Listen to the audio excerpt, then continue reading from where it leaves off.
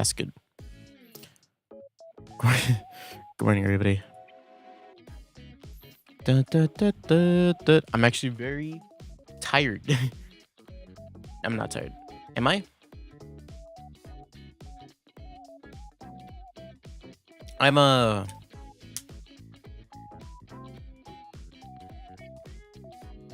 only tired because I woke up late.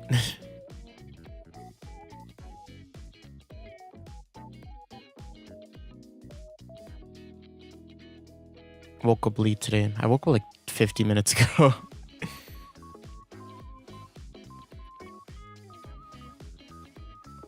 Went to sleep, woke up. It's because I went to sleep really late last night. I was just like, I was in my bed and I was just like thinking about stuff. I was also looking at my phone. Bad habit. Don't do that. Blue archive, man. Me? I don't. The blue archive, man. I don't even know what was. What is that? I don't know what blue archive is. You know, that damn video came up on my feed again. The damn video came up on my feed again. And I was just like, this is dumb.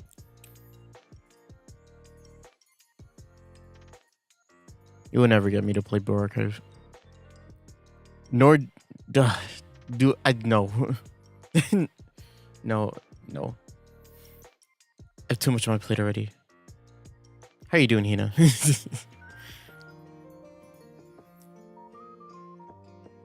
I feel like that video has like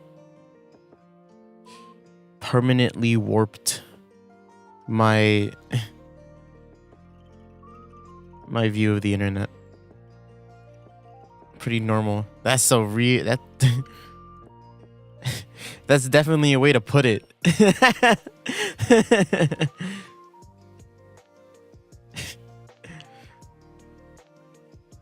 You know, people usually say that they're pretty good, you know? They're okay, right? I'm pretty normal. What's normal to you?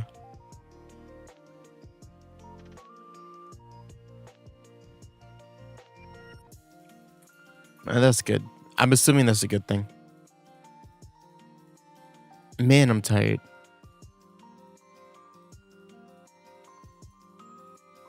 I was listening to music and then your stream popped up. I see.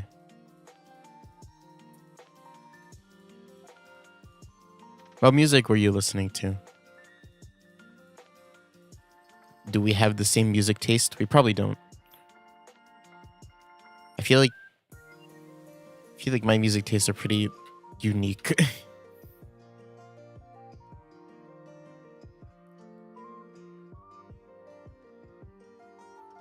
Well, not unique per se, but I just roam in the. I grew up with like a lot of different, with people liking music a lot different from me. There was this one time during middle school, right, where my friend was like showing me like Juice WRLD, and I'm like, he talking, he spitting, and I'm like, is there anything else that I'm supposed to feel from this? My music taste is what did I say? My music taste is trash. Is it? I'm sure it isn't. If you enjoy it, you enjoy it. You know, tell me right now. You better tell me right now. But yeah, I don't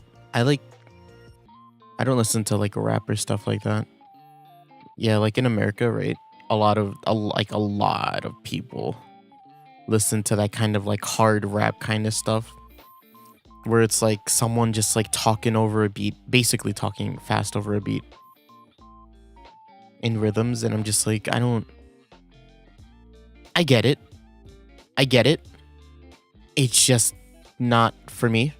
You know what I mean?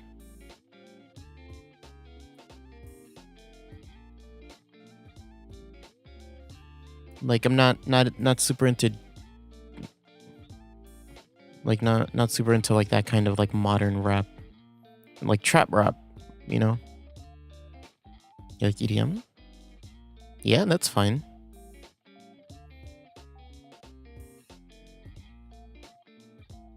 EDM. I'm trying to think of like examples of EDM. Like like club music? Or just like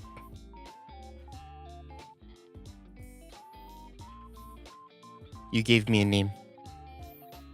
I'm gonna look at it now.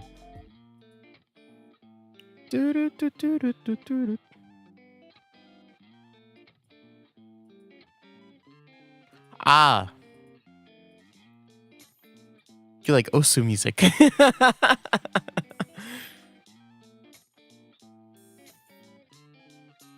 I see. That's what this genre is called, huh?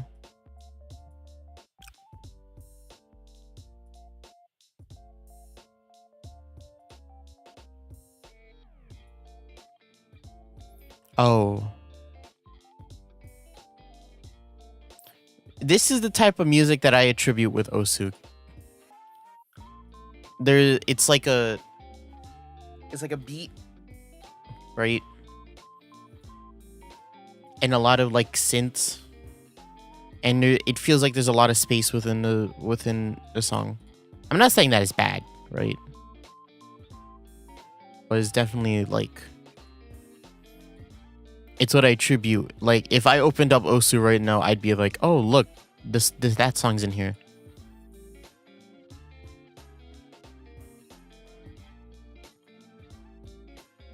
You also like the background music I'm playing?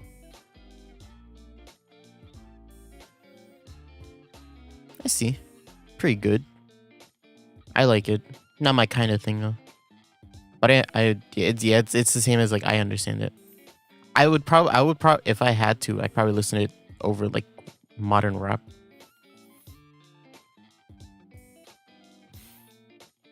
The music that I'm playing right now, I don't know. I like spliced together all like these songs in an audio file, and now I'm playing them.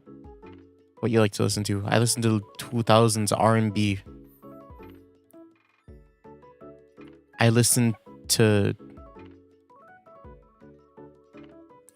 K-pop and 2000s R&B, but like not like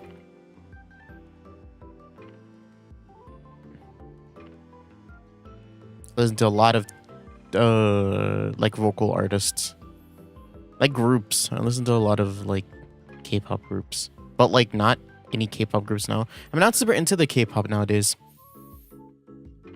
I'm into K-pop from like 2000. Yo, Tofu, what's up? How you been? Albarani's not here. Tell Barani I said hi. I was a K-pop fan back then too. But yeah, like you don't even need to say it, Tofu. Every time you're like messenger, and I'm like, okay, I got it. It has become a pattern. But yeah, like K-pop a long time ago.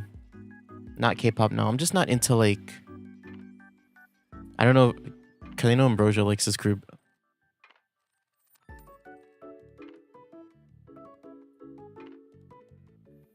Like Stray Kids, I'm not that big of a fan of.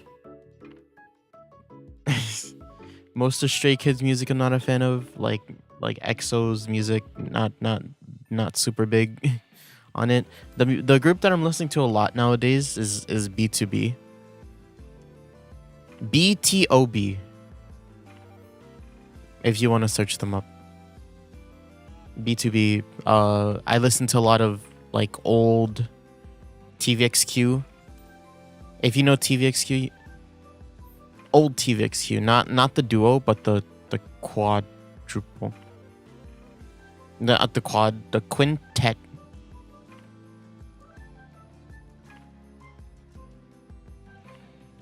Have you tried Two Doors Cinema Club? What is that?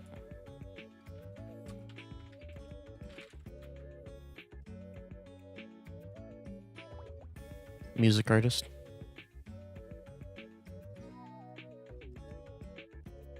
No, I've never heard of these people.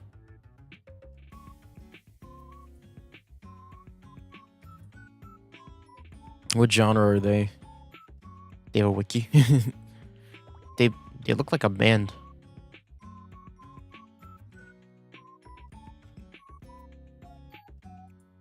Yeah, they're like just a traditional band.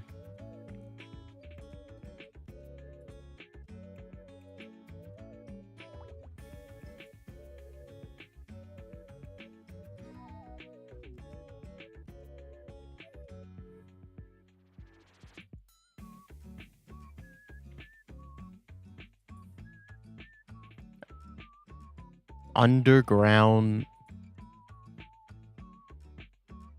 Martin.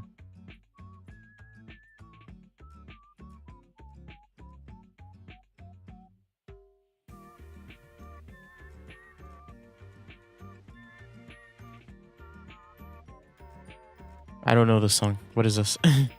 What is this song? I don't think I know this song.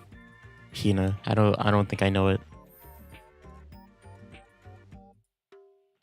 I don't really listen to a lot of like Western artists. I realize that. I don't like period. No, I don't know it. I don't listen to a lot of Western artists. I listen to a lot of like Asian based like K-pop, J-pop kind of thing. I listen to like whatever's popular in Japan, and then I listen to a lot of like R&B, K-pop. If there was like an epitome, right? An epitome of like someone from like the Americas or like Europe that I listen to. Not even like anime openings. I hate most anime openings nowadays. You know, Idol? Fuck Idol. I hate the Oshinoko opening. I hate the Masho and the opening. I actually, the more that I think about it, the more I'm like, I don't like listening to. No, don't like listening to that stuff really. But like, if you wanted like an epitome, right, of like, oh, this is music that I like, right? And there's one artist that I could say, search up Neo. Neo, let me type his name. Oh yeah, we could use this. Here's who I like. If you want a general taste of what my music tastes are, Neo, because he's the epitome of 2000s R&B, right? To that same effect, OT5 TVXQ, because they are also the next epitome. Yeah, Neo. Yeah, you put in there. They're also the epitome of 2000s R&B. And then nowadays, I actually listen to a lot of B2B. They kind of modernize the kind of feel from the 2000s, but they're modern. That's what I think, though. Other than that, these are the artists that I like super like. I don't really have anything else today. Catchy beats, yeah. Catchy beats is a thing I like. Earworms, also. Good thing Boy reminded me. Search up Miles.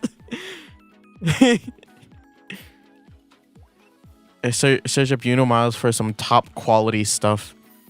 Top quality. His rap is the only rap that I like. My favorite Miles song. I'm gonna just put it here. Oh.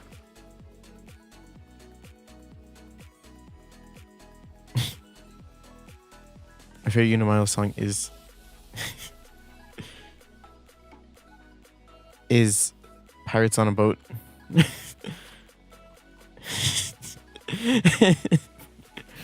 What's the other one called?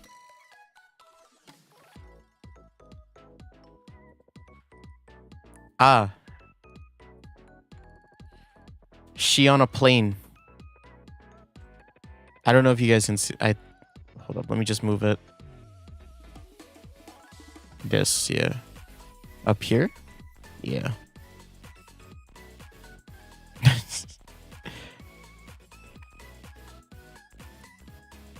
But like the general artists that I'm listening to right now, I kind of change all over the place though, really. I don't have like a playlist. I just listen to whatever pops up on my feed a lot of the time.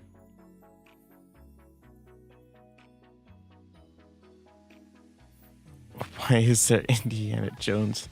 It's his most popular song. Can you believe that? I can't believe he isn't copyrighted for that.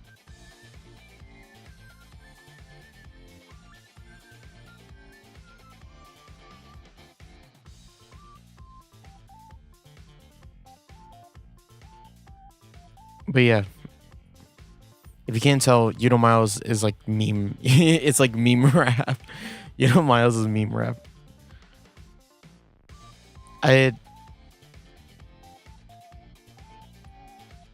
didn't know he could make sheep sounds. Yeah, that's his whole thing. His whole thing is that he's weird. Right, that's his whole.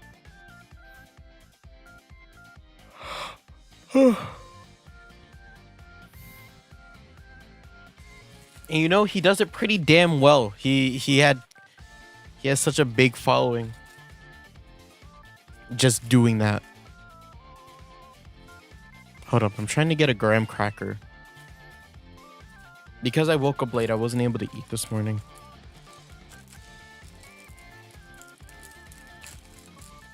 So I'm doing the thing that I did. I'm doing the thing that I did like a couple of days ago where I was like eating graham crackers on stream.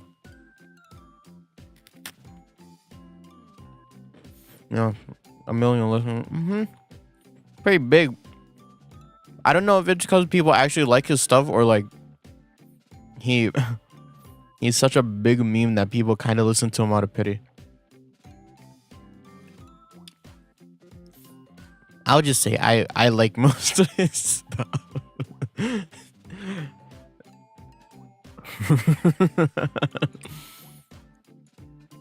She on a Plane is my favorite song. I think that's what it's called.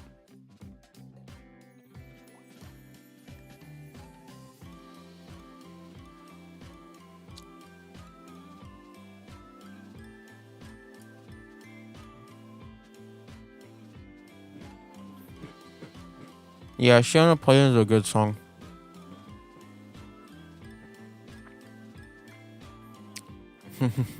Free ASMR moment, yeah. Look, man. I gotta make everything I do into like a piece of content. That's what's been happening in the past few days. That's where my mind's been. I'm like, for when I play games specifically, I'm like, damn, I could be playing this for a stream and then I stop playing the game. And it's come to the point where it's like, damn, I could be streaming myself eating this. Everything is for the content.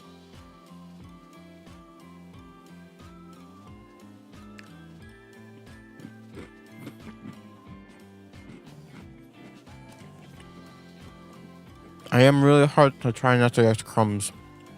No.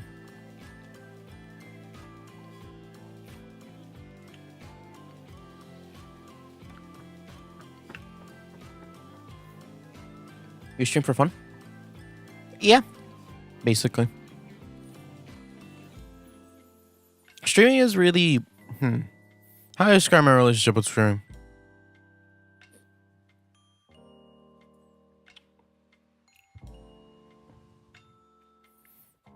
Streaming is the only place where I feel like I can be normal.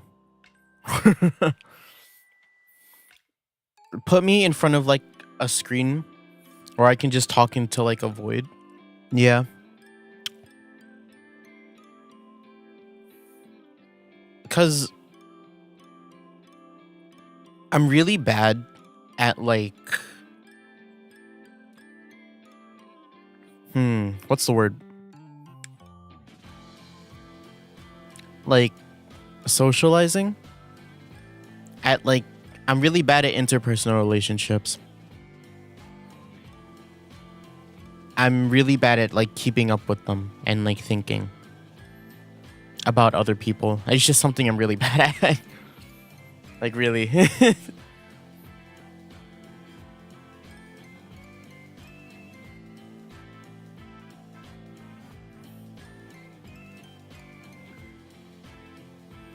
Like if you, because if I'm being honest, I felt this yesterday.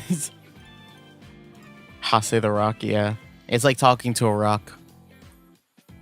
And it's not because I'm like, oh, I don't care about you, or like, oh, I don't. Okay, you know, I don't think I'm dull. I don't think I'm dull. It's just that I just don't know what to say or how to keep a conversation, you know, without having to keep the other person in mind. Because here's the thing, right? The reason why streaming's so easy is because the people who come and watch the stream, right? They come here for me. And the stream, right? It exists as a space where I'm the main guy. You know what I mean? I have that extra layer of like, oh, I'm here. You keeping me here though. And that's what I mean, right? The people who want to be here are the people who want to be here. The people who want to be here are the people that are okay with that. You know? Like, happened yesterday where I was having a conversation with someone and I was just like, wow, I'm having a really hard time with this conversation. Mainly because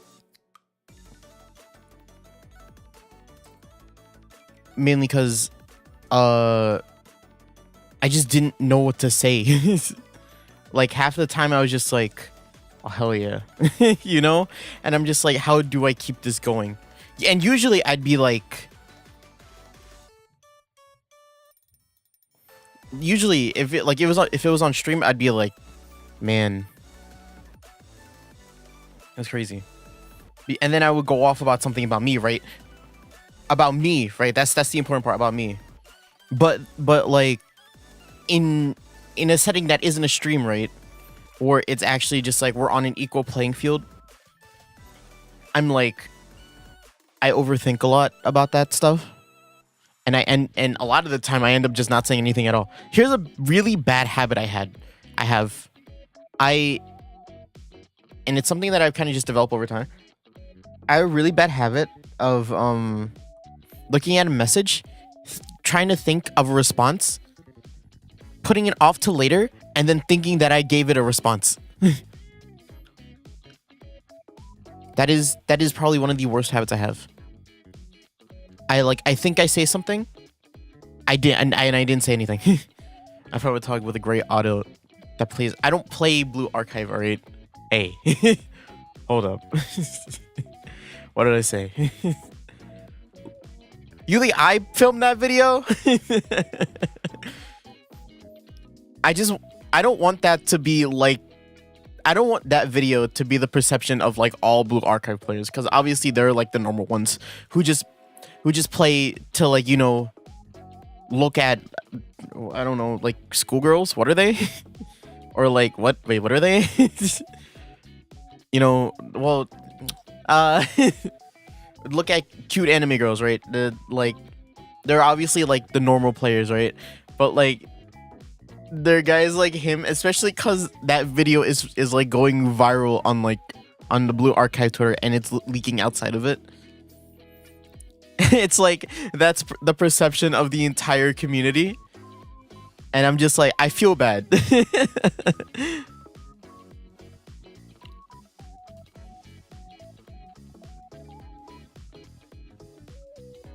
But yeah, it's like, yeah, I just use a random emoji. It should, yeah.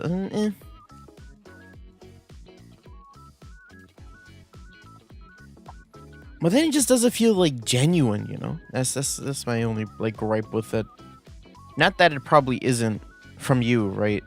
But for me, I'm just like, all right, let me digest what they said.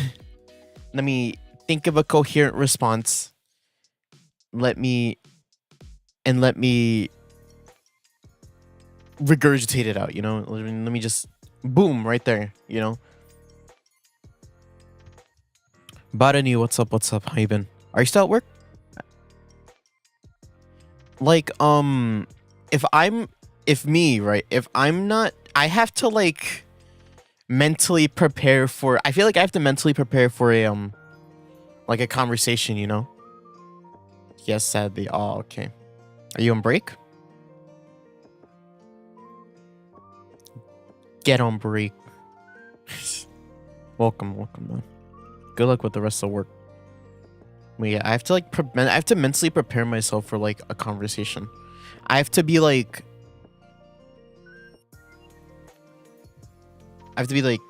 okay, what are we gonna talk about? What do I have to know? Do I have to make cards? I don't make cards. I don't make cards or conversations. But sometimes it feels like I have to. Cause I'm just like, there were a lot of times yesterday where I was like that. Too many. You won't be open for 2 more days? Why is that? Is something happening this weekend or Sunday, Monday? What's happening?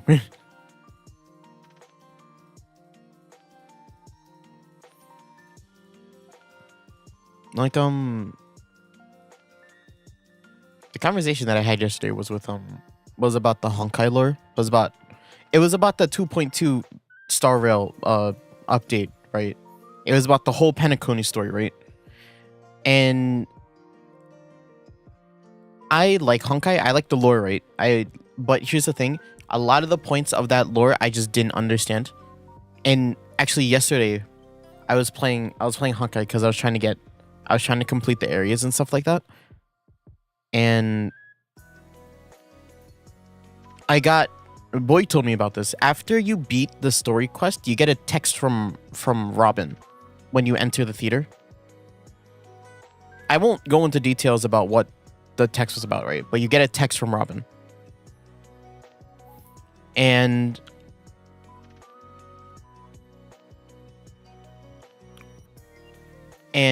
you have to go find something, right? And then when you go when you walk around the theater, right, you find like a book, right? You find a book, right? And like the book is just full of like a bunch of like text stuffs, right? It's just like a wall of text, right? And I'm reading through all of it, and it said something about like, as soon as it said something about the state of matter disappearing, I was just like, you lost me. You know, like I read through it and then I was like, it's all it is just white noise in my head. After that point, Punkos Pentecost Kosht Punkosht. What is that? It's a holiday? Let's look at it. But yeah, this is the 3rd time I'm saying this on stream, right? But like, oh, it's a Christian holiday. I see. That's why I don't know what it is.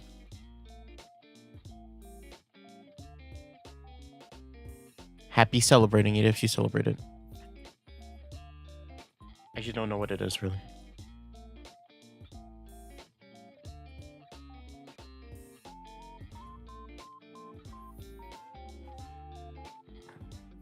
You get the Sunday boss. Pretty sick.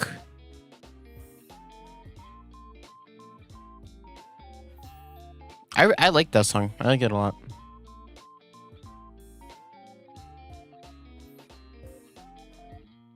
It's probably my favorite Robin track, honestly. Like they released the Robin track on Spotify, right? Or like an album for her. Or my favorite song on that track.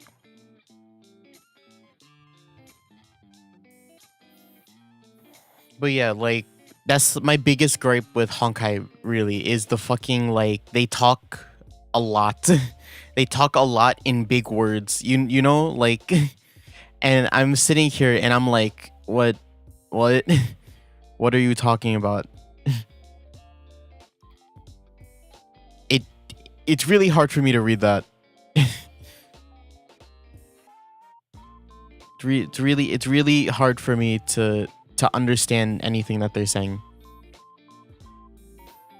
Because I just don't I can't put a meaning to a lot of the words that they're saying. Cuz I'm just like the order will like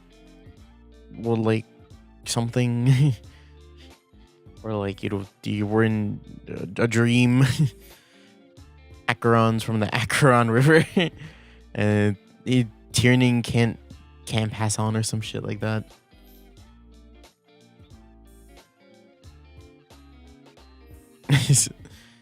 Like a lot of it was just like I don't know, you got me fucked up.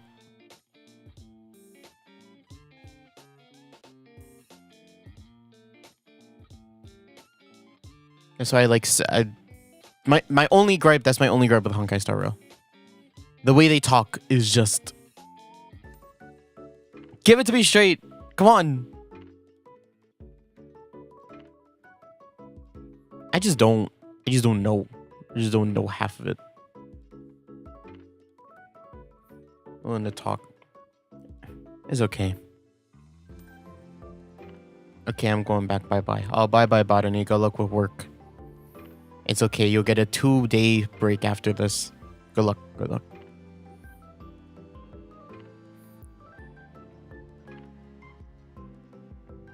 Anything that comes up in your mind,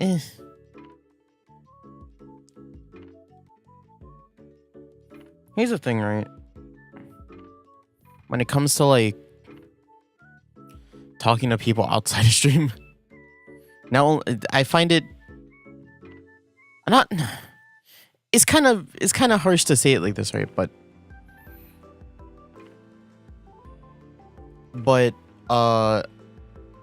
it's so draining on me. Just talking to people, period. That's why like after stream, right? I kind of shut down after stream. Like even now I'm like a 200% version of myself right now. And this is the most chill that I've been in a while.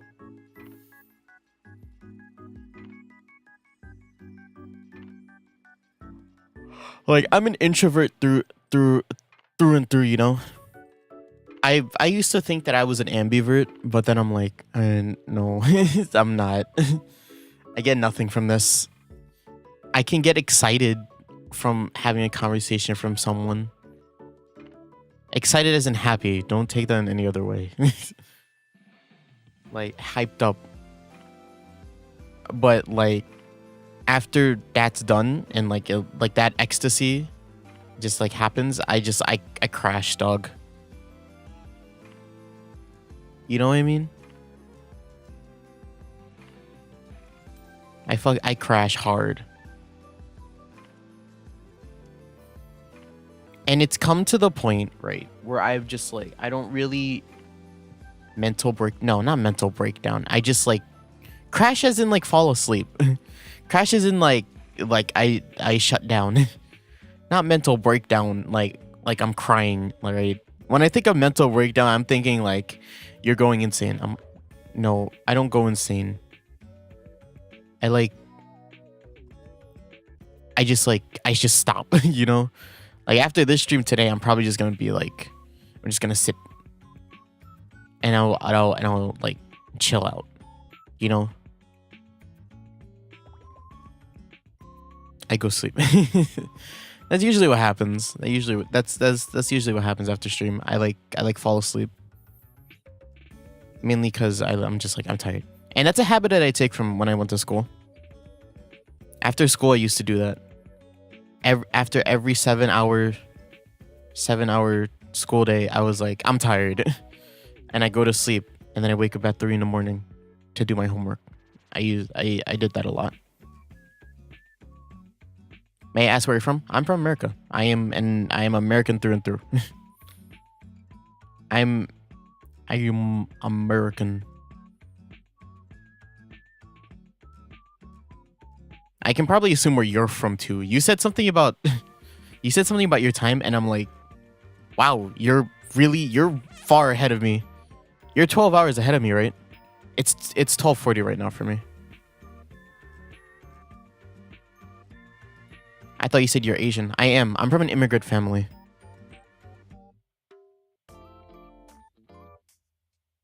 I'm from an immigrant family in America. Am I allowed to say this? Yeah, I am. I'm first gen. It's I see you're 11 hours ahead of me.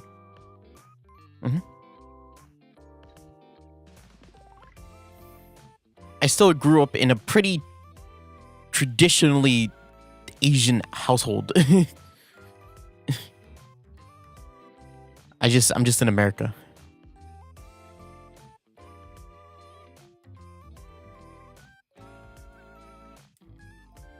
Oh my god, my glasses are dirty. Hold up, give me a second. But yeah, yeah, this is I take it from school. I'm just like, at school, a lot of the time I'm just like, I don't want to deal with people, you know, but like I ultimately have to, and I have to be nice to them, right? Because like, dude, like what else am I gonna do? Be a nut to them? I was such a nice person, right? That during my last year of school, I got voted as like the nicest person in my year. Right? And that was because I was like, I don't want to be, not that I'm saying that I wasn't nice. Like it felt good to be nice to people, you know, and that's why people should always be nice to other people. But also like,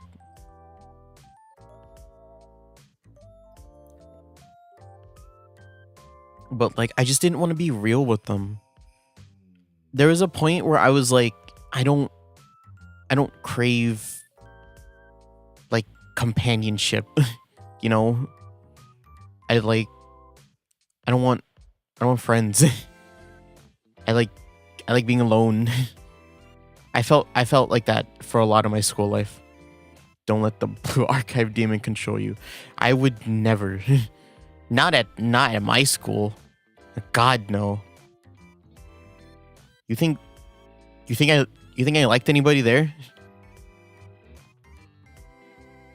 I did. There were a few people that I genuinely liked as a friend, right? But like, not in your school. Please, not in my school. Jesus. Like they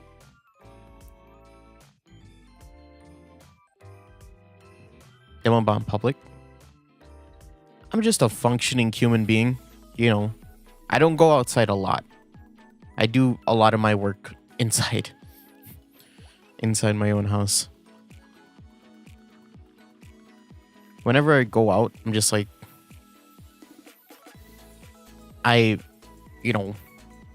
common courtesy things that are standard, at least in America, right? Of like, if you need help, ask someone. If whenever I go out, it's usually for shopping, right? So we go around, kind of mess around. Because whenever I go out, it's usually with my friends, right? So we're just like fucking, we're not that. We're like fucking around. That's what I mean. Like making funny jabs at each other.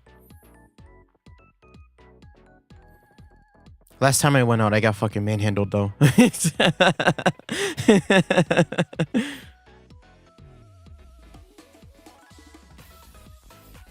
That's the story. Should I retell that story? No, I'm just gonna tell like a very short portion of it. Yeah, like we went out for someone's birthday. We went out for someone's birthday, and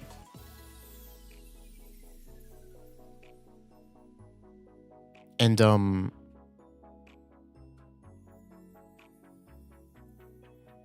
ended up getting a manhandled. Like, when I mean manhandled, I mean like thrown around. like someone picked me up and like swung me. That's what I mean. And I was just like, no, I don't want it. I am a grown adult. That day was wild. That day was wild because we just like when that happened, we just like spent like 20 to 30 minutes in a parking lot. because we wanted the people that drank to sober up.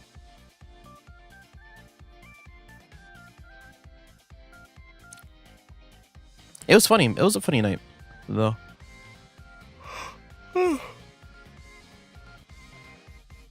Oh my god. Am I really that? I'm not that tired. I don't know why I'm yawning, though. But yeah, like, I just hated school. I hate how the education system works I hate how the American education system works in most schools. I know it's different depending on the state, right? But where I was, I just hated it. I thought you were a female VTuber at first glance, to be honest. You think people can confuse you for a female VTuber if I talk different? I don't know how I would talk different, though.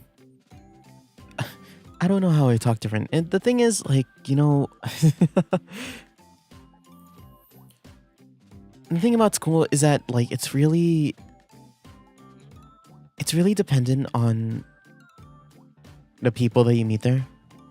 The reason why I hated school so much, right, is because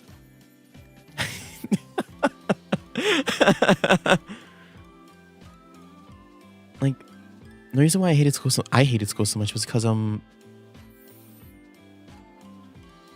my friend group, as much as we were like, because Adventuring's cousin. Yeah. That's the closest you're gonna get.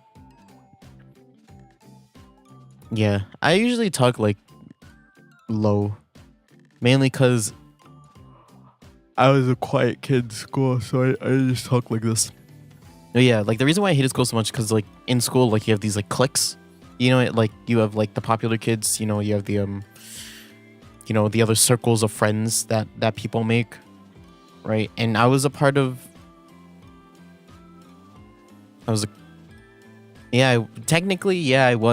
the very like reserved, like closed off, quiet guy. I see your gun collection. No, I wasn't gonna. Dog, I got voted the nicest person in my year. I don't have a gun collection. I was quiet, but people knew that I was okay. Is that a way to put it? Yeah.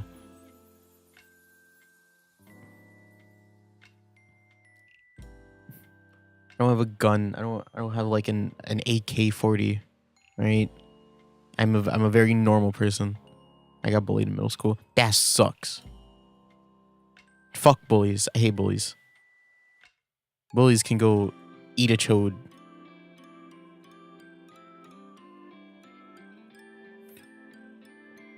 The way that I look at bullies, right? You know, because it's true, right? A lot of people say this because it's true. People bully out of their own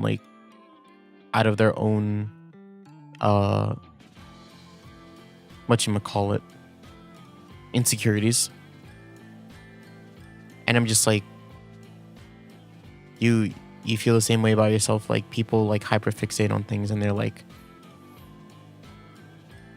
and they like focus on that on you and they put that on you and then they're like mean about it. isolation. That's what sucks about that's what sucks about school. You know what I mean? Like you get placed in you get like unfortunate timing and you get placed in like a year where like you meet it's just like the most horrid people you've ever met, right? And you have to stay with them for the longest time until one, like your parents get you out of there, or two, like you transfer, you know? Like and here's the thing, right? Just like the norm of dealing with bullying nowadays is so, especially within the teachers and the staff, sucks. It sucks. It's actually ass. You know why? Because the staff are a bunch of bullies too. Awesome classmates in high school? Hell yeah. Hell yeah. It was basically the opposite for me, I feel. Not that I didn't have like friends that I really liked in high school, but my circle of friends, yeah, I didn't finish this, but like in my circle of friends, my group was like, they were basically like the rejects, not the rejects, but like we were what was left, it was what it was. Like you had the popular kids, there was a circle of like Asian dudes, there was like other mini groups around that, right? And then my circle was just like everybody else. That it was about like 6 kids, because my graduating class was pretty small in American standards, right? And like at first you're like, oh, that sounds okay, right? You know, like there's like a bunch of anime about that exact situation, you know? But then like you go through it, you go through the motions, and you're like, wow, I understand why why nobody, like, why we're the rejects.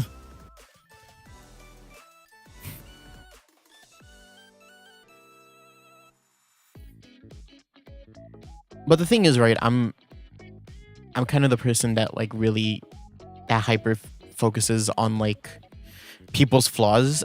That's something I'm really bad at. I see something that's like bad in a person, and I'm like, that's all I can see them as. Because I didn't talk much. Like, it's just like, why? You know? I feel like bullying like that, right, only happens because they just want to start something. You know what I mean?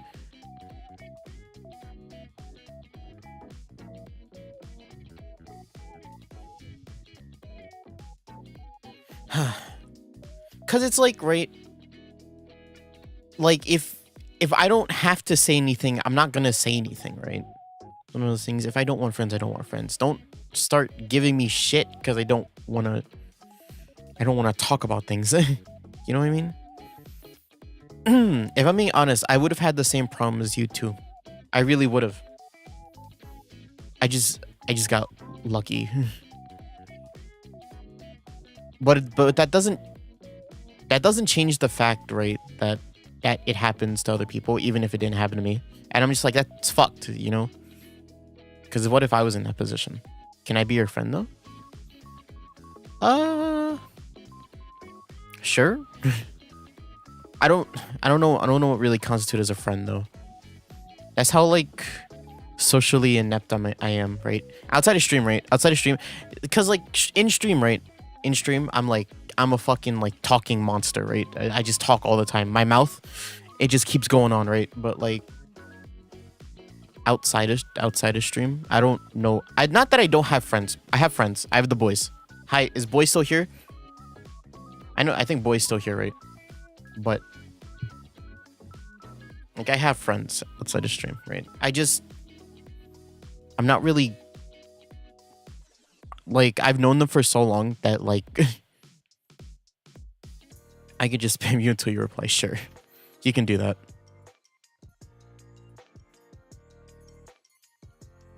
I'm never here for you when you need me. That's fine. It's okay. I just needed to know if you're here. But like, yeah, like I have friends, right? I have friends. I just don't have like. I've said this before, right? But the way I met and got closer with the boys, like otaku trash, is like I had like a I had like a handicap. You know why? Cause they're it's cause I'm one of the friend group's brother, like real brother, you know, like. And for a lot of like us just hanging out, I was just there.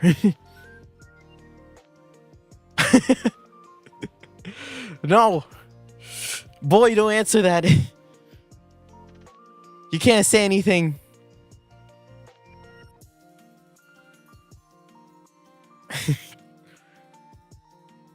Hey, don't start spreading false rumors about me, huh?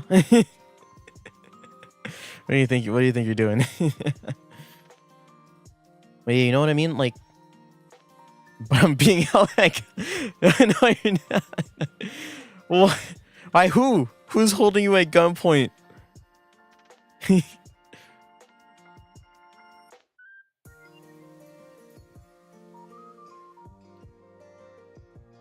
All you have to do is answer truthfully.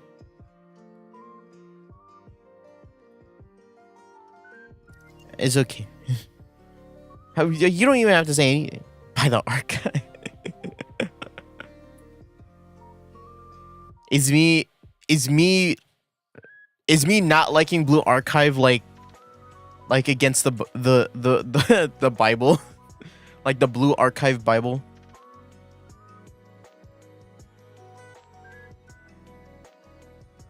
Anybody who says that they don't like Blue Archive, like they're held at gunpoint. Don't say anything. Don't say it.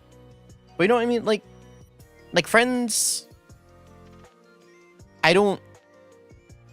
Everybody, like, usually when I become friends with someone, it's because they want to be friends with me. It's never because I want to be friends with them. I don't actively seek out like companionship. Like I said.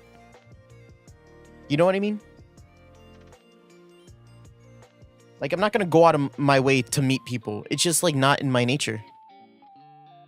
And don't do it. Don't do it.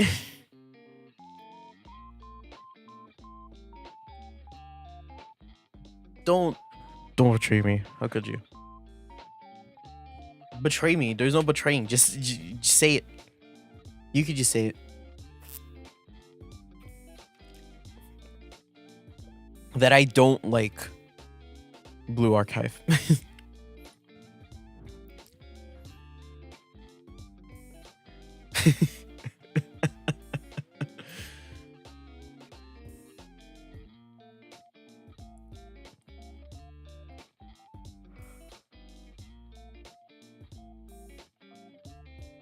It's what happens when you get put in a tough spot. You just don't know who to say. It's like taking sides. I choose neither side. Fate or conquest. Or birthright or conquest. I choose neither. You have to go the revelation route. Sorry. I'm saying sorry because you know the story is gonna be bad. I choose smash. Ow. The hidden fourth option. I'm sorry. Imagine if that was just a choice in the actual game and you just played Smash Bros. you just unlock Smash Bros. It deletes your version of Birthright and it becomes Smash. But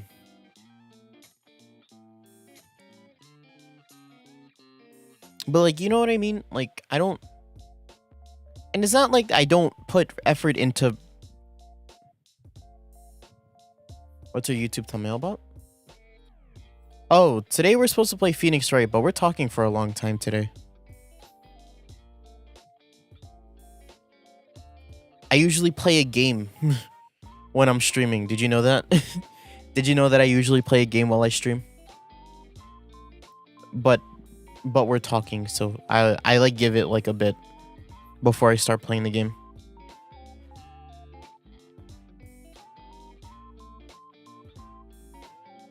It's like how I played Honkai yesterday.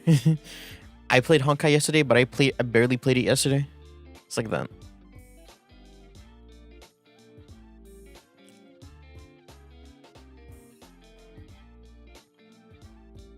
I'm free tomorrow. What does that mean? No work. Ah, I see. That's good. It's Sunday. It's your free day. What are you gonna do with it?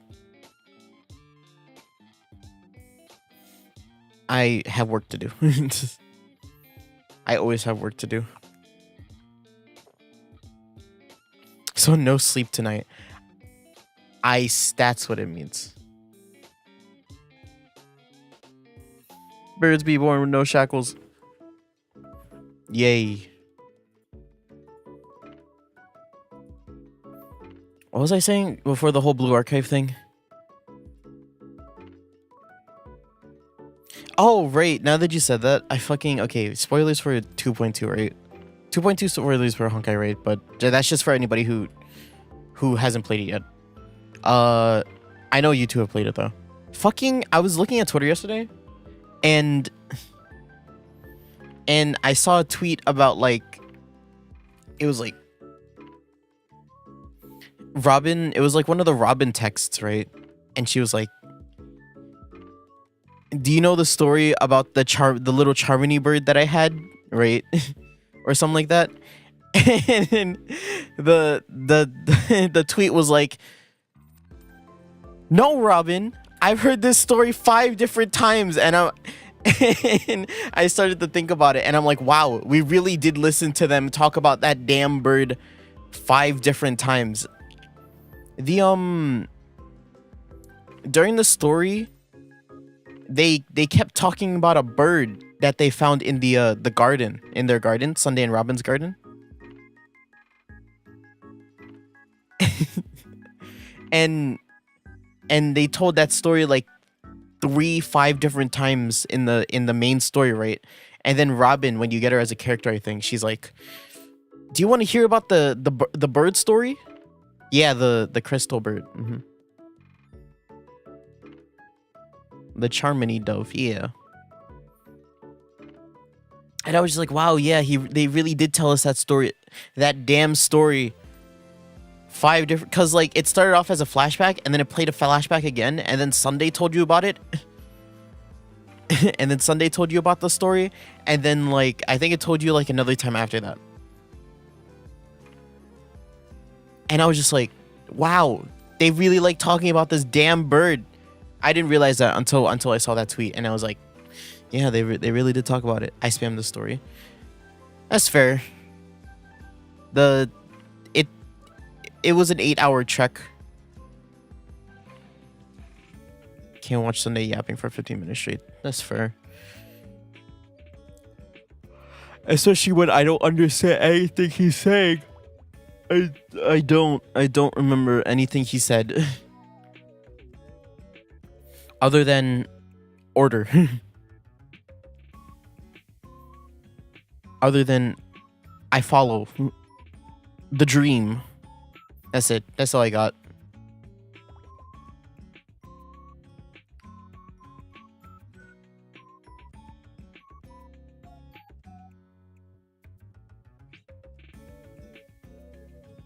I only remember he wanted to cage the bird. He did. He did want to cage the bird. But fuck Sunday. We let the bird go and die on its own terms. That's it.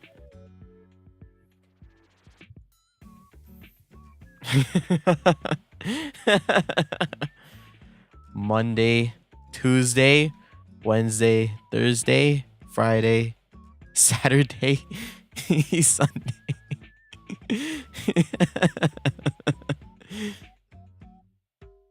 Hey. He junk cooked so hard that he almost became an Aeon dog. You can't, like...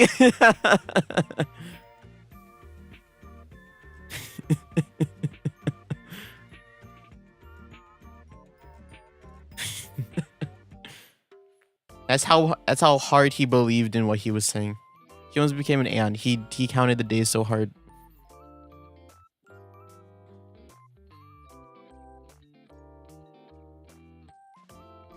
I thought I'm gonna die. What does that mean? Oh, during the fight. The only bad part about the first fight was that I had to use Harmony Trailblazer in my follow-up team.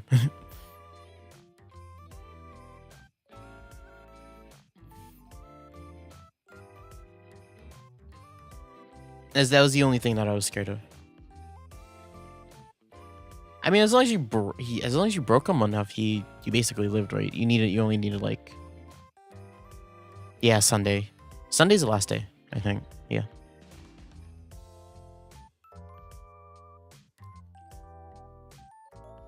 Oh.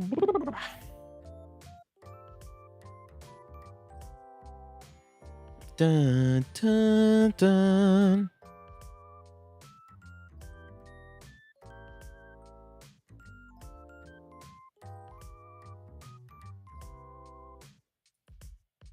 Yeah, that Aventurine does help with that. He does. He's just like, don't take any damage. Stop taking damage. Like, you have the collective shield and then you have his shield. Aventurine's broken? Yeah. Yeah. He is busted. Not busted, but he's very good. He might be busted. Just a bit.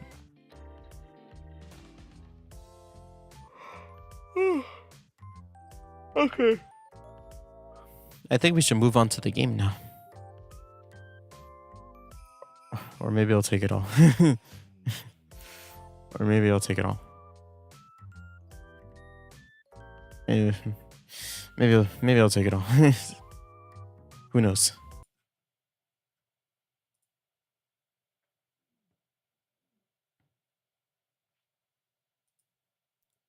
Watch E6 Blade solo the dude. He can do that. What does E6 Blade even do?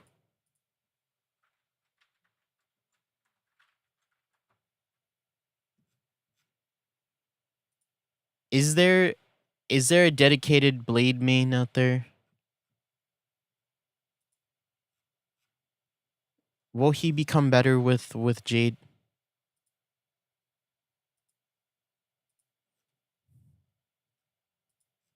Wait, let me see.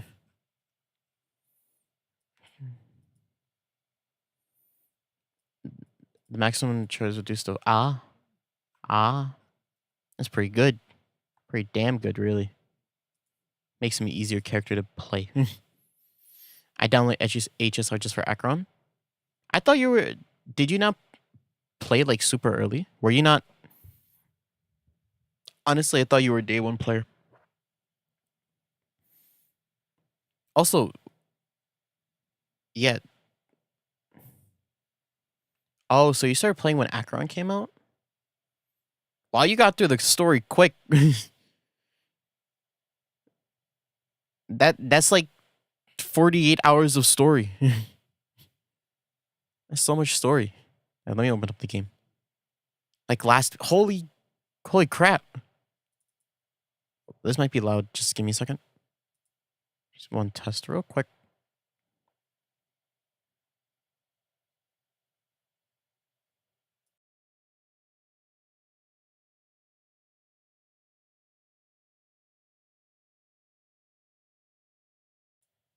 We're good. We're good. We're good. That happens with the 30S sometimes. You speedrun the story for Jades. I see. You did tell me you spammed through the story. Yeah. Okay. Had to change that. Did you get both of them though? That's the real question.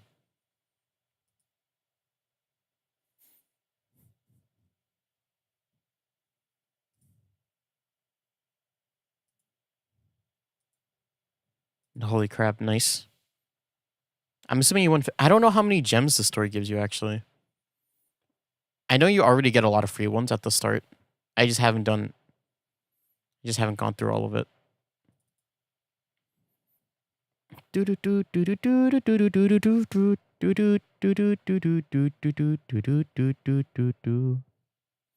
haven't lost any 50-50 for characters.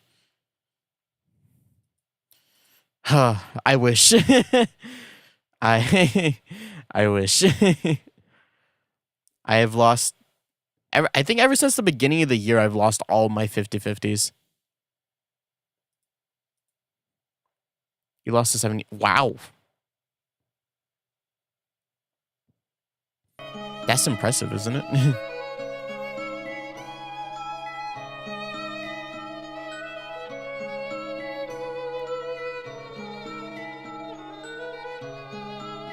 A will of ice never falters.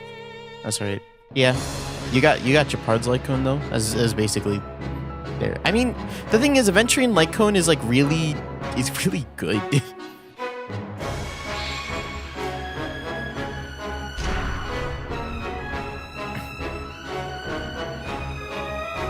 Like I still would have been kind of pissed about it, even if I got your Pards Lycone instead of any of the other ones. Okay, so last time we left off, it was a short stream, so we didn't get that far. But I think we're in the start of another testimony. I was really tired the last time we played this game, so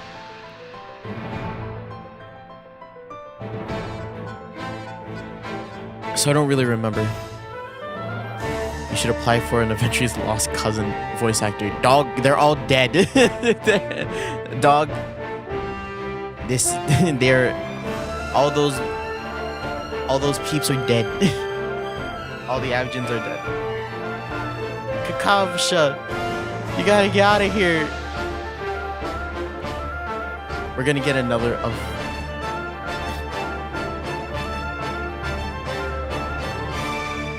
Lost cousin. Ah, yes. I was also slaved out.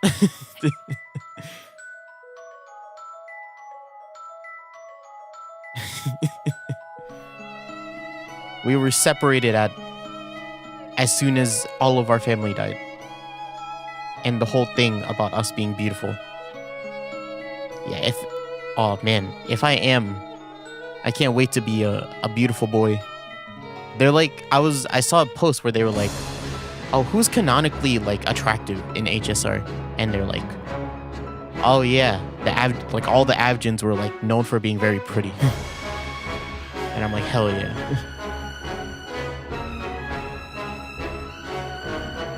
Yeah, which is no. They weren't stupid. They just got rolled a bad-handed dice. Isn't this the game that got a lot of memes? There's a lot of games with a lot of memes, dog. Objection, yes. Yeah. This is the series. This is that series. Okay, yeah.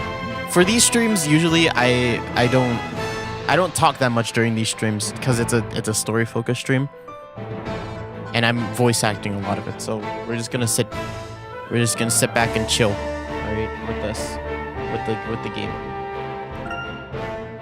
I also don't remember what happened last time, but yeah, this is the objection game. This is it. The trial of the great witch Bazella and the last of these witch trials. After this, it's all over. Meanwhile, my client was checked out completely. It's like she's hypnotized. Espella, what the heck is going on? They even put a special courtroom outside this town square to house the massive audience. This is the big one. Looks like we got no choice but to hang on in there until the professor gets here with that final clue. Alright, let's do this, Maya. Bad lawyer, Hase. No, I'm a really good lawyer, alright? Fuck. Where is this?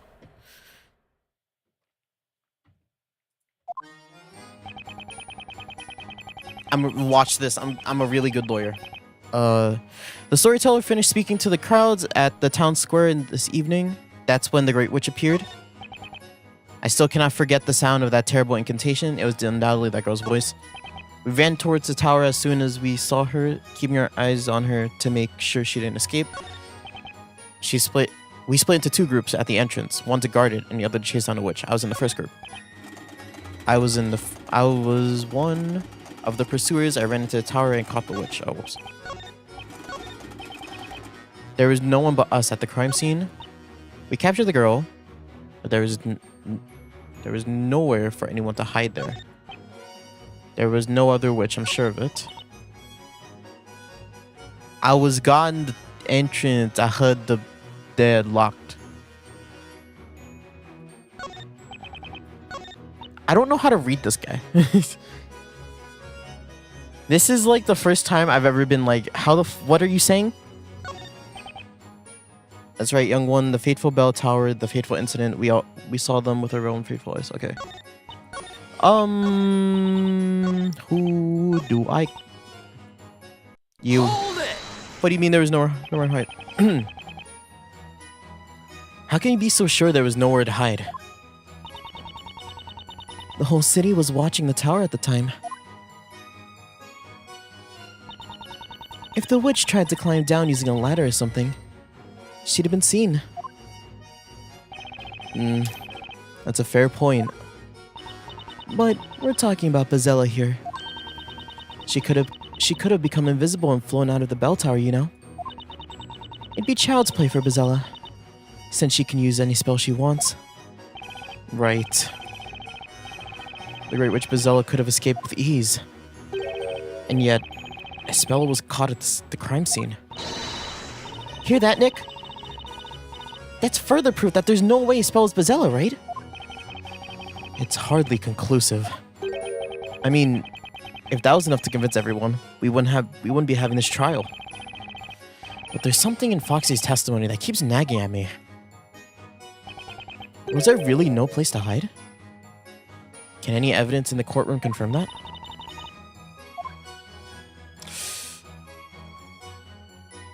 Wait, is there somewhere to hide? Is there actually somewhere to hide? I wouldn't know.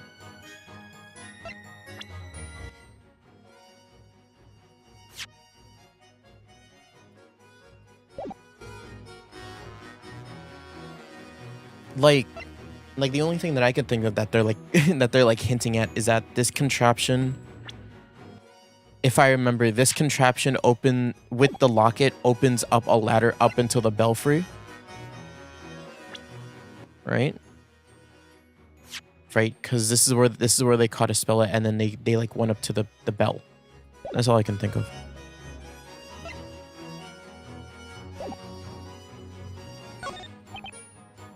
Let's just press everybody else though. Wait. Let's see what they have to say. Looks like they're all saying pretty much the same thing. But there was another witch in the bell tower. If only it was easier to prove. If the other witch used the invisibility spell, that would explain why no one saw her. No kidding, Maya. That's the whole point of invisibility, after all. But just knowing that doesn't help me. I need more information to go on. I'm sure that there was one more person, another witch, in the bell tower at the time of the incident. And I'm going to find a way to prove it. Right. Let's keep our eyes peeled for any witnesses acting suspiciously. Okay. I gotta press everybody then. Shortly before sunset, there were lots of people in the town square, weren't there? All the people were in the square. You read the contents of the story, didn't you? The town's grand finale was kind of a big deal, huh? It happened only several hours ago. A sight we'll never forget. The storyteller noticed the Grey Witch first. She appeared at the bell tower, and she conjured a flame above her finger. The storyteller fixed his gaze on that flame, but it was already too late. The Grey Witch uttered the incantation. Grandworm. Damn. I hate that there are 10 of these guys that I have to cross-examine. I still can't. It was undoubtedly that girl's voice. But what if it wasn't? And by that girl, you mean? What a question! I mean, Espella Cantabella, who else? She took her father's life from that fearful word. Yeah, no doubt about it. That voice belonged to Espella Cantabella. That fiendish voice. It even made me shudder a little. Oh, yes. She shouted that dreadful incantation. Ignace! Wrong trial, Grandpa. That wasn't even the same witch. It looks like they all remember her voice. Well, to be honest, I also think it was Espella's voice. Maybe it's better not to dig too deep into this topic. We ran into the tower as soon as we saw her, keeping our eyes not to make to make sure she doesn't escape. Hold it! Were the vigilantes the first to arrive at the crime scene? Of course! I was worried the Grey Witch may escape us. So I never took my eyes off her until I reached the bell tower. You didn't lose sight of her even once? No! Even when I tripped on a pebble and fell over, I kept my eyes fixed on her. You fell down?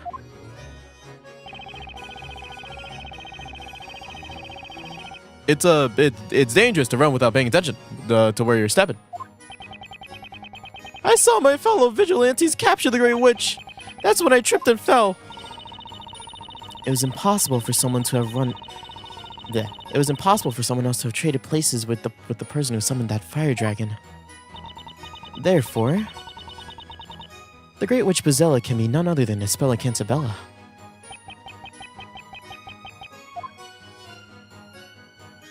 Great. We split into two groups at the entrance, one to guard it and the other to chase down the witch. I was in the first group. Can you tell me which vigilantes were guarding the entrance? It was me and Lotta Lance. The rest went after the witch, right, Lotta Lance? Yeah, I think that's right. Fuck me. What about me? I was there with you. I was guarding the entrance with you. Oh, yes. Now that I think about it, it was quite a scene. Quite a scene? You know, if you want to know more, why don't you ask the kid? I was fairly certain that I, too, was there, guarding the entrance. Well, wherever I may have been, the wind that blows over the plains will have blown just the same. These guys aren't the best when it comes to teamwork. I was one of the pursuers. I ran into the tower at Copper Witch. Something's weird. You did it? You caught the witch? She was as if she was in a daze, and I too was in a daze. Then I seemed to fall unconscious. When I came to, it seemed like I captured her. That means you climbed the tower before anyone else? Yes, that's correct. Let me tell you, the guy with that guy's the fastest among us. Runs at breakfast speed. Breakfast speed. Number 5 is very light. I'm quite jealous of his feathery build. I just don't know what to say. There was no one but us to the crime scene. Someone give him like a chair. So why is he standing? Why is he standing and shaking like you see someone like that and you give him like a chair, right? You know, like he is dying. Are you sure there was no one else? I'm very sure. There were only 2 people on the top floor. Huh? Wait a second. You mean 2? Yes, 2. It was me and my sweet Foxy. What? I am in love. All my attention is directed at Foxy. That's a weak excuse. There were several other vigilantes at the crime scene too, weren't there? Yeah, probably. But that means nothing to me. To me, there's only Foxy. That's my romantic interpretation of the events. I wish you would testify about what you're actually witnessed. What you've actually witnessed. We captured the girl. I saw this one already. There's no other witch, I'm sure of it. A witch could have used magic to remain unseen. Sorry to disappoint you, but no one else used any magic at that time. What makes you so sure? To cast a spell, a witch needs to say that spell's incantation. And we heard no incantations, nor any... What the fuck?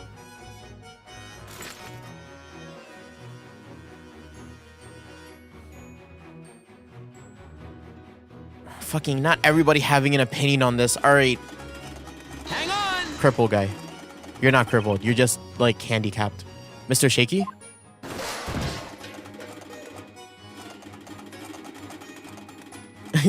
he's dying, dog. He falls over one more time, he's gonna break his neck. I didn't mean to startle you. Do you have anything else to add to Mr. Trendon's testimony? Yes. I think there was a strange noise. You actually heard something at the crime scene?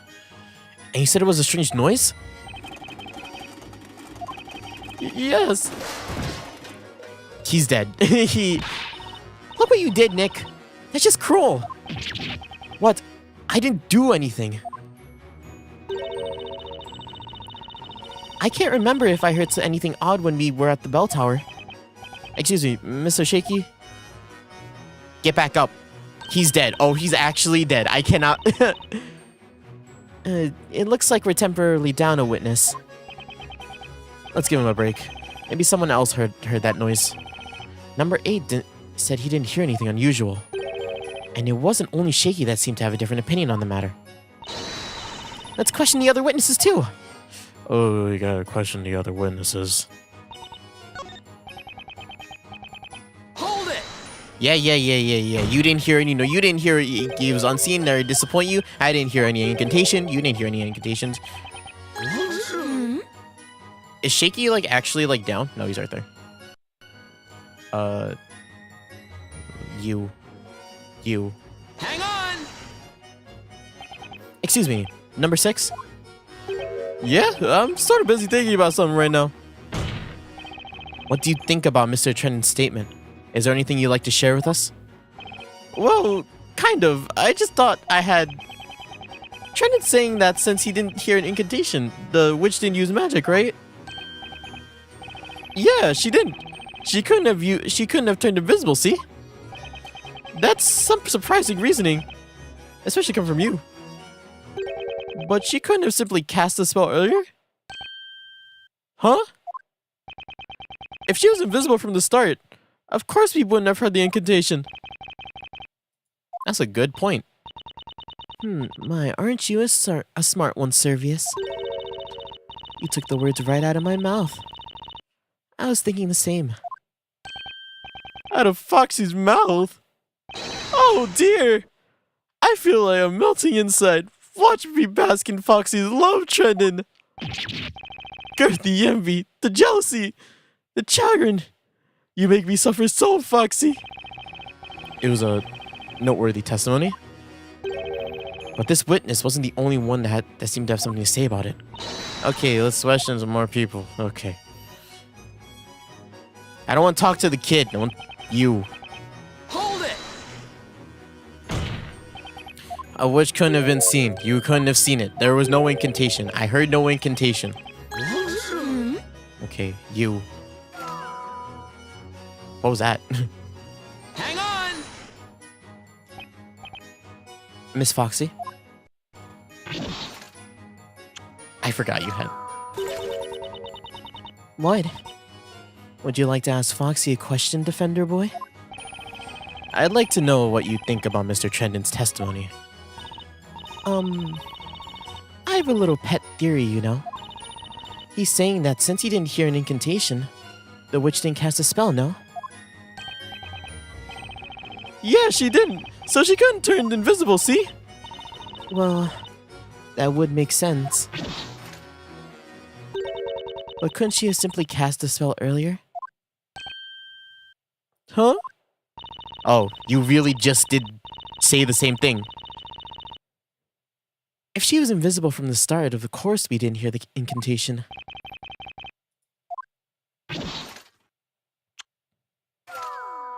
Jesus Christ. So I think you made a fool of yourself, sweetie.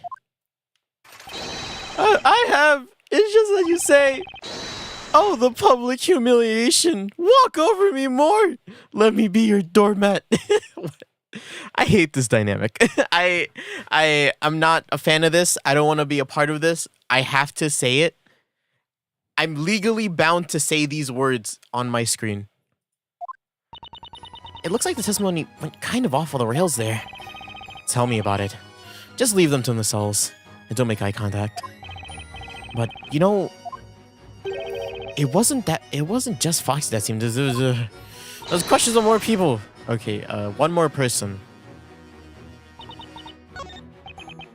Hold it! I don't want to be a part of this dynamic, right? As I am not involved with them, I don't want it. Are you gonna talk about the wind? Hang on! Excuse me, Mr. Wordsmith. I do not know anyone by that name. Yeah. Anyway, would you like to comment on Mr. Trennan's testimony?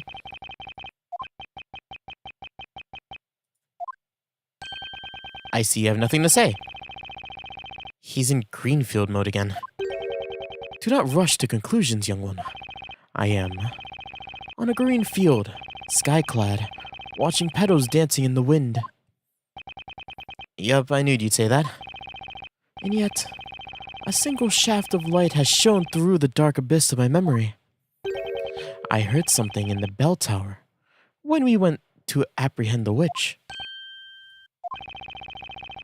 What did you hear? Was it an incantation?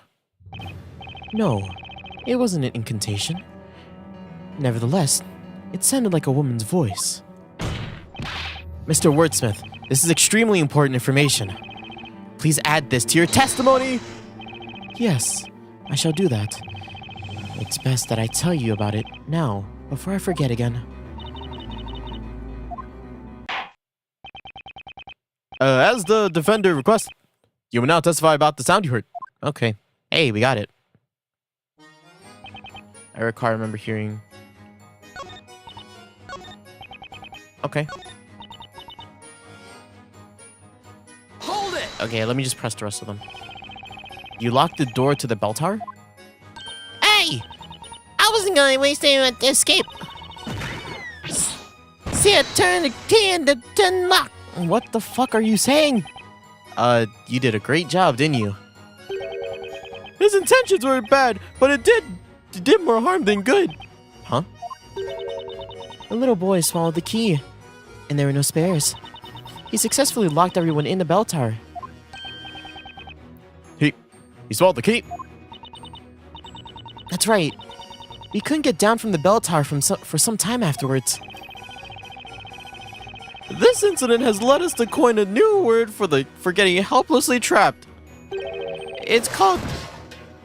The fuck? Zabilch... no. It's getting quite popular. Don't go around attaching strange meanings to people's names. So, you could say we kind of got ourselves... Zabil Chow Tun Chin Chuk Mild. Disbil Chow Tun Chin Chuck Mild. Disbil Chow wait. Zabil Chow Tun Chun Chuck Mild. In Labyrinthia. I don't like it. I don't like that word. Look, man. I'm already bad at English. You can't make up words that are long. This is why I can't be a doctor. Right? I disappointed my family. but I can't be a doctor. You think I can't say any of that? Look at you, a budding expert on labyrinthian slang.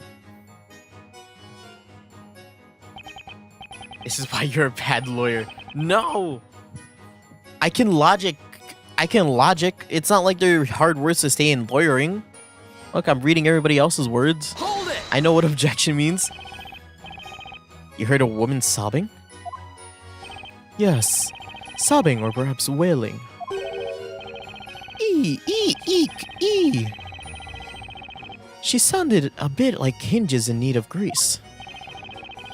Oh boy, his falsetto really packs a punch.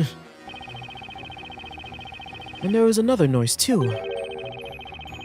Clank, clank, clank, clank.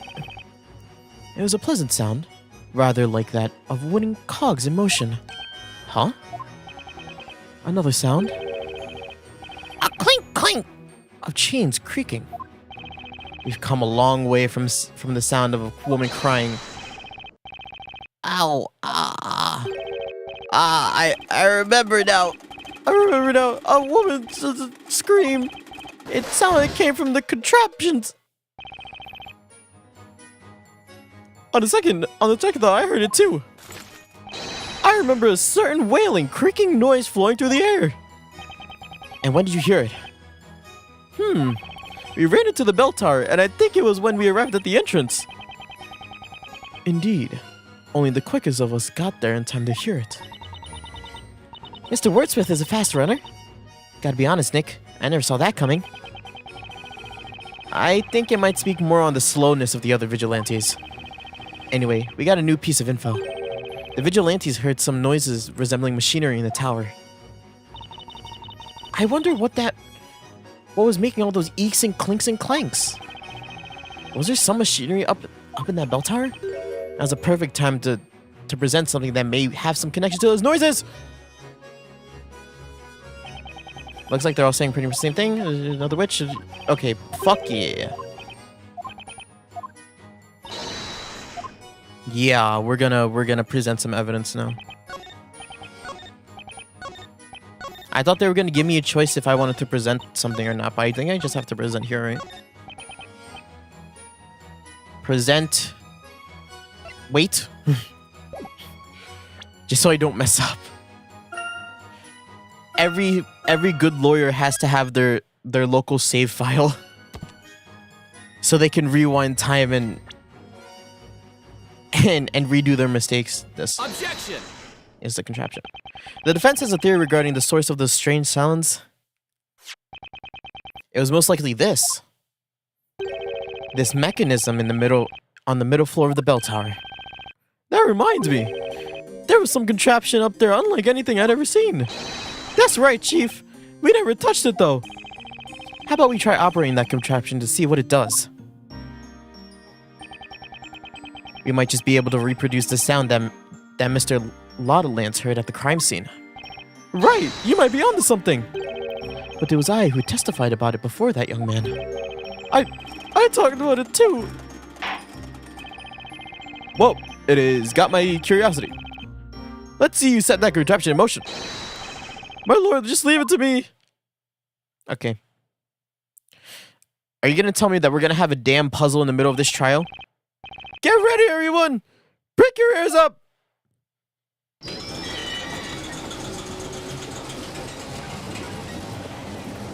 Clink, clank. Wow, it said the exact same thing that he said.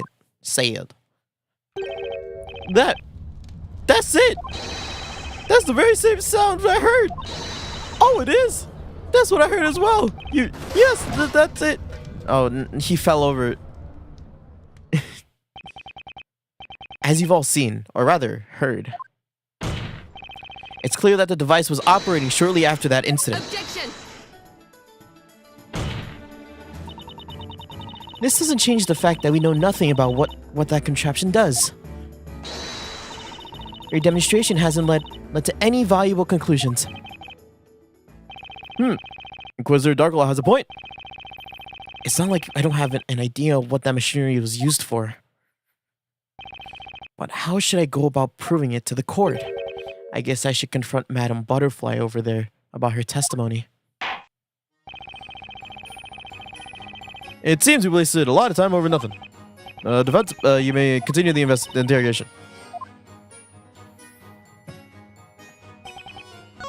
What are we supposed to do? Hold it! What, are we supposed to press you again? How can you be sure there's no one else to hide? The whole city was watching, everybody was watching the city at that point. If the witch tried to climb down using ladders or something, we would have seen it. That's a fair point. But we're talking about Bazella here. She could have become invisible and flown from the tower. It's child's play for Bazella, so she can use any spell she wants. Right, through which Bazella could have escaped with ease. And yet a spell was caught at the crime scene. Hear that, Nick? There's no way conclusive. Yeah.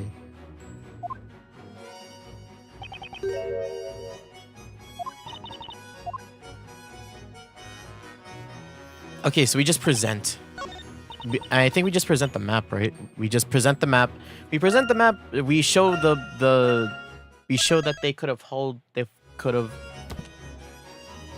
stayed in the belfry, right? They could have stayed in the belfry. We show the map. Map. Objection! Yep. The eyes of the whole town were on the bell tower, and the entrance was locked. The witches may be able to make themselves invisible, but they can't physically disappear. Which means it's not unreasonable to suggest that escaping from the bell tower was nearly impossible. However,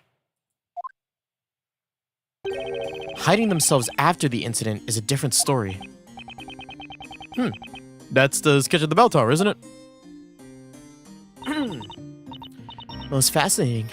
Well, Defender, how about you show us? Enlighten us as to where exactly the witch could have hidden. Up here. She hid here, of course, at the very top of the bell tower. Objection! It may seem a plausible place to hide. However, that part of the bell tower is inaccessible to anyone. The stairs don't go up as far as the belfry. Objection! Remember our demonstration a little while ago? Demonstration? Are you referring to that silly contraption? Objection! That contraption serves a specific function. The plan of the bell tower shows no stairs leading up to the belfry. Now, if you think about the relationship to the plan, it's obvious what this contraption is for. It's a mechanism enabling access up to the belfry. What? What is this? Cool. Look, I'm such a good lawyer. Order. Another witch was in the bell tower when the incident happened. And the reason she wasn't discovered is because she used the contraption to reach the belfry and hide up there. Objection! Hold your horses, Defender. You seem oblivious to the contradiction in your reasoning. What do you mean? I'm talking about your little demonstration earlier. Yes, the device was set in motion and made some strange noises. And yet... that's all it did. That's right. Nothing else happened. If it was a device for accessing the top of the tower, then why didn't it take us up there? Ergo, the contraption has no relevance to this case. Which brings us back to my erstwhile conclusion that there is no other witch. Objection! What does erstwhile mean? It's too early to say that, High Inquisitor. Why is that? Sure, a demonstration didn't show it. But maybe the device didn't work because it wasn't used correctly. Well, what do you mean? My reasoning is simple. Let's just say it would be troublesome if just anyone could go up and sound that bell. So it's reasonable to assume that access to the belfry would be restricted. In other words, that a special key would be needed. A key? And I think I know just what that key is. Before I ask you to present the evidence, I'd like to summarize your theory. You believe that there was another witch in the bell tower at the time of the incident, and that this witch used a contraption within the tower to make her way all the way up the belfry and hide there. Your whole theory rests solely upon this contraption. If it doesn't allow access to the belfry, then your reasoning is completely wrong. I'm sure you know what that would mean for Spella. Your mistake would seal her fate. Yes, I'm aware of that. Fuck you. Fuck you, Darklaw. Such a nut. I know you killed the storyteller. Alright then. The defense shall prove its theory. Show us the key that is needed to operate the contraption it's this thing. Take that! The key to the contraption is this pendant. That belongs to the accused, does it? That's right. That's right. Whoops. We found it at the crime scene. Now, if we take a look at the bottom part of this contraption. Oh, my voice. There's a depression here about the exact size of the size of the pendant. There's a depression here, and it's uncurable. You'll be sad forever. Oh yes, I remember a hole in the shape of that pendant. But I don't get it. Why would that pendant be a key to the bell tower? I don't know either. At least not for now.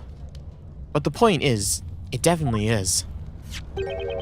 With this pendant, we should be able to operate the contraption and access the belfry.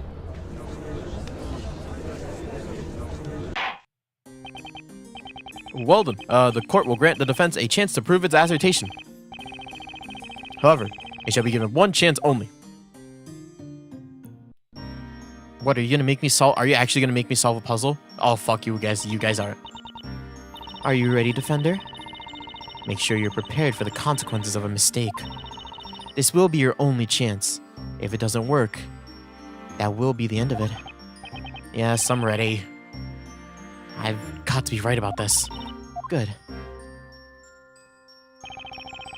To be honest, this looks like a puzzle. It's a puzzle! I came into court to solve people's issues and listen to them talk. Now play with puzzles? I wish the professor was here. This is totally his field of expertise. Are you ready, Nick? Should we give it a try? Yeah, it's got to work. Espella's fate depends on this. Talk about pressure. I've got to stay calm. I gotta stay calm. Whoop! Cartoony. Great. 70 picarettes. The pendant light is reflected by the blue gems on the circumference of the machine. Each gear will rotate 90 degrees when turned. Rotate the gears to align the blue gems and redirect the light. The large central gem will only reflect light when it is vertically positioned. When rotated, the light must hit all the red gems at the same time.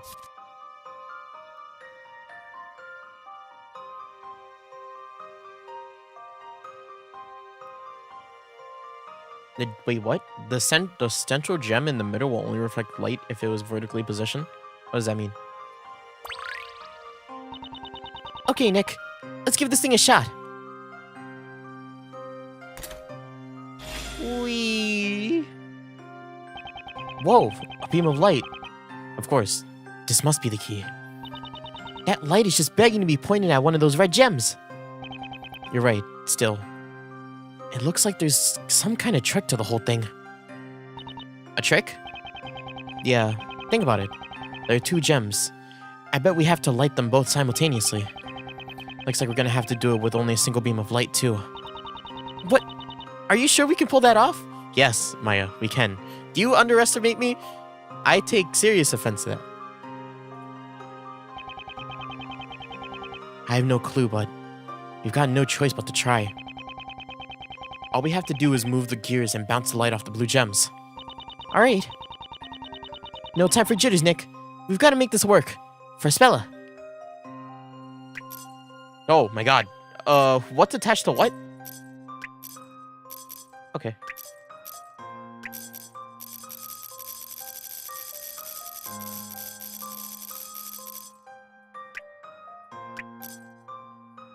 That seems right.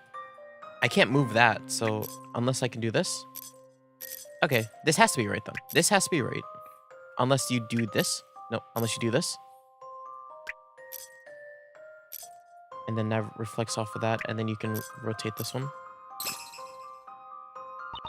Did you see that? It lit up for a second. Yeah, it did, but that was only one gem. What gives? Nothing's happening. What exactly did you expect? The gems must be lit simultaneously. But there's only one light. It's impossible. Indeed. Now then, I believe we have our answer. It is, as you say, impossible. Oh. Wait a second. Just let me try one more time. That will not be necessary. Your time is up. Or have you already forgotten? You're only given one chance to back up your claim. No way!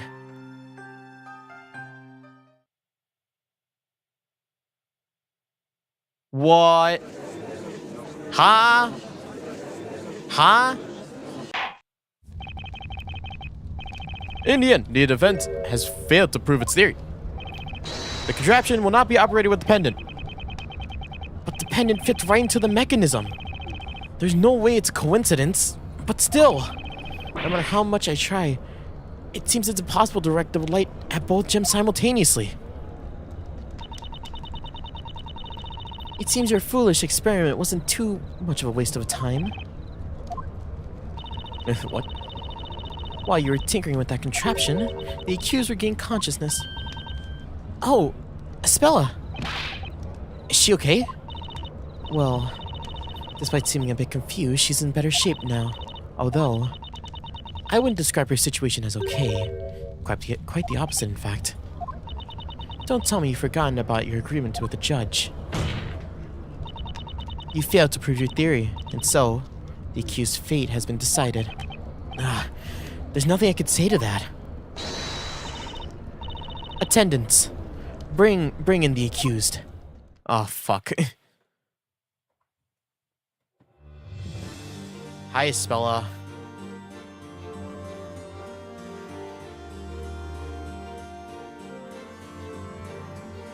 Accused, the trial has reached its conclusion in your absence.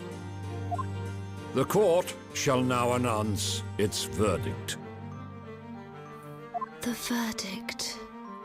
You are the Great Witch, and your true name is Bezella. This evening, a terrible crime took place. You killed your father, the storyteller, using the spell Grandworm. Does the accused have anything to say? Yes, I am Bezella, the one that brought calamity upon this town. What? What? Don't. Why would you say that? You liar? And my memories are proof of this. Why would they say that? Licks, what's up? What's up? What's up? How you been? How you been? How's your day? Playing some Phoenix, right? That's all. Voice acting, that's it. Chillin'. I remember the legendary fire in which this town was burned to the ground. And this day, several hours ago, I summoned a fire dragon and took my own father's life. Why would you do that, There's no Espella? doubt that the Great Witch is a part of me. This is I stupid. understand. Hold it! No, Espella, you can't. Don't say that. You're under a spell. Don't give up just yet. Fool. What? You've been fighting a battle in this court. You have come here with your logic, finding contradictions to astound everyone. It was your battle, not hers. So how can you be telling her not to give up when you have already dropped your sword? If you are a true knight of the court, you will fight your battle to the end. Why is she telling me this? It almost sounds like she's encouraging me. Is she waiting for something? No, it's okay, Mr. Wright. Why is this voice Ever acted? since I Why was is everything little, else not voice acted and this I is? can only remember being all alone. But that's not really true.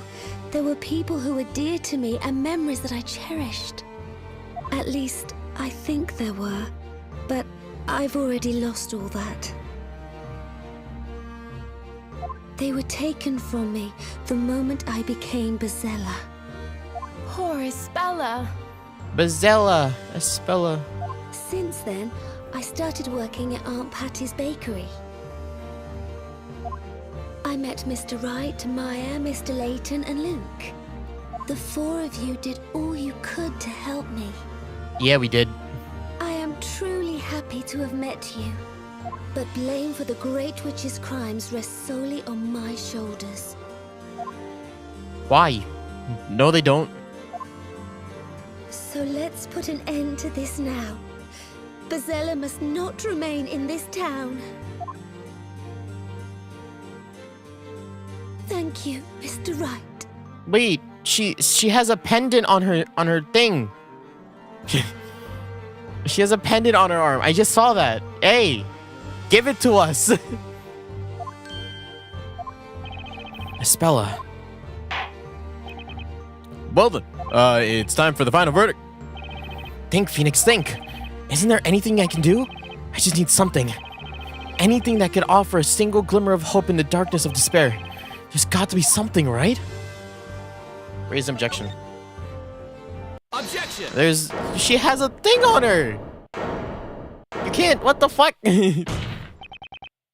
Your Honor, please hold off the verdict. What's that, defendant? It's too early to pass the final judgment onto Espella. What? Explain yourself. You said earlier that the trial has reached its conclusion. But there's something we have yet to examine. What do you suggest? Do you mean to say you have some new evidence? But surely there can't possibly be any new evidence at this late stage. Very well, Defender. We shall play along with you just this one more time. Now show us this evidence that we haven't seen yet. I'm surprised Botany or Topher aren't here yet. Botany's at work, so she's probably not gonna be at the stream here today. And Tofu was here as messenger earlier. Oh. Hi, Tofu. Tofu was here earlier. You know, I mean, guys, it's fine that you guys aren't here. I'm just playing a game. If you guys got stuff to do, you guys got stuff to do, you know? Hello, Tofu, what's up?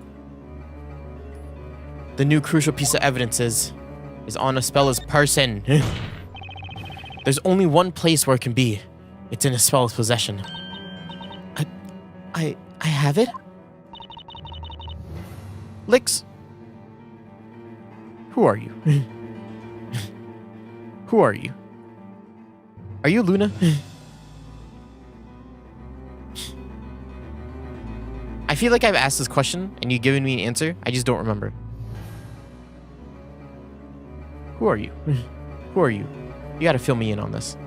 There's someone you are, and I'm not sure who you are. I'm building Shui Yi. Ooh. Shui Yi is a good character. I built Shui Yi on my EU account too, and she feels pretty good. She feels pretty good. People are saying she's like a proxy for Boot Hill. Like if you don't want to get Boot Hill, but you want someone with a similar playstyle, that's the person you should build. Mainly because they're both break effect. So yeah. I'm coping with her.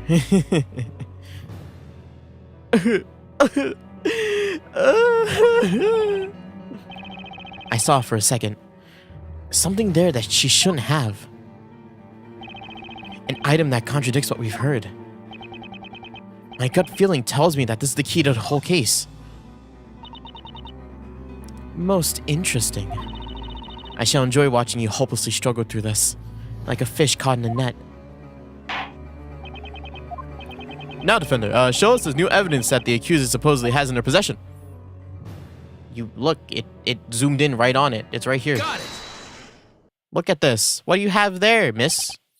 Espella. Can I see that bracelet on your left hand? Yes, certainly, if you'd like. It's actually a pendant, you know?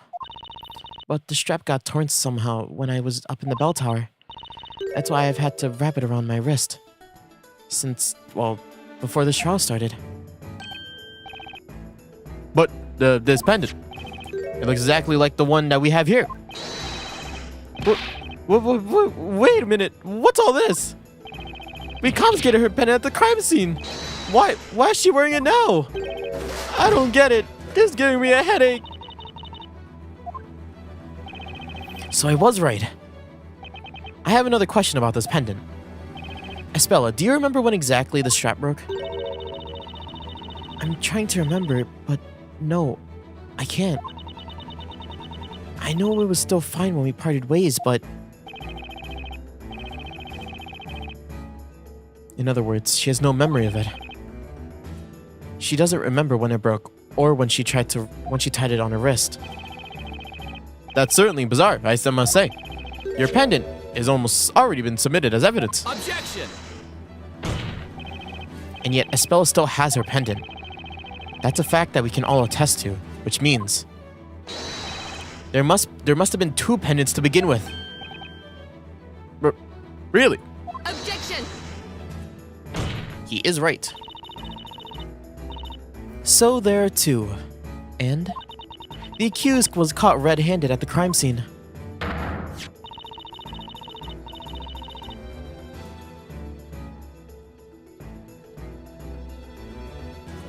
Someone's cooking Stardew stuff on my notebook. Yeah! That's what I like to hear. I want Hase streams, alright? Hase streams should be a part of your routine. Everybody should watch a Hase stream. But only when you're doing something else, alright? That's what I like to hear. You're watching my stream and doing something else. Bless. I am background noise. I live to be your background noise, alright? I breathe to be your background noise. That's how I exist. No one should actively listen to me. All right, that's all I need, and I will be forever grateful if you do that. Whether this pendant is hers or not, it doesn't change anything. Yeah, she was caught red-handed by us, the vigilantes. This pendant proves something crucial in this case. It can't be more crucial than us catching her at the crime scene. The second pendant wasn't dropped by Espella, so, as the defense already suggested, one more person was at the crime scene. What? Whoa! Whoa! Oh shit! No! Oh god! They all died.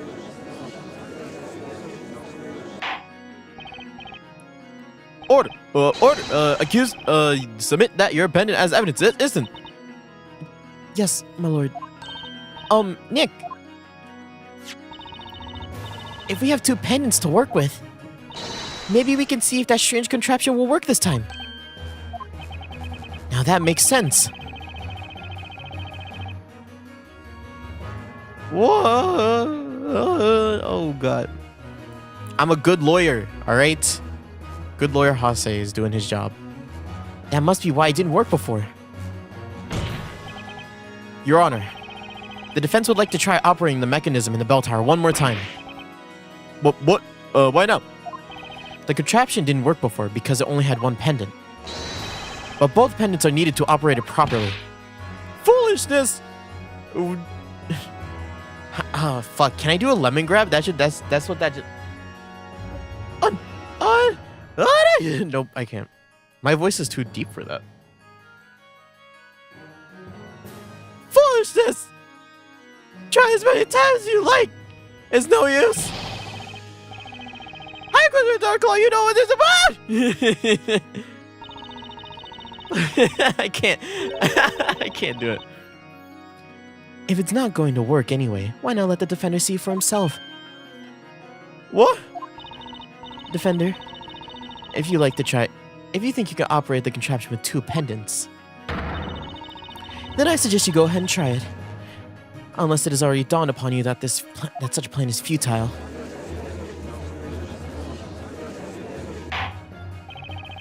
The defense shall be given one more chance to verify its theory about the aforementioned contraption. Let us now make our way to the bell tower. Okay. I'm here again. This is gonna be your last try. Okay, fine. You don't have to be such a stick in the mud. Alright. I understand, girl.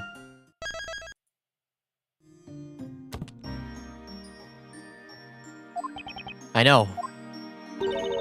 Are you not terrified? The life of the accused rests in your shaky hands. We won't be having any more let me try again, please, your honors. Besides, you must be aware that this puzzle may as well be unsolvable. I wouldn't have been able to solve the puzzle like this before arriving in Labyrinthia. But now, I'm sure I can take on any puzzle. And it's all thanks to you, Professor. You taught me that every puzzle has a solution. I have everything I need now. What do you say, Maya? Should we hurry up and get started? Sure thing! It's puzzle busting time! We busting puzzles, like we're busting nothing else. Why would we bust anything else? Now we have a second pendant to put in. And what, there's 2 lights now? Yeah, okay. So they're both aimed this way, okay. How do we get this one started then? Like, do we do this?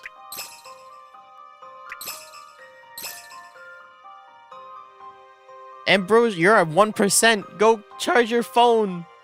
Oh God, Ambrosia. Your phone's gonna die.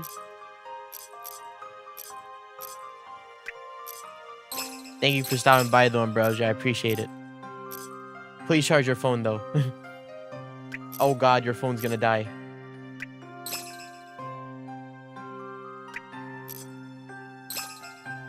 How do I reflect this?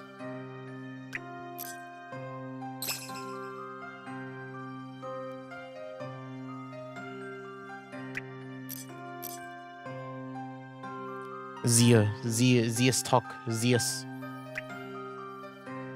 I hope your trip in Germany is good so far. I'm in the middle of nowhere. No. Are you using your data? God, I'm gonna go eat dinner. I'll be back in a while. Okay. Yeah, y'all have a good dinner. Have a good trip, Ambrosia. I'll see you when I see y'all again. Bye. I gotta solve this puzzle in the meantime. Oh. Right. I forgot. You were already in you were already in Germany. You're in Hungary now, right?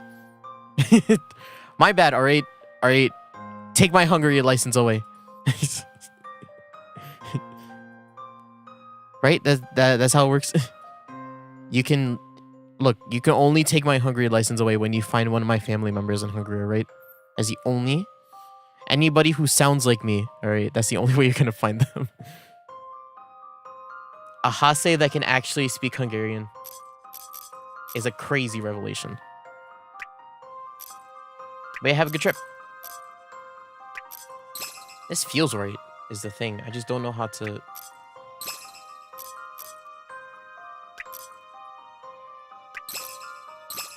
Woo. Oh, but that is... Okay.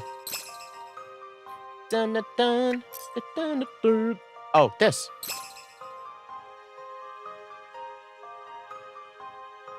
What? Isn't this right?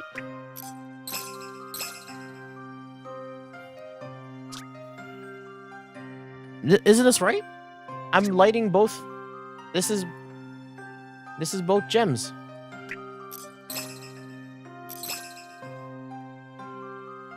Oh, unless you want... Does it want me to... God damn it. I lit the wrong ones. Is what it's saying. The blue one should be hitting that gem, and the red one should be hitting the other gem.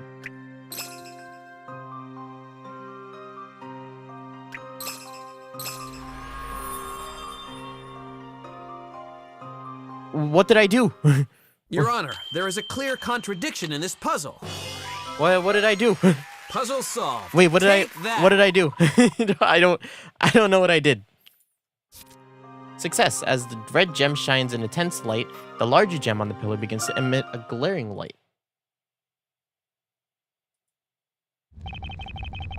I don't know what I did. I solved the puzzle. I'm a smart boy. Yeah, hell yeah. I'm sure I did it right. Nothing's happening.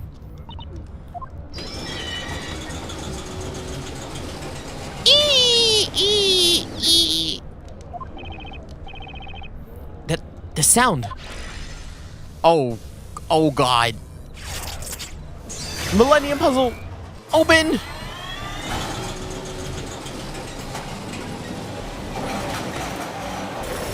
Wow.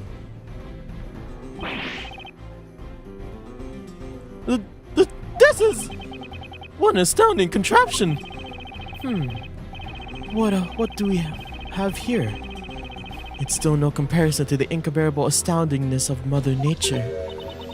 Oh. I like to climb up those stairs. I like being on top. What? We shall escort you. I'm gonna take. No.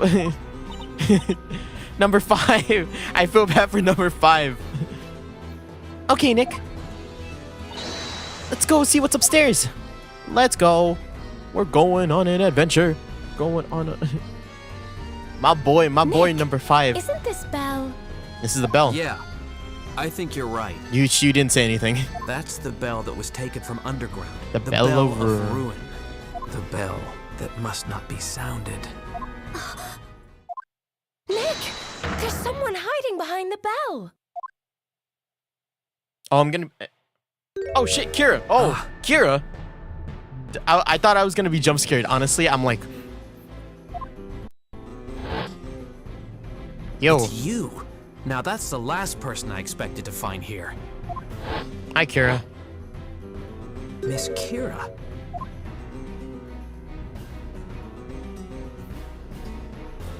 To be continued? Oh, God. How many more chapters of this do we have?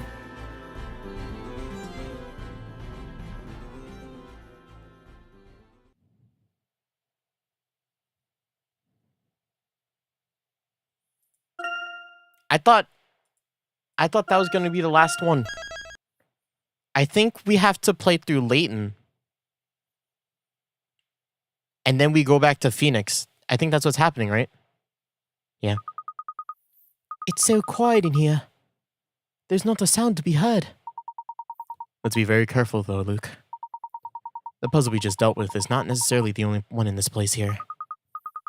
Right you are, Professor. Let's proceed with caution.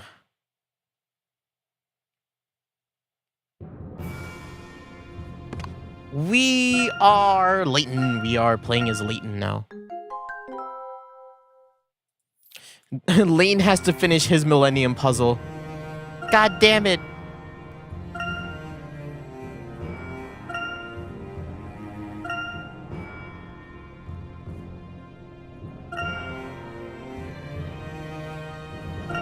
There are hint coins in here that I have to find.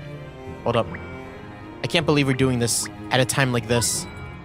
Giving me a hint coin search while in this most important time. Are they all on the lanterns? No. Where's the last one? Up here? Window? Window? Other window?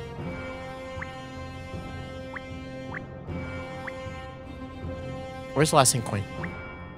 On the ground? It is. All right. It is a puzzle. I can't believe it. Is this what I think it is? It looks like a lift. It indeed does. It looks like a lot. It looks a lot like the kind of lift in which we were well acquainted. But we haven't seen anything like this since we arrived in Labyrinthia. Yes, quite. In truth, I don't think machinery of this sort existed here. I wonder what it's using as a source of power. Well, since the fuck British people, the accent is crazy. Well, since there seems to be no other way up there, does that mean we get to ride it? Ride it? Indeed. That would seem to be the most logical conclusion, of course. must say, I find the presence of such a device most intriguing. But we can't stand around pondering such things now. Fuck, something. Right then, let's go. Well, I didn't hear what you said before, though, Professor. I know I keep saying this, Luke, but please bear in mind that we must proceed with caution. I'm with you on that one, Professor.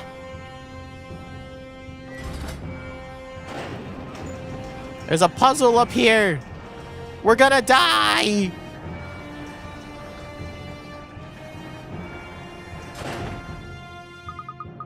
Professor, we've stopped. What's going on here? Are we trapped? No, I don't believe so, Luke. Although, I do get the feeling that something is about to happen. Something, Professor? What do you mean by something? Luke, stand close to me. Okay. Oh God, we're gonna. This is a Danganronpa fucking like punishment, dog. We're gonna fucking die. Tower of Teller.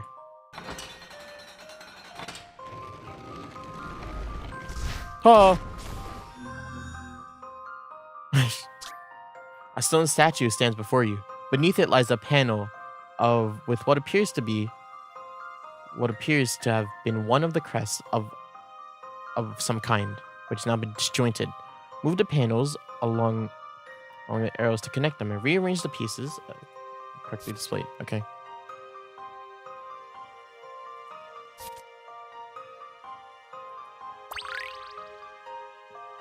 Can I get like a reference?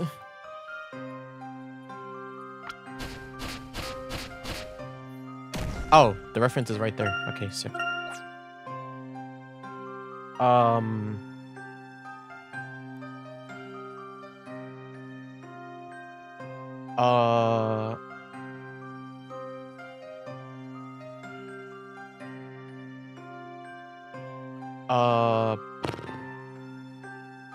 What piece? Wait, oh, this?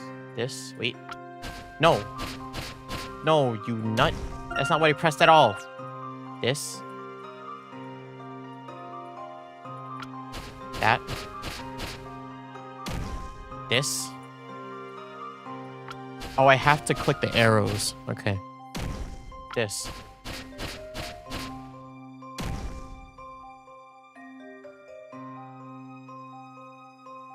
Isn't that right? Isn't this right? Am I stupid? Or is it this? Okay. I was about to say, I'm like, this. Oh! No! Ow! No! Allow me to show you puzzle-solving skills. We killed him! I didn't know this was an intriguing I didn't know we were gonna kill him. I thought we were gonna be buddies.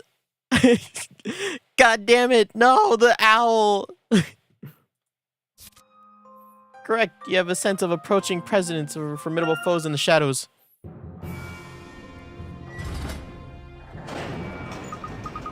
Whoa, we started moving again.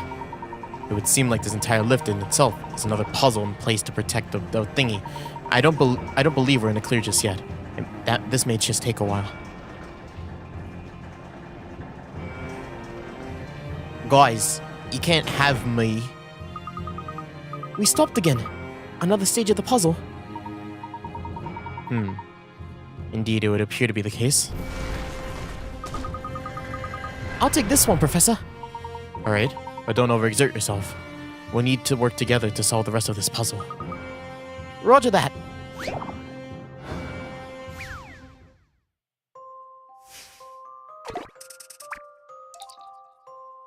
Oh, it's the same thing. This one's easier. Is it a roar dragon? A stone statue stands before you. Beneath it lies a panel. Oh. How do you solve this? Oh wait, are they all just like...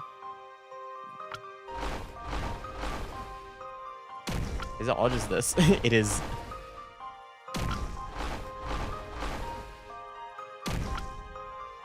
Hey, this one was easier than the other one. Dragon, don't fall. Dragon, no! dragon! Allow me to show you my puzzle-solving skills. Damn it! I want to be friends with the dragon. That was indeed an The stone intriguing gargoyle puzzle. dragon? Fuck. Correct, you come a long way. Keep it up. That was easy. How you can't be like, this is the medium difficulty one and it'd be easier than the first one. You certainly did. Well done, Luke. But we're still not there yet, aren't we? Just how far is this lift gonna take? Well, judging by all the stages thus far, whoever put this puzzle in place is certainly keen that we don't reach the top easily. Still, we still can't afford to let our guard down. Welcome back. Wow, that was a fast dinner.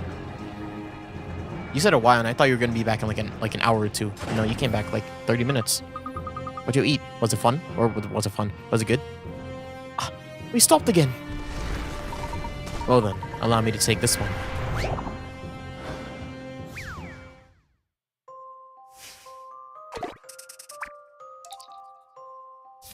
Is this a lion?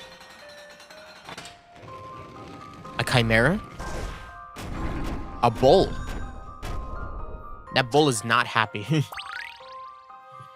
Oh, fuck. How do you do this?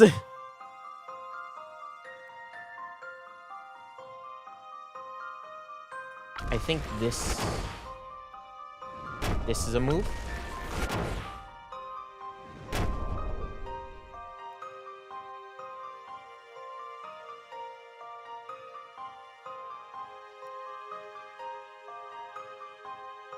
This.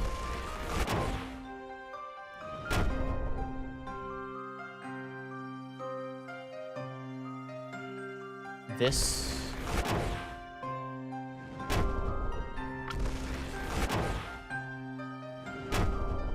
This.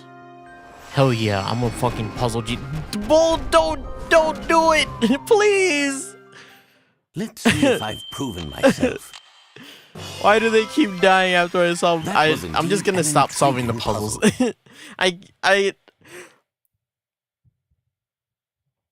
What meaning is there to solving the puzzle if I have so much blood on my hands?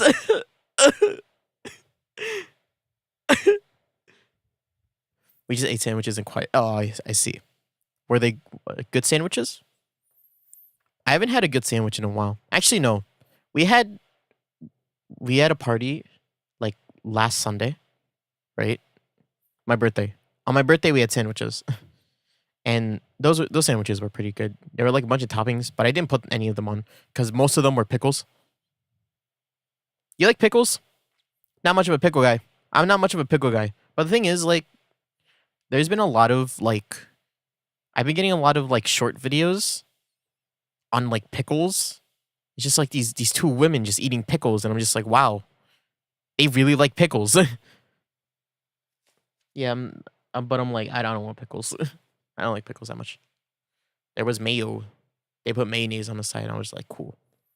There was pickles, there was mayo, there was vinegar, and then there was oil. Those are your toppings. Those are the usual like deli like sandwich toppings. I didn't put any of that stuff on. I just wanted meat and vegetables in bread. Maybe mayo. Maybe some mayo. Excellent. Pickle supremacy. That You like was an pickles? exceedingly difficult I don't- puzzle. Yeah, I'm not a The big next pickle stop guy. must be our destination. Hey, it's voice acted now. I think you're probably right, Luke. I'm not a big Well, pickle guy. this is it, Professor. But you know what it might be? I think like what I've heard is that like homemade and like local made pickles are way better than like any like store-bought pickle like dill pickles. You know what I mean? I think that's what I've heard. It seems we have arrived at Because last. I like cucumbers, right? I like cucumbers. I like cucumbers a lot, actually. I could eat a lot of cucumbers, right? But pickles are just like not my thing. Ooh, pretty. Oh, that's not pretty. You save that poor soul. There's like a whole ecosystem happening up here. Holy crap. Wow, this is certainly different. Like if I had a pickle, I want it to be like barely pickled pickles, you know what I mean? I want it to taste like mostly water and cucumber. There are flowers and plants everywhere. I can even see a water wheel over there. It is a beautiful place. Over there. There. This evening breeze is a little chilly. So, is this the storyteller's garden then? I think that's Then- probably a safe assumption, Luke. Judging by the abundance of water and rose bushes, it's being well taken care of. I'd be inclined to say the tower seems more akin to a castle. Who'd have imagined we'd end up in a beautiful place like this? Let's investigate. We're investigating because we're cool professors or we're cool people. Can we move all the way back down? We can. All right, Luke, time to go back down. What, Professor? Professor, wait. Here?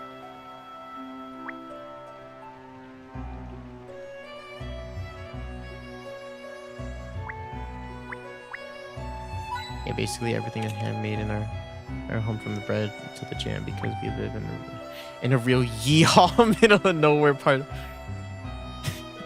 Not yeehaw. That's the most like it's like such a like random way to describe something, but I think it's like the best way to describe it, huh?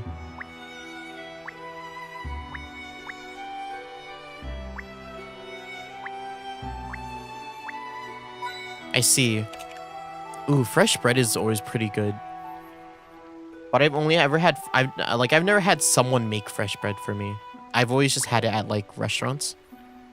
But like hot bread, man, that shit is like addictive.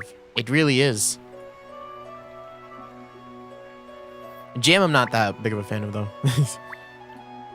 I prefer fresh fruit over like fruit preserves. Like last night actually, I had my dad bought like a strawberry pie. It was like one of those like boxed strawberry pies, so it was just like a small one. And I was like, oh, I might as well try it. Like, I know my brother is gonna eat it. So I ate it, right? And I'm just like, I'm just not into like jam. And you know what it is? I'm not super into, because like when you jam something, right? It be like the flavor of it becomes really intense, right? It becomes really intense. It becomes really sweet and it becomes really sour, right? I'm realizing that I'm not a really big fan of like super sour things. And if something is sour, I want it to feel fresh too, you know? Especially if it's like produce. That's why I'm not a big fan of pickles.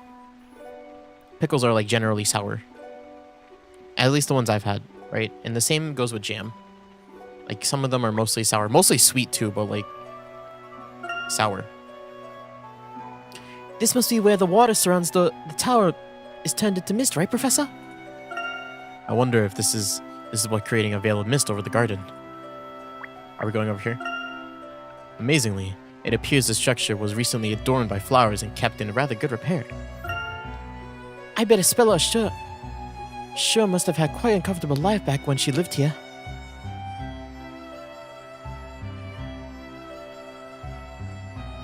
Half a kilo of strawberries.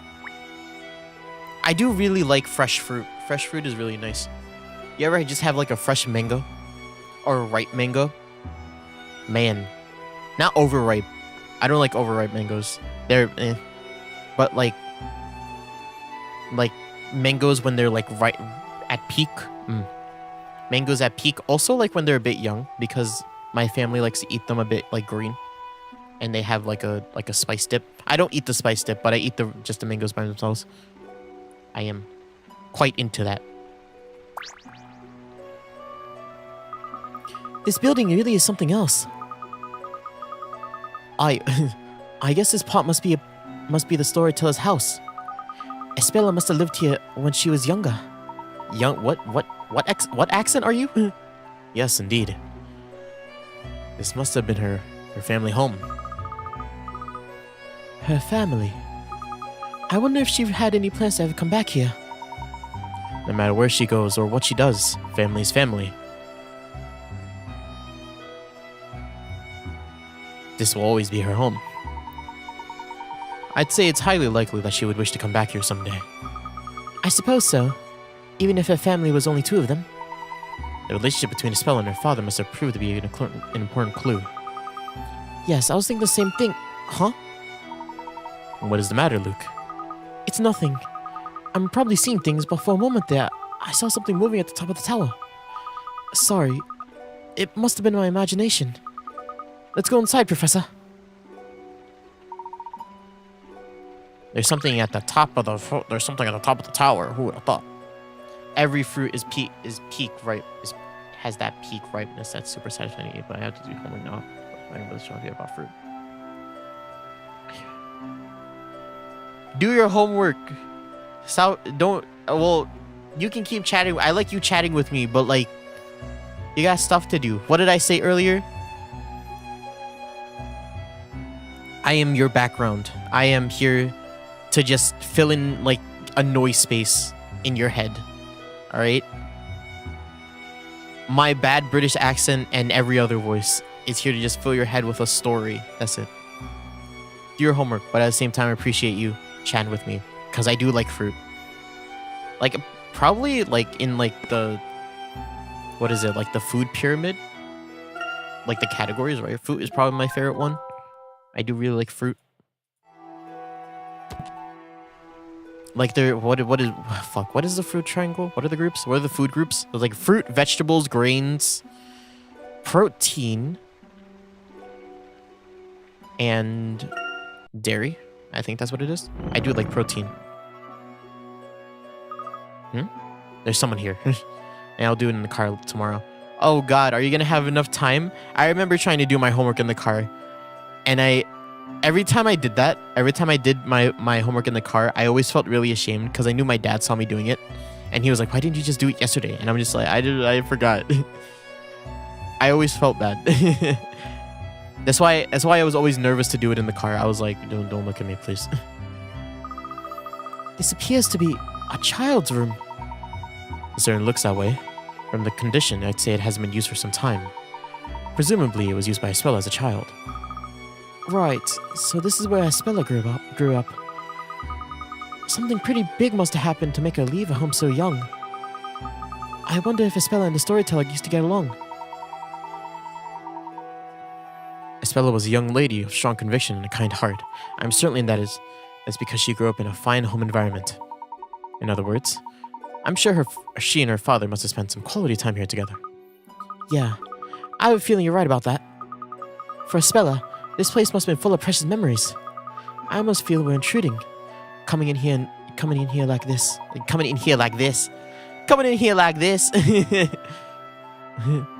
It's like slowly turning southern. But Luke, we have no choice if we wish to save Espella. Yes, I suppose that's true. When you put it like that, I guess she wouldn't mind even if she knew. There's someone here! Oh God, there's someone here! I'm so scared. Don't leave. I keep forgetting that's not the close button. Why is there someone here?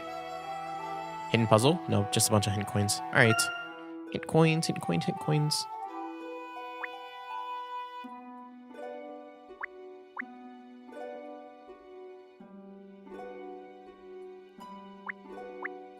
This. Okay. Nice. Hey, you.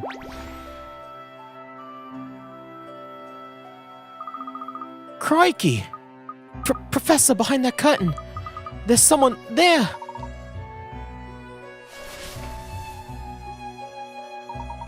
The mysterious figure turned out to be just a doll. Phew, what a relief. My heart what did you say? Espella must have played with this doll as a child. Eh? What's this?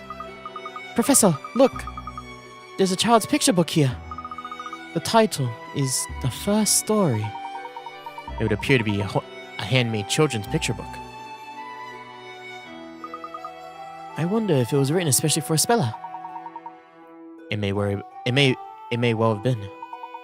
Evidently, A great deal of loving care has been put into writing and illustrations. Let's read the book.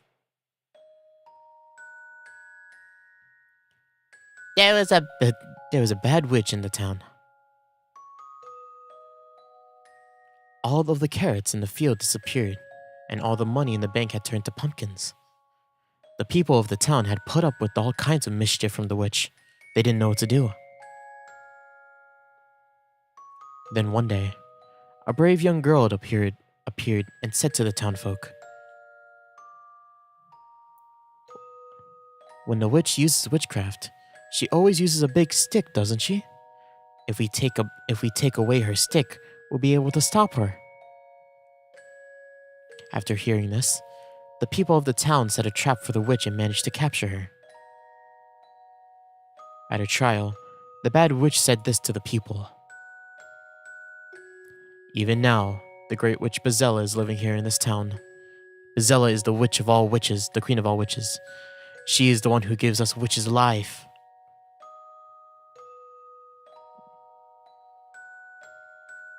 The townfolk punished the witch, and peace was restored to the town once more. To this, Bazella is hiding somewhere in this town. You should become a voice actor one day. Maybe. I don't know where to start, honestly, with voice acting. I like voice acting. When I was in school, I used to say I was going to become a voice actor and everybody believed me. But if I'm being honest, I don't even know where to start.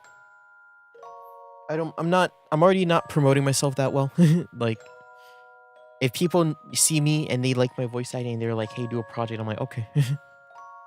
Maybe, if I ever have the chance to. But I know voice actors are people that make themselves. Also, I'm really bad at speaking. Like, actually. But the brave townfolk will not be beaten by the bad witches. But the bad townfolk will not be beaten by the witches. Who'd have thought that there'd be a fairy tale about Bazella? She's a mysterious character, alright. Tell me, Luke, why do you think the author chose to write about Bazella in a children's... Huh? Well, maybe to make the children behave? Something like, if you don't do as you're told, Bazella will come and get you. Yes, indeed, that is a possibility. Still, I have to wonder, why is it that a lowly witch was caught, but not the great witch Bazella herself? Well, I suppose it is a bit strange. If Bazella herself had been caught, the story could have been brought to a more conclusive ending. Do you think there's some other reason? It's certainly a possibility. I don't suppose that there are any other handmade picture books in this room apart from this one. Handmade picture books? I don't see any. I guess that must be the only one. Which would imply this book has some special significance. I guess so. After all, it is handmade. I bet she really treasured it. Do you think it was a storyteller who wrote this book? The handwriting does seem very similar to that of the story. This book appears to have been written with a touch more care and attention, but I imagine it was the storyteller who wrote it. He must have written it as a gift from father to daughter. That actually seems really thoughtful, even if the story itself is a bit scary. I'd like to take this book to Espella. Yes, let's do just that, Luke. We must take good care of it. The door? I believe we've seen all there is to see here. Let's press on, Luke. Open the door. Oh, the storyteller has to go through Espella's room in order to, get out of the tower. Hello, there is something moving! What are all these moving things? I'm scared. What is that moving thing there? Is that a... What do you make of this room, Professor? It's not very tidy. It appears to be the very top room of the tower.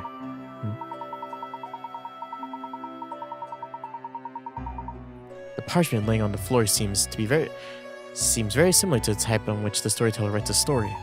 I think we can say it for some certainty that this is the storyteller's room. A thing that came to mind from the Brazil thing: in Hungary, if children misbehave, they scare them with the what? The copper-dicked owl is crazy. Is that actually what it translates to? That's so funny. Wait, no, but that's so what? Hungary, man. Y'all be wild out there. I swear, every time I learn something new about Hungary, it's something wild, right? First, I find out that like you guys use feet as your currency, and now you guys got a copper dick owl that like scares children. It's crazy. Huh? This is the storyteller's room? I was imagining it's something a bit grander, like a throne room with all kinds of posh decorations. While I agree that it's a little eccentric, it's unmistakably the study of an author. He probably spent all this time in here, continuously writing those stories. All those stories, all the bad stories. The stories. I wonder what Espella thought of it all. Her father writing stories for all the townsfolk, I mean. I wonder if she looked forward to seeing the new stories completed. You know, it is just a whack translation. They actually said that to small children. No! Children of Hungary, get away from the copper-dicked owl. You have to behave. You have to be good boys and girls. Alright? You can't be chased by the copper-dicked owl.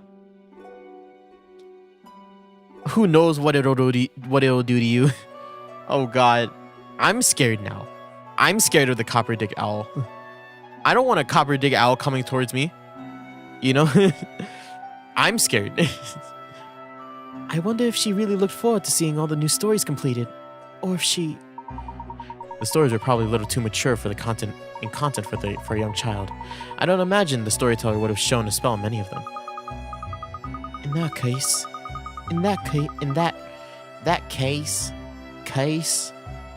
surely she can't have had many opportunities to even talk to her father, given how busy he was. I guess that means she was pretty lonely. It must have been hard for her, even knowing how important those stories are for the people in the town. But I don't think it's right. No child should be unable to talk to their father. I absolutely agree, Luke. I believe it will be important in the upcoming child to have an understanding of Espel's feelings towards her father. Professor, knowing you, Luke, I'm sure you must have a lot of things in your mind at the moment. So if there's anything and if there's anything at all that you want to talk about, you will tell me, won't you? Of course I will, Professor. I'm always ready to listen, Luke. Now then, shall we start investigating this room?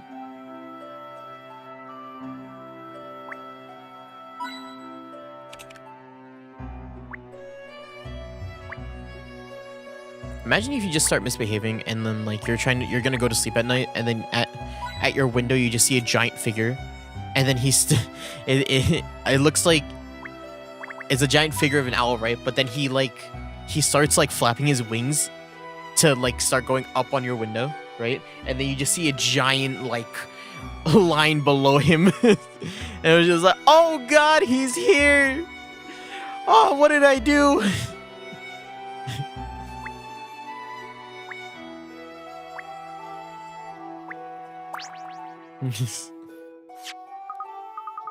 Look, Professor, a photograph. Wait, I didn't think they even had photographs in this town. They used sketches. They were all sketches. Indeed. It's not the kind of thing that one would have expected to find here. Too right. I certainly haven't seen any cameras since we've gone here. There's no doubt that this is a photo, though. What could it mean? This may be in some way related to the tower being so closely protected. What do you see in the photograph, Luke? There are two children. Both young girls. Girls. They're siblings?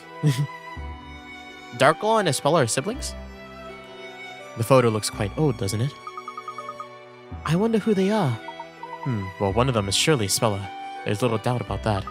Hey, you're right. And look at that pendant. I'm sure the same one Espella. It's the same one Espella always wears. The fact that she's continued to wear it ever since shows how important that pendant must have been to her. What about the other girl? Do you think she's a friend of Espella's? Indeed. I'd wager the two of them are really close friends at that. They do look pretty chummy after all. See, they even have the same pendant. A glimpse at Espella's past. This may prove to be an important clue. I would like to ask her about it face to face. Let's borrow it for the time being. I wonder if there are any other clues knocking around. I'd say there's something that you thought you saw moving earlier. Moving around earlier is a point worth pursuing. But isn't that the last room in the tower? I must have been imagining things. Not necessarily, Luke. If I'm not mistaken, there should have been a way of getting beyond even this room. Let's take a look around more closely. Right you are, Professor. So Darklaw and Bezella are friends. Or even like sisters, really. Wow. There sure is a bit of light coming through that glass-stained window, huh? I wonder if this is actually the topmost part of the tower. What else is there to inspect? The papers on the floor? Those papers are strewn to the floor. Strange. It doesn't appear as they've been written on. I know it sounds a bit silly, but let's try not to trample all over these papers, alright, Professor? Over here? From the looks of this room, it appears the storyteller is quite a talented artist. Something about this room really makes it feel a lot like a professor's study. Are you sure that what the heck? The piano? Oh, there's a piano puzzle. This is... What is it, Luke? This letter on top of the piano. This was evidence of that trial. That trial, my boy. Yes, the trial about Sir Belduk's death.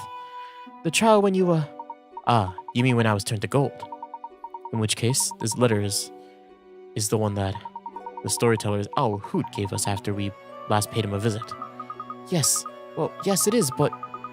The letter was completely blank, wasn't it? Indeed, it was. That was meant to be Sir Belduk's suicide note, which he'd addressed to the storyteller. His suicide note, you say? Well, Sir Belduk's butler swapped the last letter for some plain sheets of parchment before it got delivered. I'm losing the accent, like, real fast.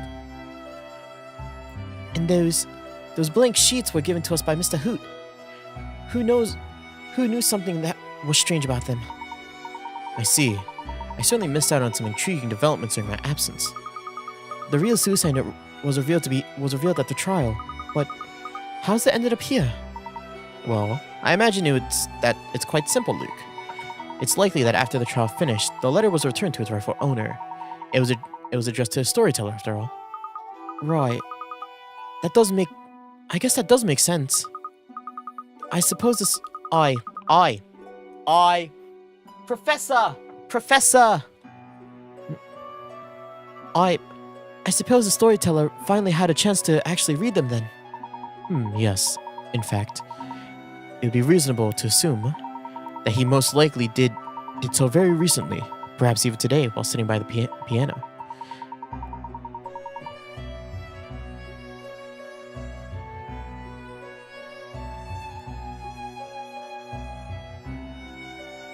Oh, there's a guy who tried to eat a church and succeeded. He ate like a piece of the church? Why would he do that? Is it because of how committed he is to his to the religion? He's just like, the church will always be a part of me. Holy crap, you guys do some wild things in Hungary. Hungary is wild. Hey. I exist in Hungary in some places apparently, so of course Hungary has to be wild. Everywhere I go, something dumb happens. I swear. Holy crap. Wait, let me see this actually.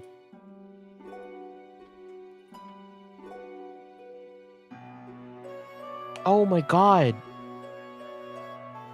Look at that guy. Is his teeth okay?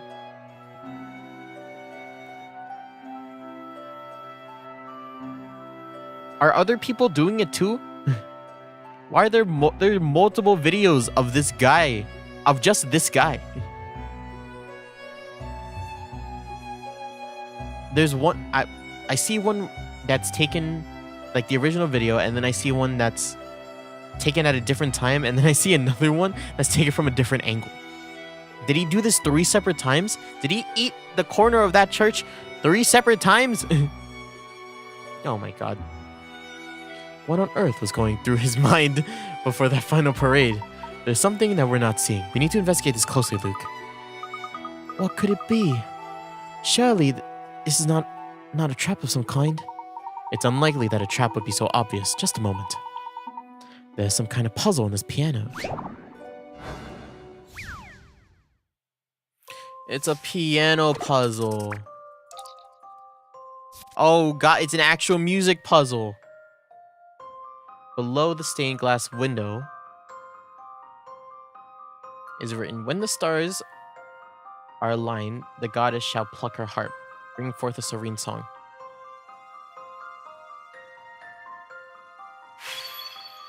That.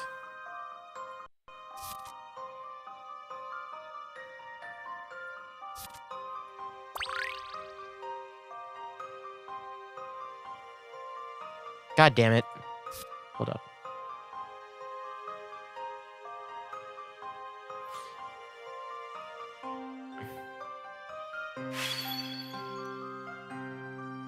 Fuck, I didn't get any of those. This one was like 2 ledger lines up though. Oh, I don't have to place them manually. Can I like pause the game? The guy's, he's a legend? Like actually, is he popular? Is he famous because of what he did?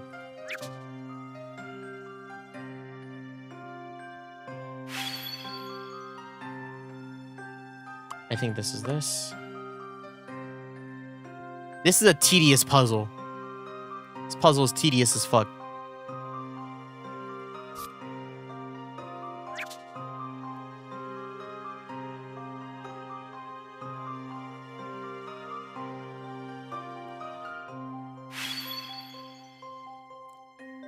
Second line, second space.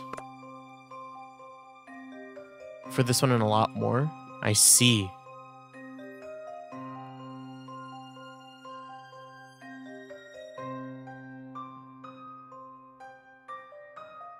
Second line, second space. Fuck. Okay. Yeah, that's right. I think it's only these 2 that I need to figure out now.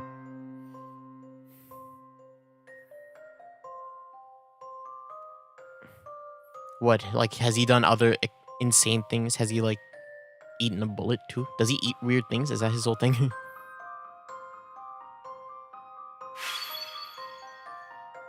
Line and then down. This? Let me check one more time.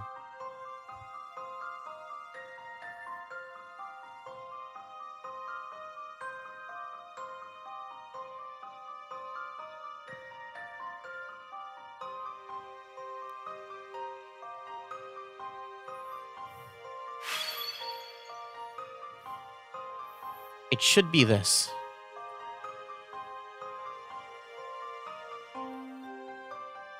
It should be this. Wow. Wait, can you guys believe that I've been playing this game for like 3 months?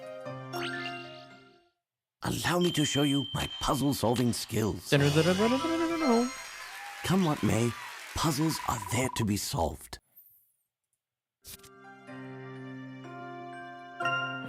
That puzzle sucked. I didn't like that puzzle. It felt like a puzzle that just wasted my time. Oh, that opened. Look, Professor! A stairway just appeared. Could there be another Appeared. room above this one? Yeah.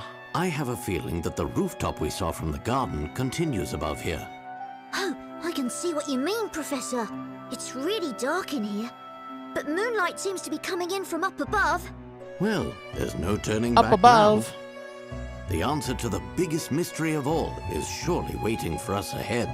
I think so too, Professor. I wonder what on earth it could be. The next step in the storyteller's story, if I'm not mistaken. The next step? But the story has already finished, hasn't it? Not yet, Luke. It's still a little too soon for the ending. What? So the storyteller's still alive? Hey, wait! Don't end it. Don't. We're going up, right? Yeah, we're going up. Yeah, he's still here. Look at you still being alive.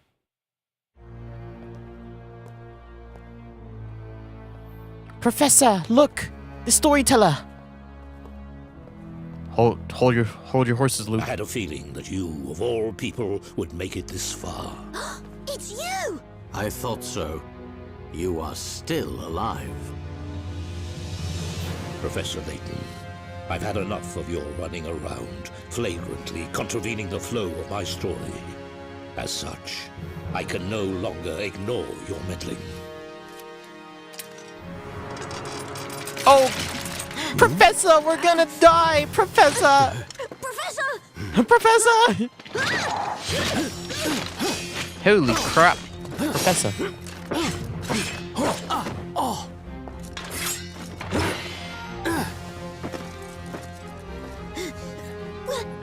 Oh yeah, grab that sword, Luke. Oh yeah. Professor! Yo, Professor's the fucking boss, dog. Look at him. Thank you, my boy.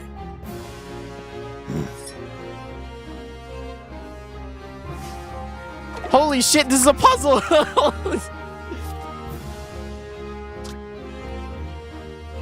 He grasped on multiple occasions, burnt his kitchen, and made details of our attacks on this fire. Ah, he's a preparer. What's it called? He's an apocalypse thingy. Like he's ready to like. He's ready to like. Apocalypse.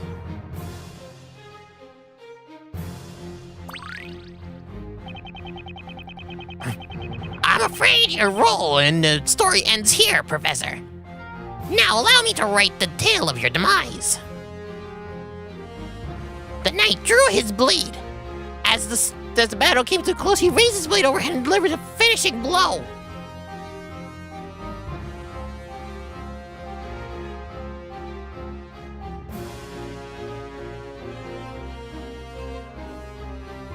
Wait, can you redo that?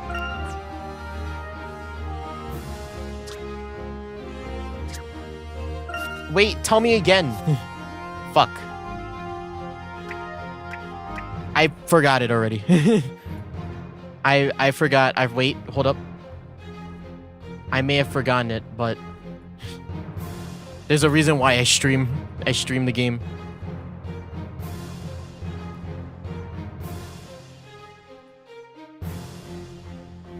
This. Stab this.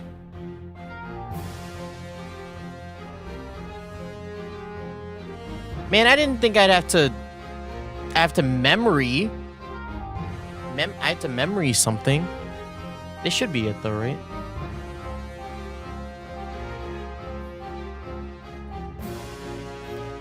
I'm gonna be ticked off if this isn't it.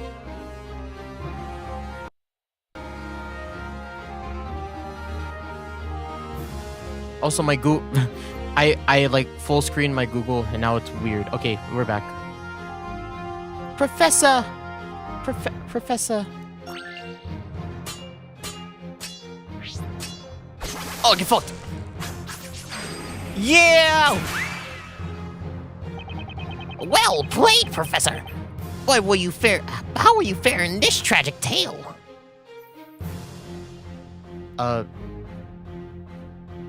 Okay.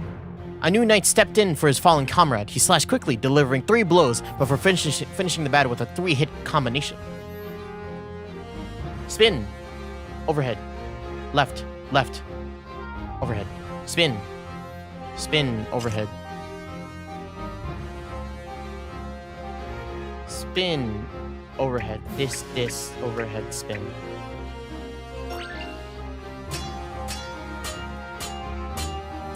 Oh, get fucked. Yeah! Think you worked it out, do you? Let us see if you can predict the ending of this final chapter. The final knight drew his sword. As he attacked, he began to vanish into thin air, his movements veiled in a breeze of shadows. Overhead, spin, stab, slash, overhead.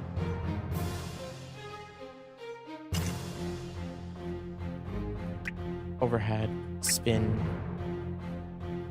stab. This or I forgot it already. Hold up, give me a second. Give me 1 second. I'm not cheating. This isn't cheating. Why would I cheat? I would never cheat. Overhead, spin, stab, left, overhead. Oh, I had it. Yeah. Hey, I got it right. I got it right. That's all that matters, alright? But just in case.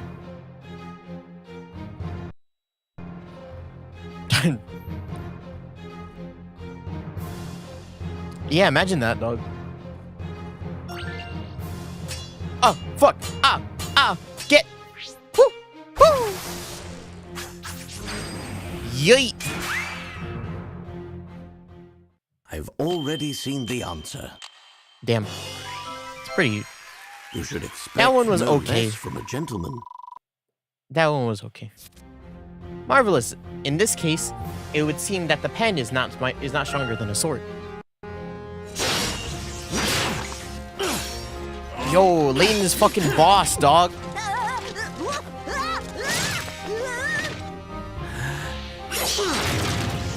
Look at him.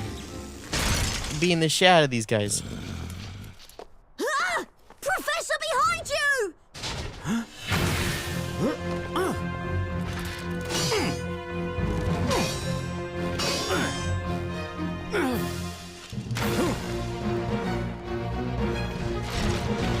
Professor! Oh god, Professor! The Professor! Oh god, the Professor's dead. Professor! Oh god. Not the Professor dying again. Oh, hi Layton. Yo, what the fuck? Yo, Layton is so cool. Oh, no. That was close. Look at him. Yeah. Yeah, mock my British Storyteller. accent. I'm afraid that the power of your pen I can't do is a better no British longer accent. absolute. I could do like Australian. You Motherfucker. never fail to impress Kate- me, Kate Professor Middleton. Layton. I know them. Ah. The royal family heard. Okay. I've never heard her speak. Ever. I'm not. You guys have a royal, or the European has a royal family. I forget. Professor. I'm so bad at accents, dog. I can do Southern, but only in the context of Goofy. Gosh. Get the hell, get the fuck me. And crikey. A real big in here, huh? I can't do like British is so weird because it's like right in the middle of like my regular speaking and like Australian. Just tell me one thing. What exactly are you trying to achieve? You could say, I'm trying to lift the veil that hangs over the town. Boa. If that is indeed the case, the answer lies in the final story. This very evening, the great witch Vizela will be tried, and all stories will end. You should take your place in the gallery and observe the final trial. Permit me, if I may, to ask you a question, But Mr. here's the Storyteller. thing, if the storyteller is alive, then the trial isn't fair. Why is it that you are here? Yes. What? You too should be watching in the gallery, watching as your twisted story unfolds. My twisted story? What do you mean by that? You must surely be aware that your story has already become twisted. Bottle water. Bottle water. Professor. Bottle water. Crikey. Take our arrival in this town, for instance. Crikey. Not to mention our being here at this very moment. Neither of these things could have happened in the story you wrote. In other words, what I'm saying is that you are no longer the weaver of the tale. Oh, goddamn. He's right. You lost control of your story, dog.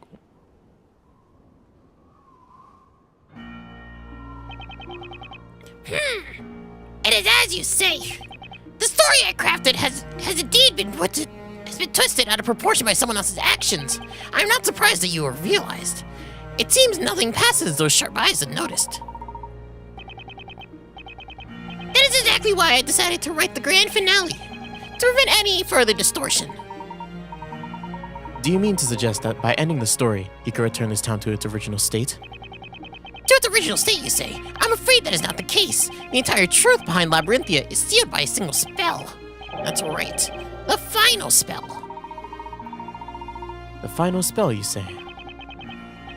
When the spell was invoked, Labyrinthia's true form will become clear to all. What kind of spell is that? Is that? It is a spell that can always be hidden within plain sight. What's that supposed to mean? Essentially, the final spell is concealed at the start. The final spell is concealed at the start? What on earth are you talking about? Bah! I thought you two took it upon yourselves to unravel mysteries, do you not?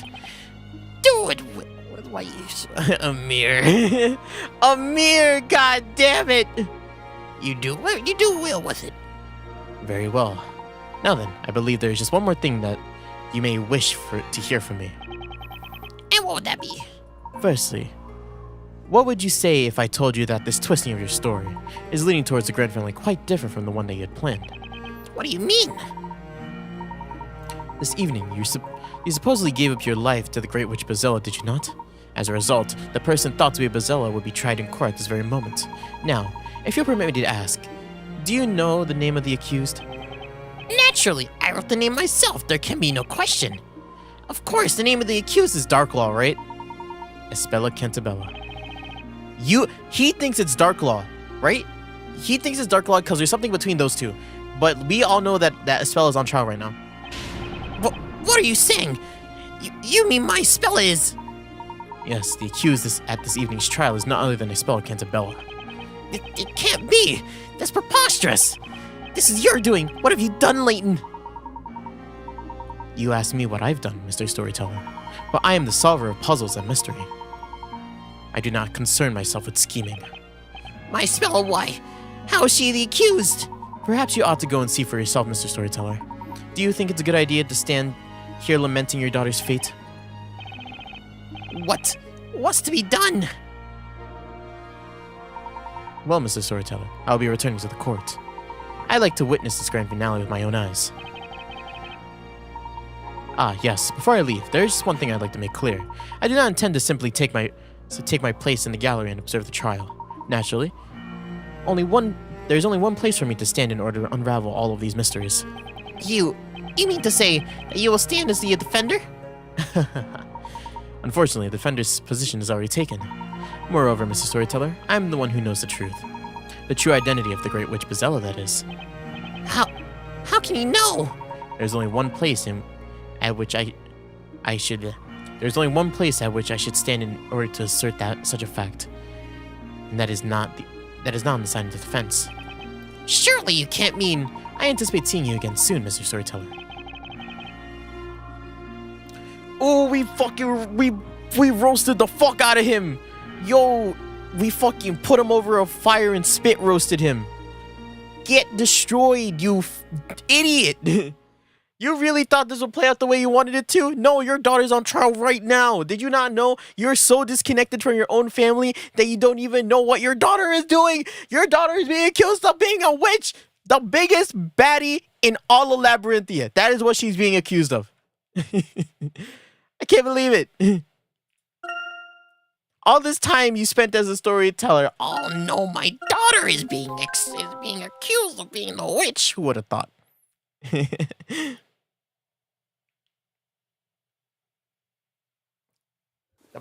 The biggest baddie in Labyrinthia. Really, you can't. I can't be real. The Last Inquisitor, but it is Darklaw, right? We all know it's Darklaw.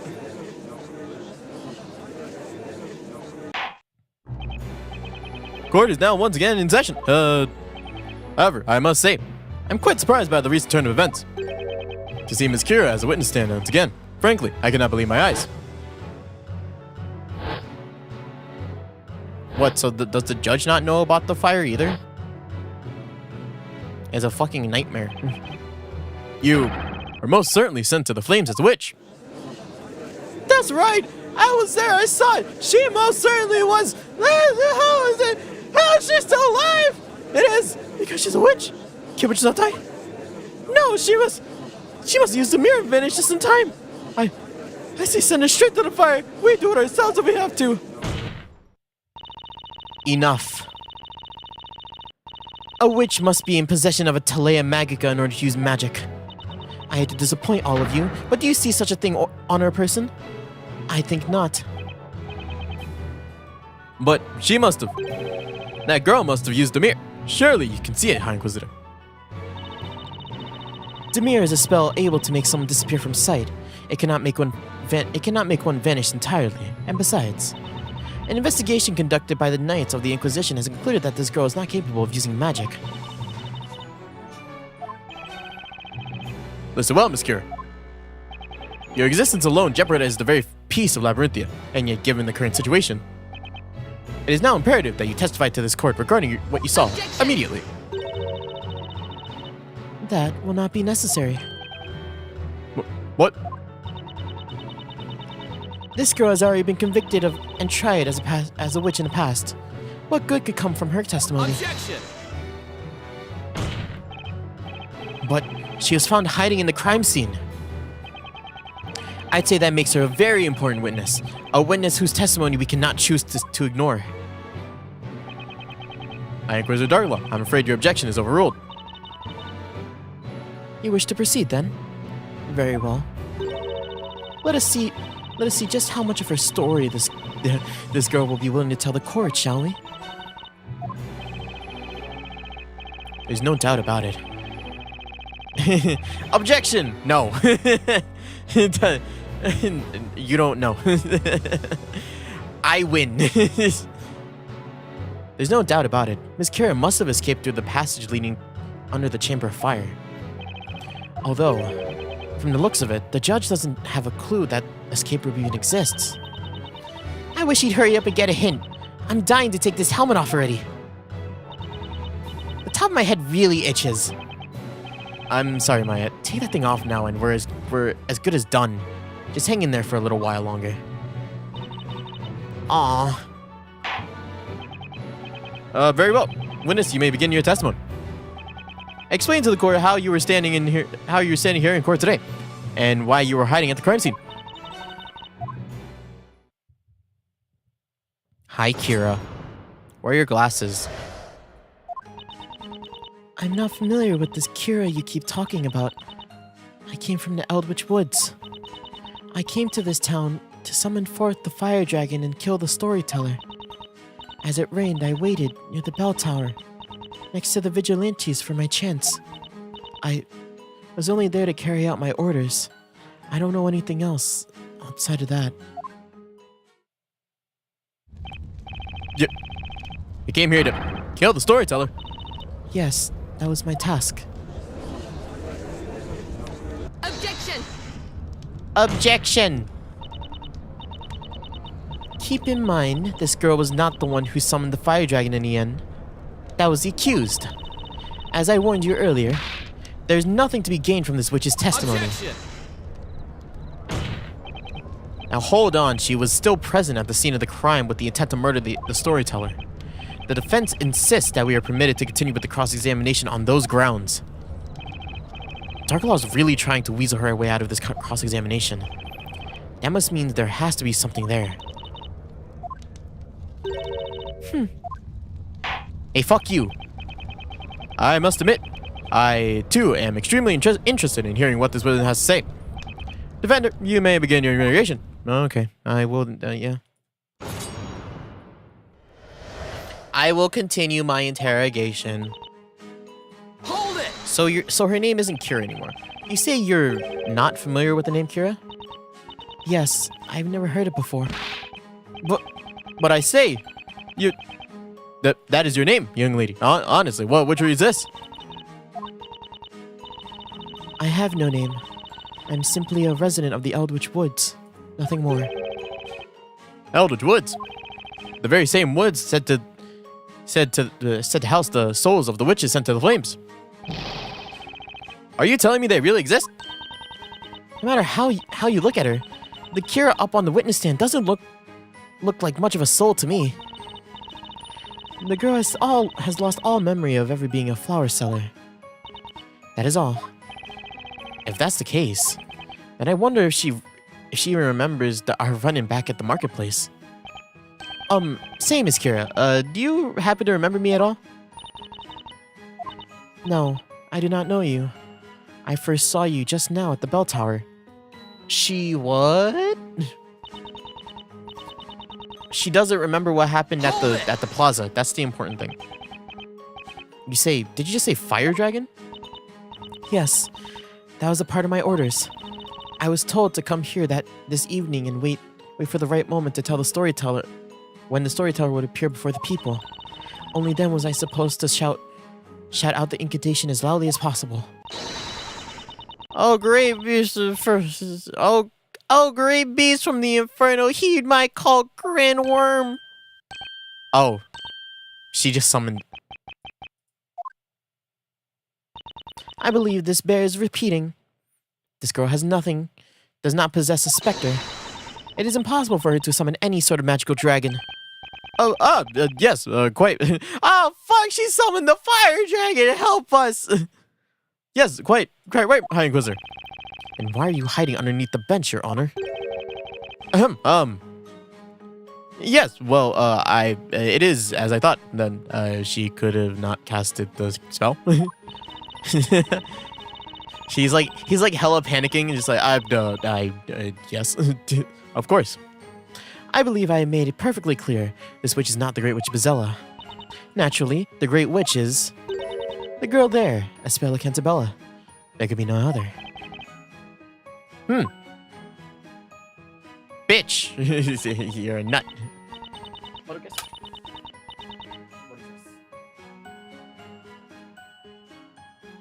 Sorry, I had to look at something real quick. As it rained, I waited till next to Baratara next to the Vigilantes and chance. Hold it right there, Miss Kira.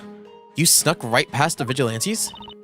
Yes, that's right. The girl's a witch.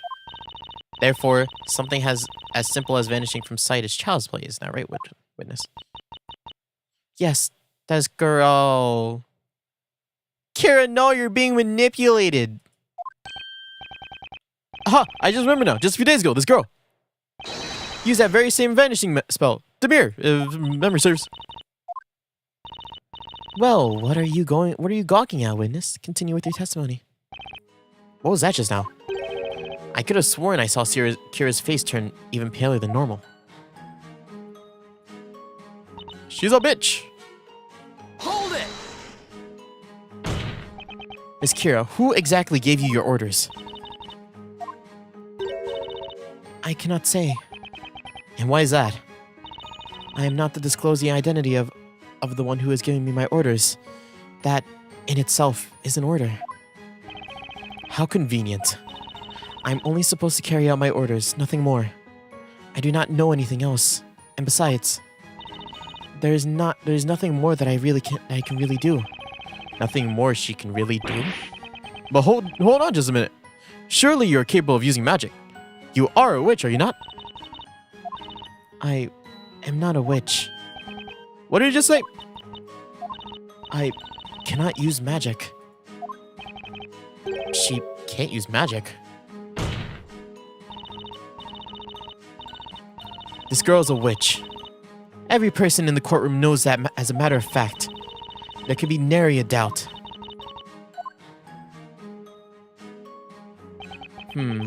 Doesn't look like there's much to work with. Even though she just finished explaining everything, I still don't fully understand. Oh man, Nick. You think... you don't think this Kira is a... I can't read. Oh man, Nick. You don't think this Kira is actually some sort of crazy magical zombie, do you? Maya, you went through the same thing as Kira. Did you become a magical zombie? Oh, yeah. I guess not, huh? Luke and I couldn't believe it was Kira when we ran into her in the marketplace. I mean, we thought for sure she was a goner back at the trial. I don't think I'm far off, though. This Kira is way different from the old Kira.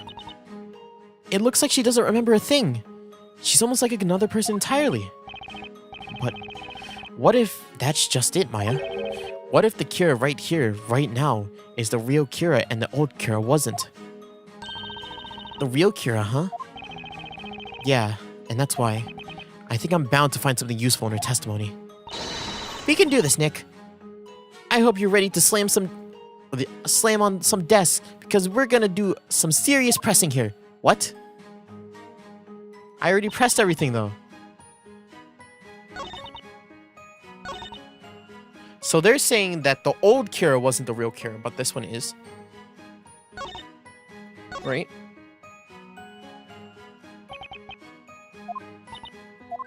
I pressed everything, though. Oh, whoops. I mean, it was gone for sure. I don't think it was a Kira. But what if it's just that? What if the Kira right here, right now, is the real Kira and the old Kira wasn't? The real Kira, huh? Yeah, that's why I'm bound to find something useful in her testimony. There isn't, though. Hold it! Let's see if we find something new.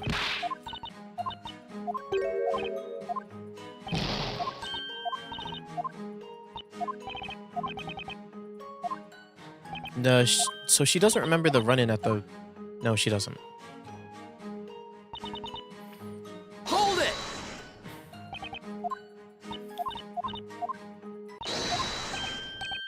Grandworm.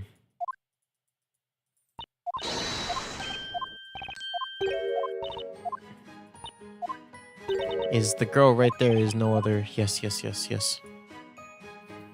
Is it that?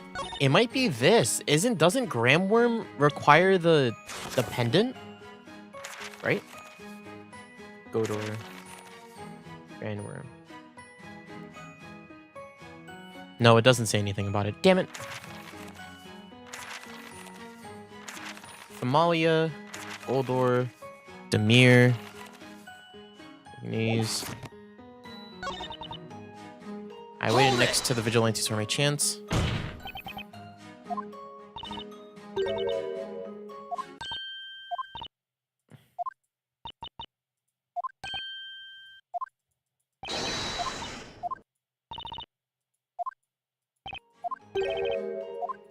Oh.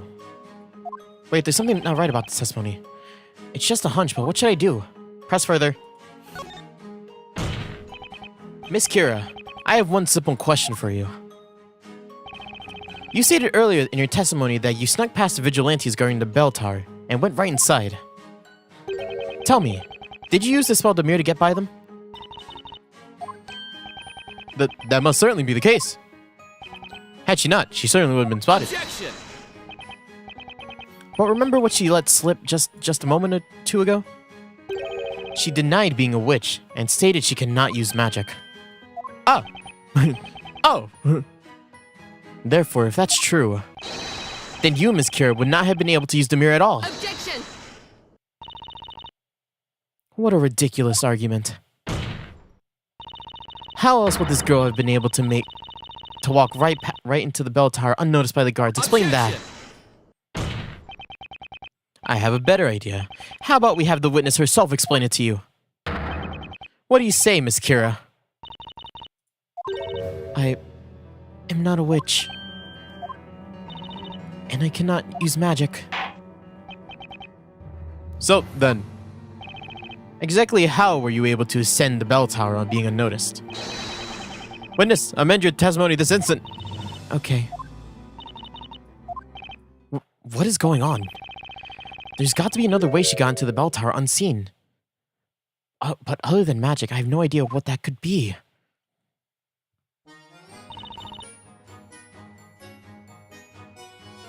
What?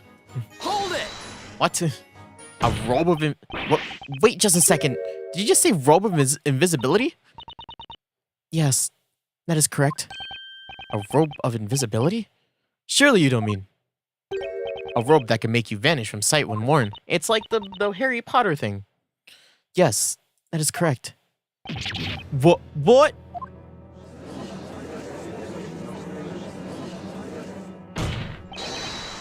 Miss Kira, do you have that robe on you right now? I don't have it. Huh?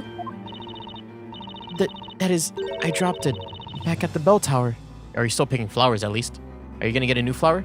She did. What the heck was that? Why was Kira looking over at Darklaw when she spoke just now? Are you listening to this farce, my lord? Surely you did not give any credence to this witness's testimony. Especially not the preposterous notion of a robe of invisibility. Indeed. I must say, witness, it's quite an unbelievable story. Objection! Not the flowers again. Don't eat. She's gonna start eating the flowers, dog, and I'm gonna be like, no, Kira, don't do it. I don't think it's crazy. I don't think it's that crazy, Your Honor. What? If something like magic can exist, then the chances of a robe of invisibility being real are pretty high, wouldn't you say? Objection! If such is the case, then how about you put that evidence where your mouth is? Prove that this robe of invisibility really exists. Prove it. What can you say, defender? Can you prove? Can I?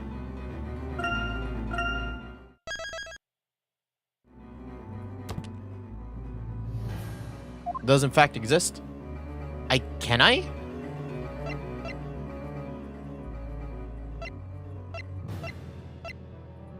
I don't think I can. I don't think I can. The defense cannot prove that just yet, Your Honor. I must say, defender, given your penchant for the absurd, I find this rather sensible decision quite surprising. Nick, are you sure you're just gonna let her sit there and stump us? Well, it is a robe of invisibility, Maya. I mean, how exactly am I supposed to prove the existence of something that's invisible? Is it possible? Impossible, huh? Well, there's one thing you could try. Just say, Your Honor, the fact that I can't see this evidence proves that beyond a shadow of a doubt that... what? Your Honor, the fact that you can't see this evidence proves beyond a shadow of a doubt that it's really an invisible robe. Wait, what? Now see here, you two. I will not have you presenting imaginary evidence in my courtroom. Of course, Your Honor. Looks like I've got to try again with some real evidence.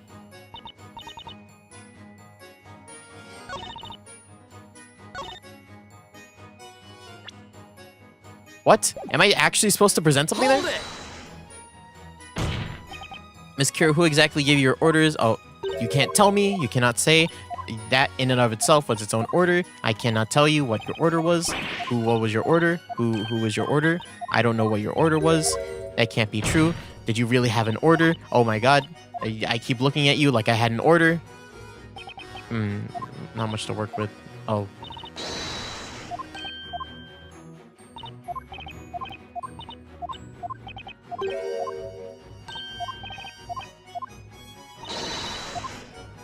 Okay, that has to be my out then. I was wearing a robe of invisibility. I have to press this then. Yes, you had a robe of invisibility. Yeah. Oh my god, you had a robe of invisibility. How are you supposed to...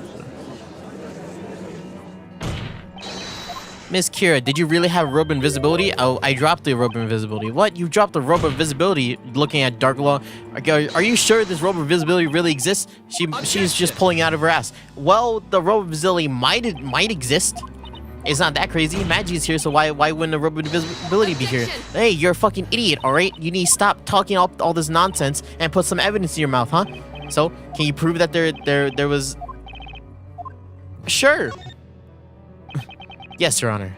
The defense believes it has evidence to prove that the robe's existence. Why am I not surprised? A ridiculous defender only begets ridiculous arguments. I've got to admit, an invisible robe does sound pretty far-fetched even for Labyrinthia. But if there's even the slightest possibility that this evidence is right, then I've got to try it. Very well, defender. Defender, please show the court this evidence. Show us the piece of evidence that proves of the robe's existence. The only thing that I can think of is this robe. Nothing else proves it. There were no trespassers. Some black stains on it. The sketch of muddy footprints.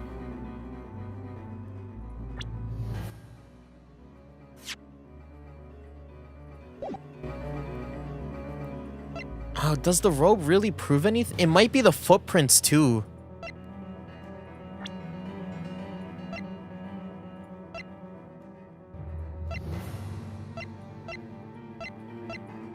It could be a lot of things. Really, it can be. It might be the footprints. Is it the footprints? It might be the footprints. It also might be the robe. I think it's the footprints, actually. Take that! Fuck! Well, no. It would appear that actually something more absurd than... Fuck! Oh, what? Huh? I am far from inclined to believe the existence of a fictitious robe, that your ability to perform in court... Fuck! 2 against 1. That's real fair. Yes, Your Honor. Fuck! Hold up. Hold up. The robe. Take that! The robe proves it? There was, in fact, a robe dropped and left at the crime scene tonight. Oh, it was dropped? I thought it was on Espella. Miss Kira, that robe of invisibility that you mentioned earlier wouldn't happen to be the one right here, would it? Objection! How ludicrous. Or how ludicrous. Yeah, what was your voice? How ludicrous. Are you trying to tell the court that... that is the robe of invisibility? If it's really a robe of invisibility, then how can we see it right now? Dirty white spots and all. Ah, she kind of got a point. Yeah, she's got a point. It's the only point that... It's the point that I was like, this isn't it.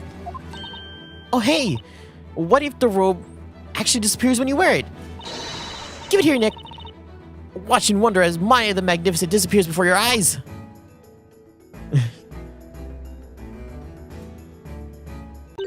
So, are you amazed yet? Yeah, I'm amazed. I'm amazed at how ridiculous you look in that. Hey, what gives?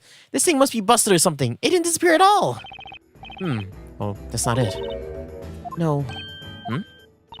Tonight, at the bell tower, I was wearing that robe. But... What did you say? Holy fuck! Oh my god! Order! I said order! But how is that possible? The robe did not disappear at all just now. That's because the white powder on it, it's usually not that dirty. Oh, you mean these spots? Please don't tell me. Oh yeah! Patty totally unloaded an entire bag of flour on those nights, remember? Not to mention, it was still raining when we got there. The flour must have gotten nice and wet and stained that robe. Say, what if we try washing the flour off? Ah! There's a small water fountain at the edge of the square. Head there right now and wash the robe so we can get to the bottom of this quickly now. Why were you wearing a robe over your other robe? You know what I mean? What are you doing? I just realized that. All right, this shouldn't be too hard. Take notes, Nick. This is how you do the laundry. See, all you have to do is throw the robe in the water like so. Wait, what? So, do you see anything, Maya? That's just it. I don't see anything. It just disappeared. What? I frantically took a close look at the water in the fountain, but the robe had actually vanished without a trace, right inside the fountain.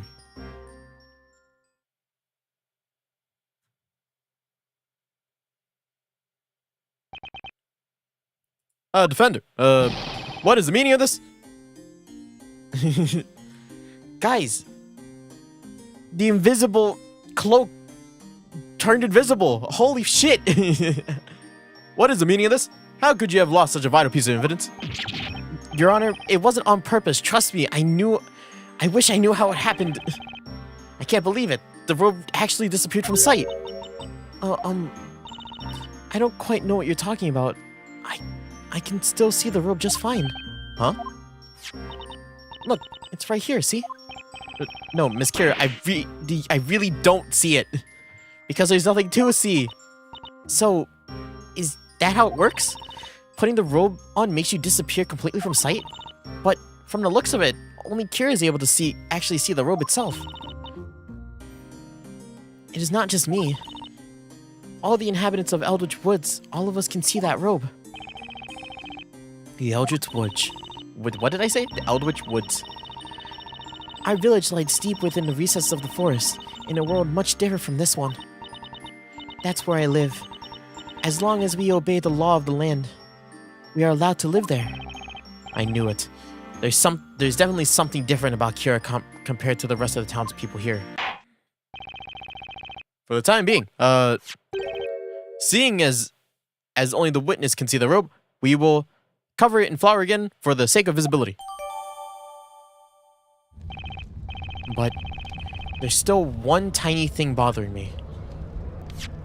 Miss Kira, your robe was found in the middle of the floor at the bell tower, the same floor where we found my client. However, you were hiding in the uppermost level of the bell tower. You testified a little while ago that you dropped your robe, but I have to wonder, what exactly were you doing on the top floor? It would seem there's still much we must ask this witness. What say you, High Inquisitor Darklaw? 'Tis the Inquisition's duty to follow my lord's decisions on such matters. I have no objections. Very well. Witness, you are hereby ordered to continue your testimony. Tell us what happened between your sneaking up on top of the top floor of the bell tower and tonight's most terrible crime. Yes, okay.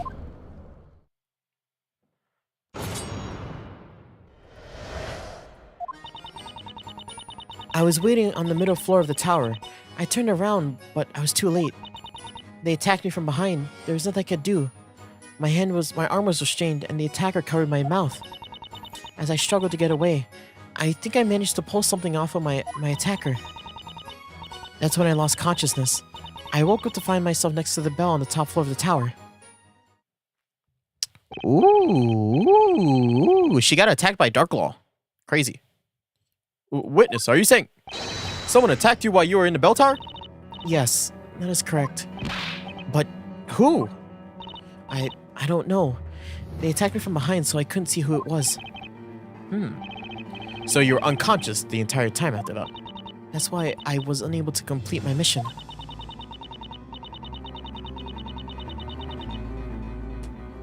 But even if I hadn't been unconscious, I couldn't have done anything trapped high in the belfry like that. I wonder if that weird contraption we found there was used to move Miss Kira up to the belfry. At least, I can't see any other way she could have gotten up there. You heard the witness. She was locked up in the belfry of the tower.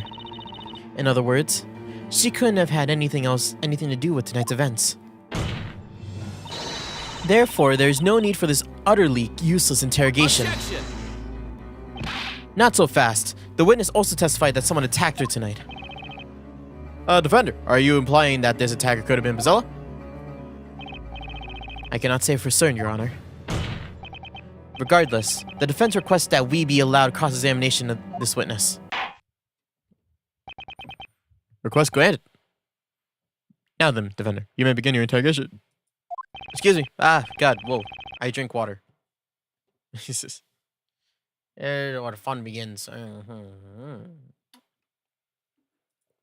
I love when the fun begins. Let's see if we can coax this mysterious second witch out of hiding.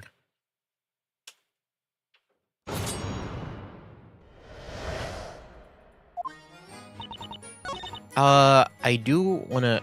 This one is important. What exactly did you pull off? I was really dazed at the time, so I can't really remember it well, but... When I flung my hands, I felt a small round object. I must have pulled it off without thinking. I felt whatever it was snap right off. So, from what you're saying, it sounds like this could have been something that was on the attacker's person. I think so. I can still feel it even now. It felt like I just snapped a piece of rope or something. I really wonder what that could have been. I think I would have recognized the shape of it if I saw it. Recognize the shape if she saw it. If only we had something that could trigger her memory, then all we have to do is present it and we'd be in business. Yeah, tell me about it. You know, that might not be such a bad idea, Maya. I thought he was gonna give some lip smack to Maya. Okay, let's save and then let's present the amulet.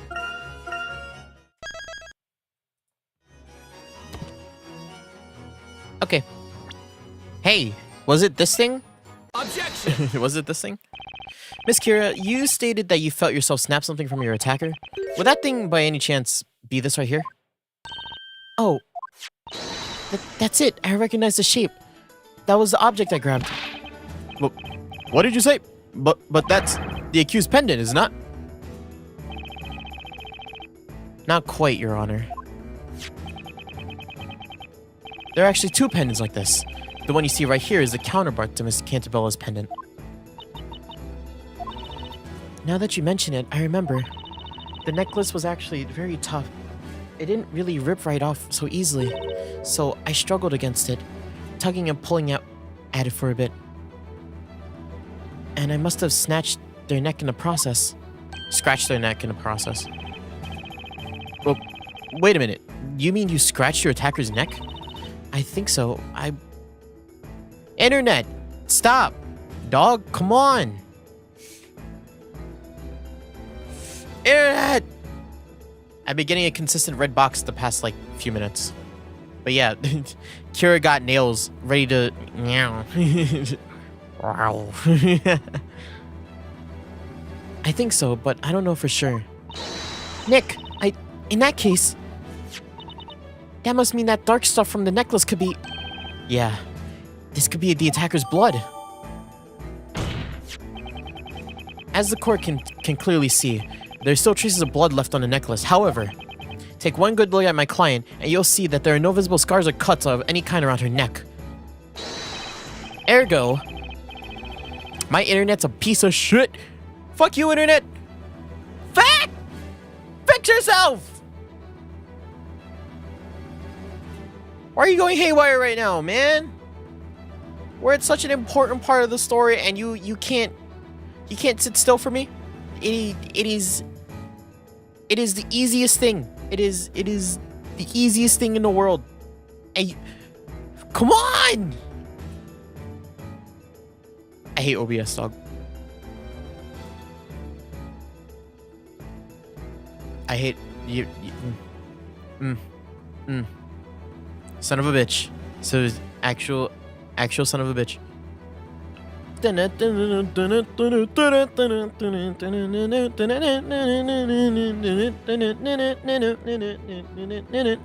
Ah, my tongue.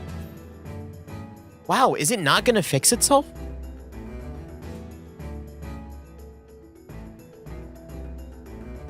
Okay, it's good. It's not good. I just had to say something. Oh, I had to say something. Oh, God. It's like, it's driving me insane, really, actually.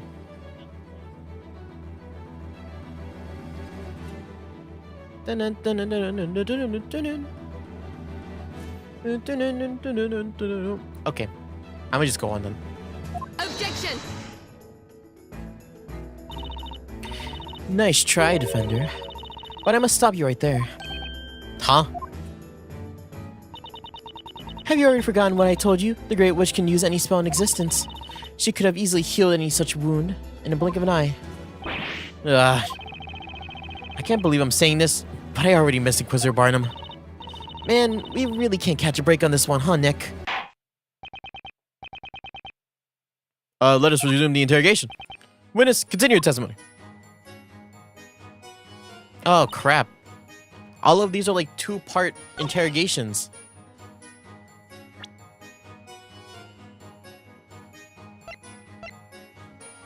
I think I have to do something with this new piece of evidence, though, right? Hold it! You must mean this pendant here, correct? Yeah, that's the one. There's definitely a trace of blood on this pendant. Blood that must have come from Kira's attacker. She yanked it from their neck. Remember, Defender, we're talking about the Great Witch here. It is more than possible that she used magic and... Therefore, Sheesh. We could really use some decisive ammo right now, huh? I don't think so. I don't think so. This pendant is definitely all the decisive ammo we need. We just have to think. There has to be something about this pendant that I can present as evidence. Kira is still definitely hiding something. But I'm pretty sure she has to spill the beans out. We can get her to spill the beans with the right piece of evidence. Alright, come on, Nick. Get out there and spill them beans. Bean spilling.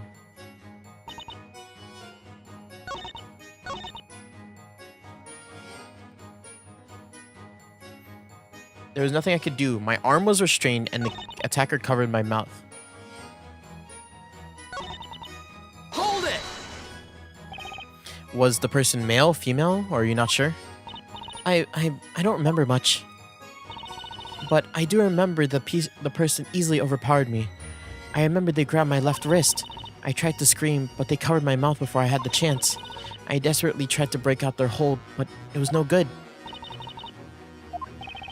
It sounds like the attacker managed to restrict her moves from behind. Still, saying that.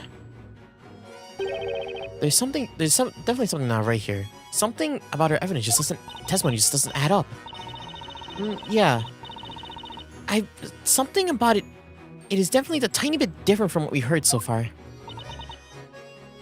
I think it's a good idea to check the court record again, Nick. Wait, is there a problem? Is this the thing that we present the evidence in? Bum, bum, bum, bum, bum. Like, do we present this here? Objection! Oh, we do. Miss Kira, there's something a little strange about your testimony just now, wouldn't you say? Huh?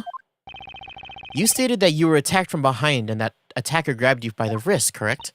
Yes, that's right. Assuming that was, in fact, the case, then I'd say no matter how much you struggled, there's no way you would have been able to yank this pendant off, don't you think? The strap on this pendant is too short. There's no way you'd be able to reach it from behind you and manage to pull it off. That's a good point. Miss Kira, the only way you would have been able to yank this pendant off your attacker is if they were standing directly in front of you. I see, so it wasn't from behind. Order, I say. Witness, is this true? Objection! The witness is a victim of a physical attack. It's only natural that she be a bit confused about some of the details. Objection! Hi, Inquisitor. I wouldn't exactly call mistaking the location of your attacker being a bit confused. I call it a bare-faced lie. Well now, Defender, I see you're as pathetically short-sighted as ever. Your argument is only valid assuming that this girl here actually saw her attacker.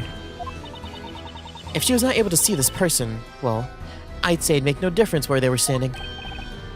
Then, that means the attacker was also wearing one of these robes?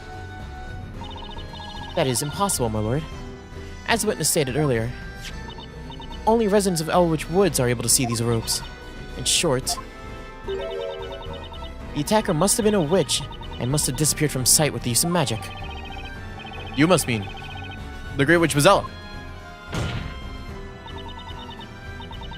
There's one more thing proving the attacker to be a witch. And just what might that be? The witness has stated that she lost consciousness. If you take a look at the Grand Grimoire, you will notice a spell called Feign-Foul. Witness, allow me to ask you. Did you hear the incantation of the spell? Now that you mention it, I do remember hearing something like that. Say what? You can't just pull a spell out of your ass, Dark Law, really?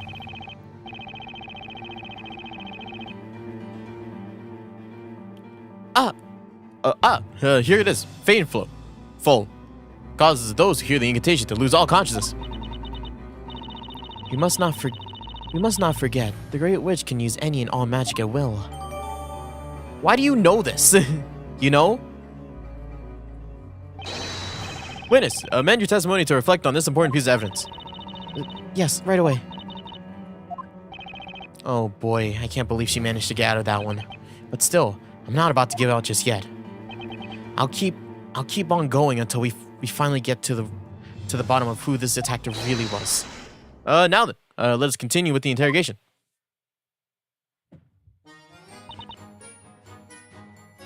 Hold it! You heard the incantation. Are you absolutely sure about that? Yes, there's no mistaking it. The attacker used magic to vanish from sight, went upstairs, and then rendered the witness unconscious, also with magic. Clearly, this must have been a work of none other than Great Witch Bazella. It is no mere coincidence that the attacker was able to use such spells. This is certainly no ordinary witch. Afterwards, the witness's attacker carried her off. Naturally, it would require the use of both hands, one would think. Both hands, High Inquisitor? In other words, the witch would not have been able to hold a Telea Magica. Ah, Right. And the only witch that doesn't have that doesn't need a scepter like that is Bazella. I see you have somehow managed to get that through Thick Skull Defender. Very well. Continue, witness. Yes. okay. I managed to pull my attacker. I lost consciousness. I wonder, could Kira's attacker could have actually been a witch? It really doesn't look like magic was used to knock her out, huh? Anyway, it looks like Kira is telling the truth. Still, she's definitely avoiding making eye contact. Not to mention, she seems extremely hesitant. There's no doubt about it. She's trying to keep something big from getting out. In that case, Nick, let's give it all we got and get to the bottom of this. Yeah, it really feels like there's a lot riding on this one, Maya.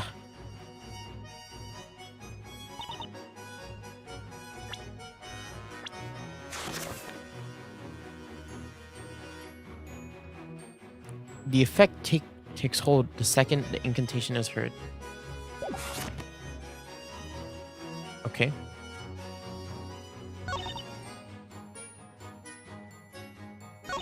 As I managed to pull something away.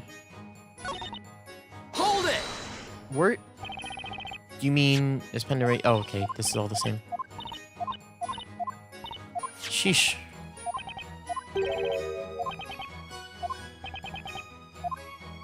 Spill the beans. Spill beans. I'm not sure, really, actually.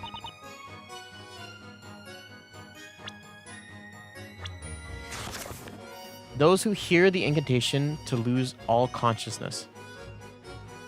It takes a second. Its effect takes hold the second the incantation is heard. Wait, yeah, it's an instant sleep spell. If you...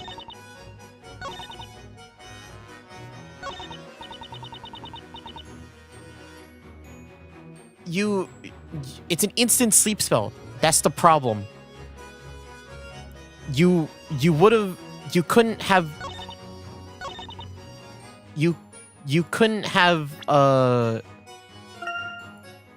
struggled if it was an instant, if you were put to sleep instantly. Right? Objection! Yeah, there you go. Miss Kira, I've watched you at the witness stand this entire trial, desperately trying to keep something hidden from the rest of the court.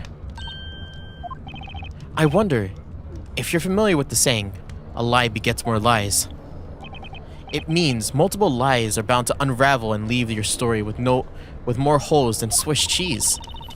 Get to the point, Defender. According to the Grand Grimoire, Fainful causes a person to lose all consciousness. It's written here in black and white.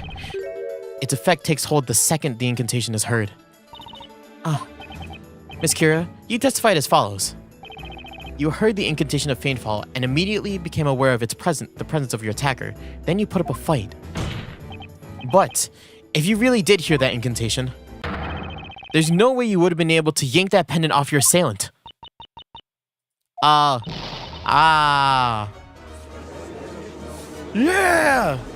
I'm a good lawyer! Oh, order! Order! What is the meaning of this? The meaning is that Miss Kira didn't actually hear the incantation like she claimed she did. But then, why on earth was this girl unconscious? Miss Kira was definitely knocked out by whoever attacked her. And when she woke up, she found herself on the top floor of the bell tower. It's possible Miss Kira was rendered unconscious by something other than magic? I'm actually not sure. It can't be another sleeping spell, another witch?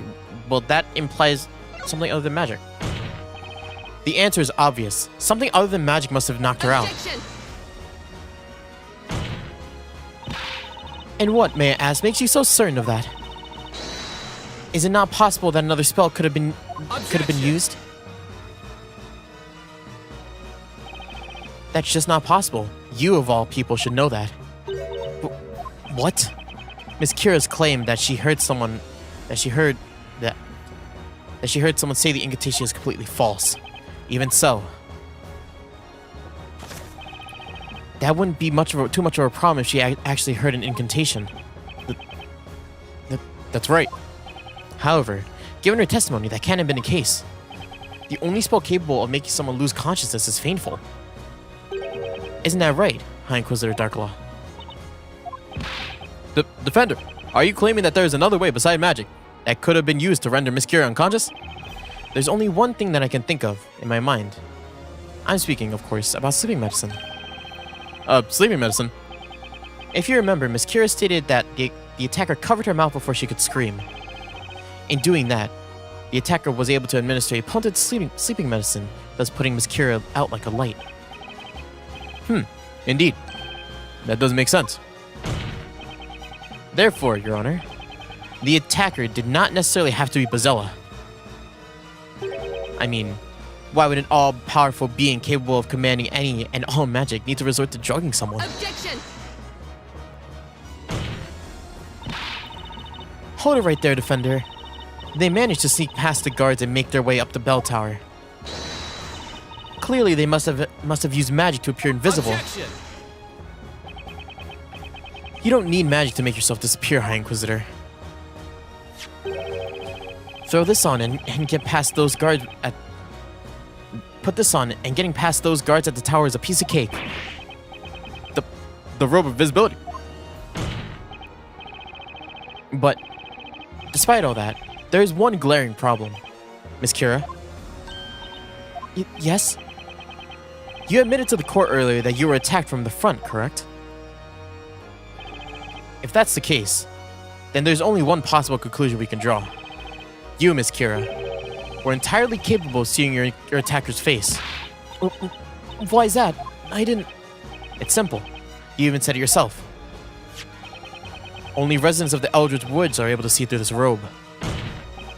That means, Miss Kira, the only piece of the puzzle... There's a piece of the puzzle only you could possibly know. Only you can tell us the identity of the person who entered the bell tower and attacked you tonight. Who is it? I cannot tell you. No matter what happens, I just can't tell you no matter what. Also, is Espella okay? That fire is really close to her, and her feet must be burning, dog. You see it? You see, everyone? This witness has been covering up for someone from the very start of this trial. What? But luckily for us, we won't be needing any more of Miss Kira's testimony, because the answer is staring right in front of our face. I'm speaking, of course, about the true identity of Miss Kira's attacker. All the clues so far point to this one person. Defender, I take it that you are prepared to prove such a serious accusation? I am. Alright. It looks like it all comes down to this. Now we'll finally see who's been pulling the strings this whole time. Very well, Defender. Tell the court. Who was the one responsible for the one attacking the witness and locking her up in the top? Obama! She isn't even a choice here. The judge isn't even a choice here. It was the cat! It was the cat! Oh, fuck, it was the cat. God, I knew it! The goddamn cat. It was you all along. Wait, hold up, guys. Oh no, that's what's happening. Oh no, I don't want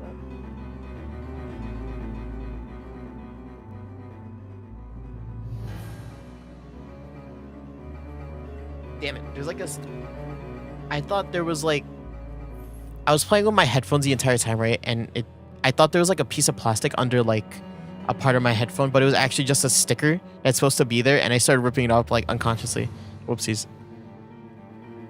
I hope that's okay. I won't mess with it anymore then.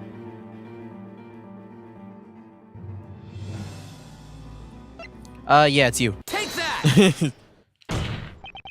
The answer is obvious, Your Honor. It was you, High Inquisitor Darklaw. What?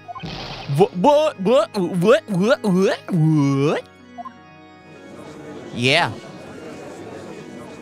Bitch. Yeah, it's her. Order in the court. Inconceivable. There's no way. I must say, Defender, your courage is impressive, however, reckless as you may be. Accusing the High Inquisitor is no small feat, I assure you. However, with serious accusations come serious consequences. One small misstep, and I will personally see that you never set foot in this courtroom ever again. Mark my words, Defender. I understand. My, how confident. Let us see if that confidence of yours is well justified. Miss Kira's attacker drugged her with sleep medicine. It likely took no more than a few seconds for her to lose consciousness. The medicine must have proved very potent. True. After all, its effects appear somewhat similar to magic. There's only one person I can think of in all Labyrinthia that will supply you with that kind of medicine. Sir Newton Belduke. Objection! Defender, you're aware that Sir Belduke has been deceased for over 3 months now, are you not? That's a fact I'm well aware of, believe me. While he was still alive, Sir Belduke provided the citizens of this town a variety of medicines for whatever ailed them. But it was not just medicine. He also created some very dangerous concoctions. That's why, after he passed away, all of his medicines and creations were confiscated. Confiscated? Inquisitor Barnum said as much in the last witch trial. The witness was an alchemist, after all. We were hoping the items confiscated from his study could surprise some clues. Besides, such things must not fall into the wrong hands. It may not be standard practice, but is deemed necessary. The confiscated goods are stored in our secret vault. Only the only person with access to them is the High Inquisitor, Lady Darklaw. Yeah, that was my fucked up flashback. Oh. Objection! Oh. So, because I have access to the medicine, I must have been the only one to use it. Is that what you're getting at, Defender? That's right. I can't believe you remember that from like 3 weeks ago. Unfortunately for you, I would hardly call that proof. You said it yourself. Sir Beldu concocted a plethora of dangerous medicine in his efforts to assist the people of the town. He was well known for this fact, a fact that he no doubt was none too pleased with. As such, it is highly unlikely that those same dangerous substances were scattered throughout the town. And therefore, Defender, it is entirely possible that the culprit was able to get their hands on such a dangerous medicine. Indeed. Long as Sir Belduke's medicine played an active part in maintaining the health of this town's citizens, there are plenty of reasons to believe that some of his more dangerous medicine will still remain within Labyrinthia. A piece of advice, Defender. The next time you speak in court, I recommend you procuring some real evidence before spouting such idiotic accusations. If you fail to do so, your next words will be uttered to the flames. Figures. Damn. I knew she wouldn't take that argument sitting down. Both High Inquisitor Darklaw and Inquisitor Barnum are the very harbingers of justice within Labyrinthia. Raising such an accusation against either one of them without a valid reason will result in the most severe punishments. What do you mean by the most severe punishments? I think the judge is saying that if I don't start making a case, we're gonna have to be paying Sir Belduke a visit real soon. I need to present some decisive evidence and fast. I'm pretty sure I should be able to do that much. High Inquisitor Darklaw is the attacker, and the one thing that proves it is...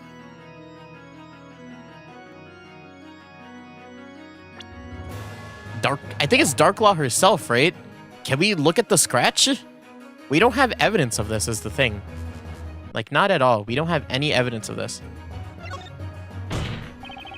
The defense believes that there's one clue linking Inquisitor Darklaw to the crime. High Inquisitor, the clue is actually still on you right now. On me? I must admit, I do not know where you are going with this, Defender, but please point out this clue to the court. Show us this clue supposedly still on the High Inquisitor's person.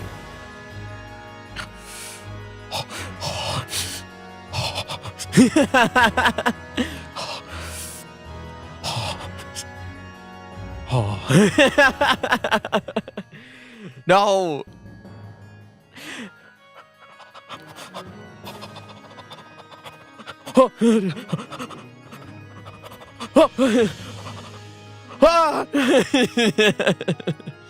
It's right here. Got it!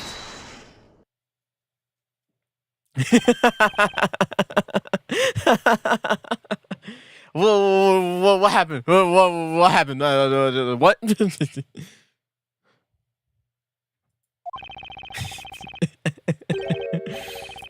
The High Inquisitor's neck? You don't mean... Miss Kira yanked this pendant off her attacker's neck. Take a look at the necklace. It has a bit of blood left on it. According to her earlier testimony, when Miss Kira pulled at the necklace,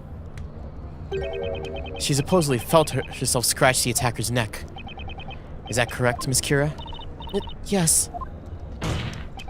Therefore, the attacker should still have a mark on their neck from being scratched. Oh! Would you mind letting the court take a look at your neck, High Inquisitor Darklaw? I'm pretty sure that underneath that high collar, we will find exactly the mark we're looking for. Unless, of course, you were able to get rid of it with magic.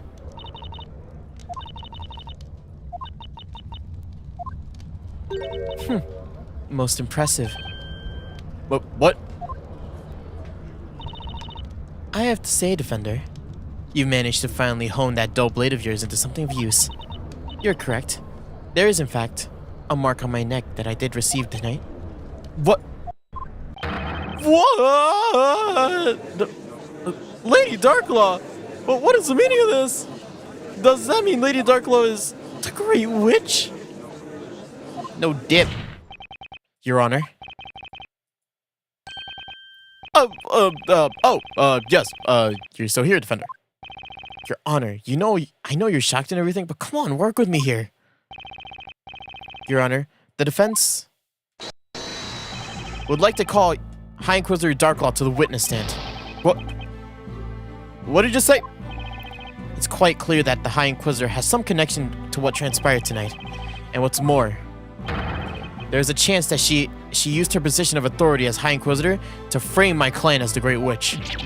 But never in all my years of judge has this court had never in all my years as a judge of this court has an Inquisitor ever been asked to take stand in the middle of a trial. Well, we're going to have to make some history here if you're going to find the truth, Your Honor. even so, this trial cannot continue any further without an Inquisitor. Hey, if that case, how about you get Inquisitor Barnum remains incarcerated in underground dungeons for the crime of treason against the storyteller. Barnum, come back. I don't think we'll be able to make it. No. Barnum! No way. Most regrettably, Defender. Is this when Layton? No. This whole thing is hopeless unless High Inquisitor Darklaw takes the witness stand. This is a new animation. Espella will be done for, and the truth along with her. But on the other hand, without an Inquisitor on the other side, the trial cannot continue and the outcome would remain the same. What should I do? Hold it. Yeah, Layton comes back as the Inquisitor.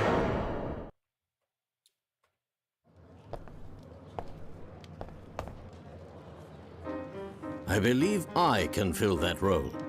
Professor, wait, what are you saying? I can prove, conclusively, that Espella Cantabella is, in fact, the Great Witch Bazella.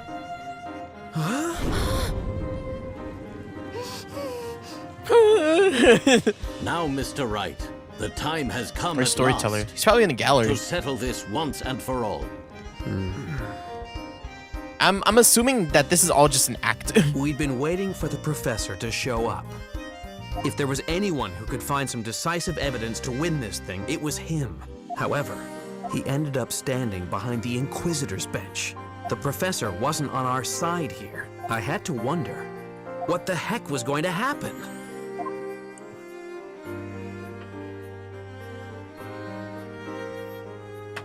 Holy shit, the game isn't over. I think we're gonna end it there, though. Isn't that right, peeps? I think we're gonna end it there.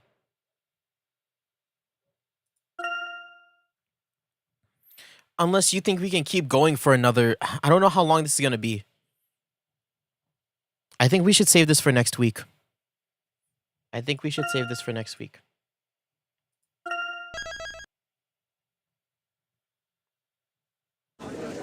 Let's save. Let's go until the next actual save point where I can actually... Oh, I can save just now. Professor? But what are you doing? We can save right here. Yeah, so we're just gonna... I think that is gonna be all for today, though.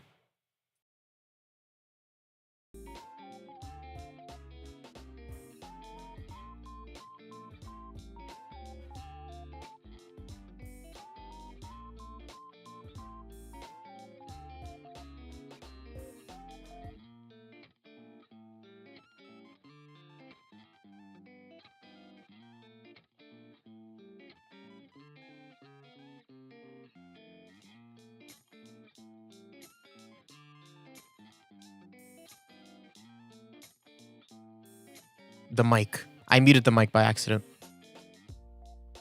What was the last thing I said? Okay, but yeah, why did I mute the mic? But yeah, fuck, what was I saying? I knew this would happen. We're finally coming up to the Professor Layton versus Phoenix Wright part. This whole time it's been us being all happy hunky-dory with each other, right? Nope. The gloves are now off. We are bare fists. We are fighting. We are going to rumble. Now. Right? So, I'm pretty sure we finish next week. We finish We finish Phoenix Wright next week. And then we get to move on to another game. So, let's see here. Oh, fuck. I'm trying to think of what streams I have to do next. Oh, a stream after Phoenix Wright? I have an idea. That I've been cooking up for a bit. So we'll do that. Okay. But yeah. Also, I don't really have anything else to talk about. Kinda just tired right now. Dun dun. Dun dun dun dun.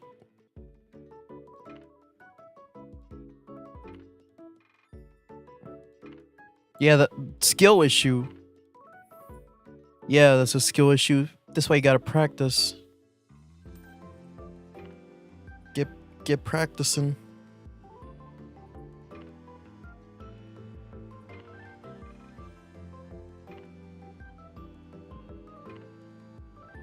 We don't even have to try. It's a really good night. Whoa, oh, oh, oh, oh. Whoa, oh, oh. But yeah,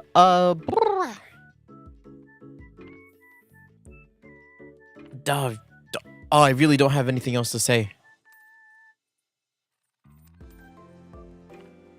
Do you got anything else to say?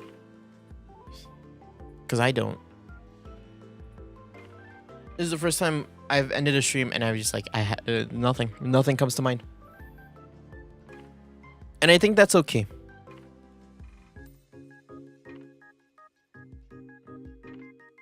Kid-friendly version? I think I've seen a video of that somewhere. Post on Discord.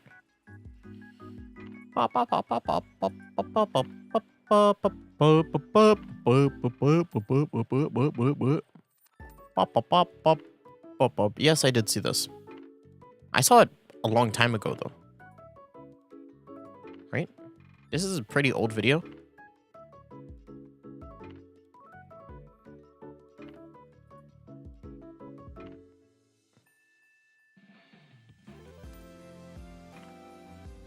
Yeah.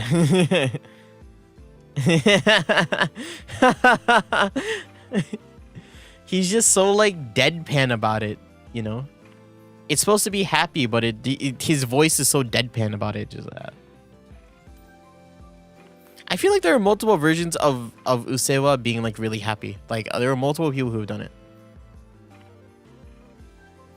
That one was just live, and there's some other people who've done like major versions of Usewa. You know what? You know what's been bothering me recently?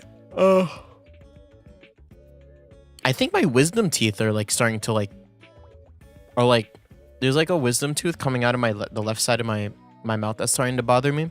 It doesn't like hurt, right? But like you touch it and you're like, but like I touch it and I'm like, oh, something's there. You know? Like something is going to pop out.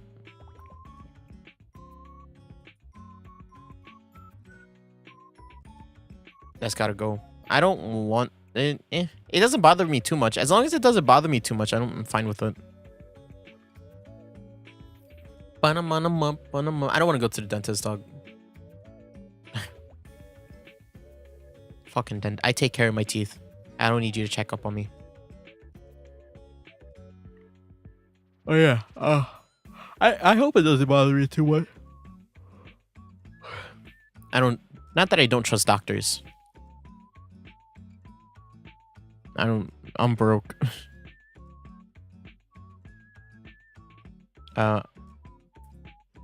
It will bother you. It's not negotiable. Well, I'll deal with it then.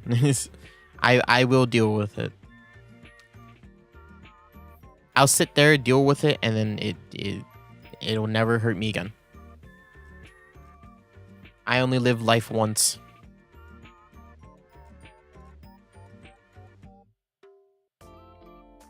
It will grind into your other teeth. Why would it do that? My other teeth are already here. They're making a statement. A. I don't need some woke ass teeth trying to change the position of my my teeth, alright? I have some pretty good teeth already. I just have a bit of an overbite. That's it. I don't need anybody changing that. And overbites are natural.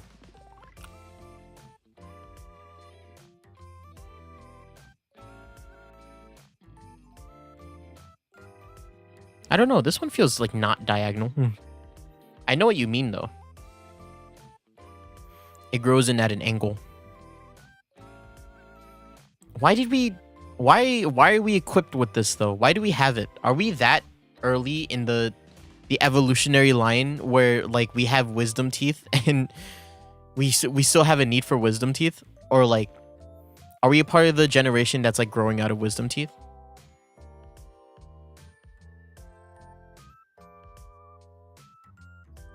About to be long in the tooth, dog. Ready. I'm ready for my title. I'm ready for it. You know, I just want to look at this again. Hold up. I want to look at this again. You still have a tailbone. Hey. If I wanted a tailbone, if we still have a tailbone, I want a tail, all right? All right. I didn't get to show this one off yet. Look at this. I don't know if Ambrosia will ever see this. Look at this. Ambrosia gave this to me the other day. Look how cool! Look how cool I look, right? It's kind of like the don't leave. Look at this. I love the fucking like the duality of me. Yeah, it was finished. Hell yeah! Look at that. Ambrosia finished it. It looks really cool. And I really like it. I was gonna ask her if I could make my Twitter profile picture. Actually, I'll ask her next time I see her. But it's a good profile. But yeah, it is, isn't it? You really gotta appreciate the duality of Hase. You know, you got people making me look like this. Or this, right? Appreciate the people that make me look like that, and then there's this fucker in the middle. Look at me. Hi. Hi. Amazing. Really, it's so cool. I told her about this when she sent it to me, right? But I really do like these kind of like almost like emotional like pictures. Where it's like, I don't know, a guy looking out in the distance at something. I don't know what. It's like an ending. You know what I mean? I really do like that. Oh, I can move the entire group. You see that? That's crazy. There's always been like my kind of a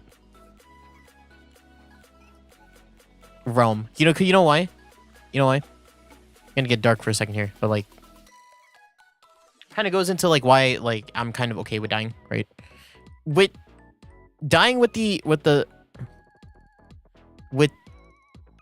intention that when you die it's just gonna be like a permanent dream, right? And this feels like when I die, right? I want to be in a dream where I'm just like sitting under a tree looking at a big field, right? Of like grass or something. Maybe even flowers, like a flower field. Maybe even like a Himawari field, you know what I mean? I just want to sit under that tree and I want to be like, I just want to sit there and I want to enjoy the nature of it, you know? And that kind of what this feels like, right? That's kind of what this is. I like this kind of like physicalizes it, or it makes it a tangible idea that I can imagine, you know? But just like, you know, just like I don't know, there's something like really like cool about that. No. Oh, everybody's dying around. That's the worst dream, dog. I don't want that. Don't you get there. But yeah, this is the coolest. I love this. I love this art so much. Because it feels like that, right? It has that same feeling that I want. Kind of almost like warm, kind of like soft feeling where it's just like a guy looking out in the distance. And I love that. That's so cool. I don't know why that's such a cool idea to me. Maybe it's because that's just how I feel, right? Look at me. Also, I'm so handsome. Look at me. My hair is down. I'm handsome. I got no worries in the world. You know? Got no worries in the world. Just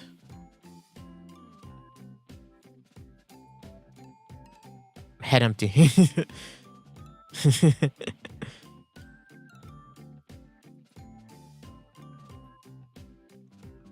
But yeah, I hope I die soon. No. Can't say that. Can't say that. But I do really like this piece. Look how cool I look. Some of these are like really like cute pictures. Like you got like the bottom half are like really cute and the top half are like really cool me's, right?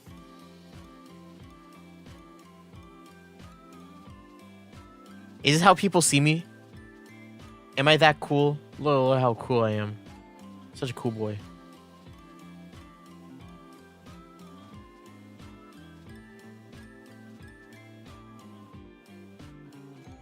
Hollow rubbing off on everybody? Really?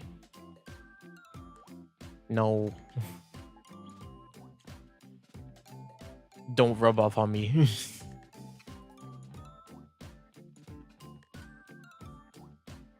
But yeah. Fucking coolio. Cool. All cool. All cool. I'll always be cool. Never question that. But yeah, I just wanted to show that off because I forgot to show it earlier. But yeah. Is there anything else that I want to talk about? Let me just put those away.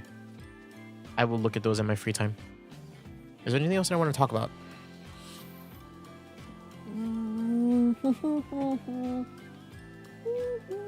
I had a joke that I had in mind, right? But I'm gonna save that for next stream. I hope I remember it. And if I don't remember it, I'll just say it right now. So I was like, as I was falling asleep last night, right?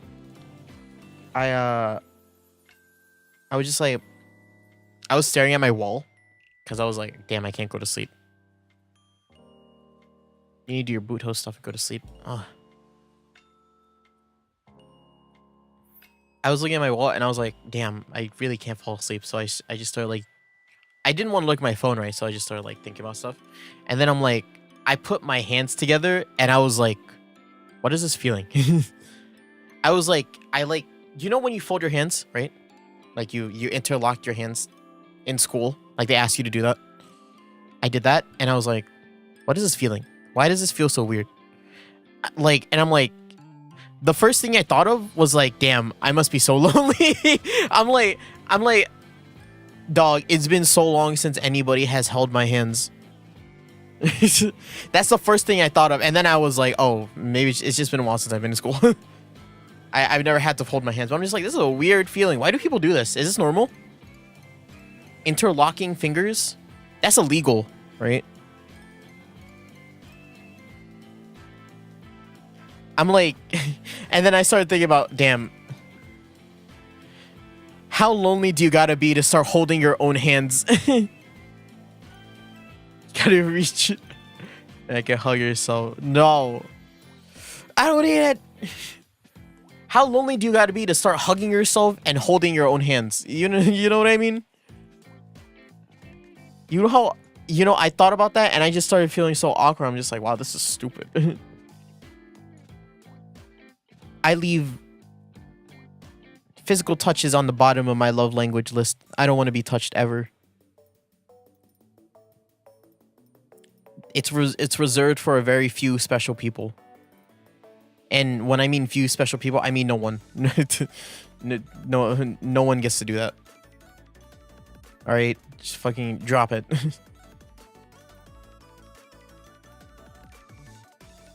What does a hug feel like? I don't know what a hug feels like anymore. Your mom, that's it. Nope. Not even my mom. Whenever my mom tries to do it, I'm like, what are you doing? You're being weird. And I told her to stop. I do not need it. I do not want it. Alright, that is the final straw. But yeah, if that, like, the joke that I wanted to tell is like how lonely do you gotta be to start holding your own hands? that was the joke. So if I want to tell that next stream though. But if I forget it, people can hear it here. This is a bookmark, all right? This is the joke that I want to tell. All right, but yeah, I do need to do my Boot Hill stuff actually, so I'm gonna go do that. You're fucking getting it next time. No. Oh yeah, I'll get it. Hell yeah. All right, but yeah, I need to do my Boot Hill stuff, and then I need to do some other stuff. So, thank you everybody for watching. I will see. I think it's just Boy and maybe Tofu. Boy and someone else are here, but yeah. Thank you everybody for watching. I will. Next time will be Fire Emblem, and then we'll keep going Honkai, and then we'll probably finish Phoenix Wright next week. So yeah, I will see you all on Tuesday. I'll see you all then. See you all then. See you all then. See you all then. Change. Change. Change. Change.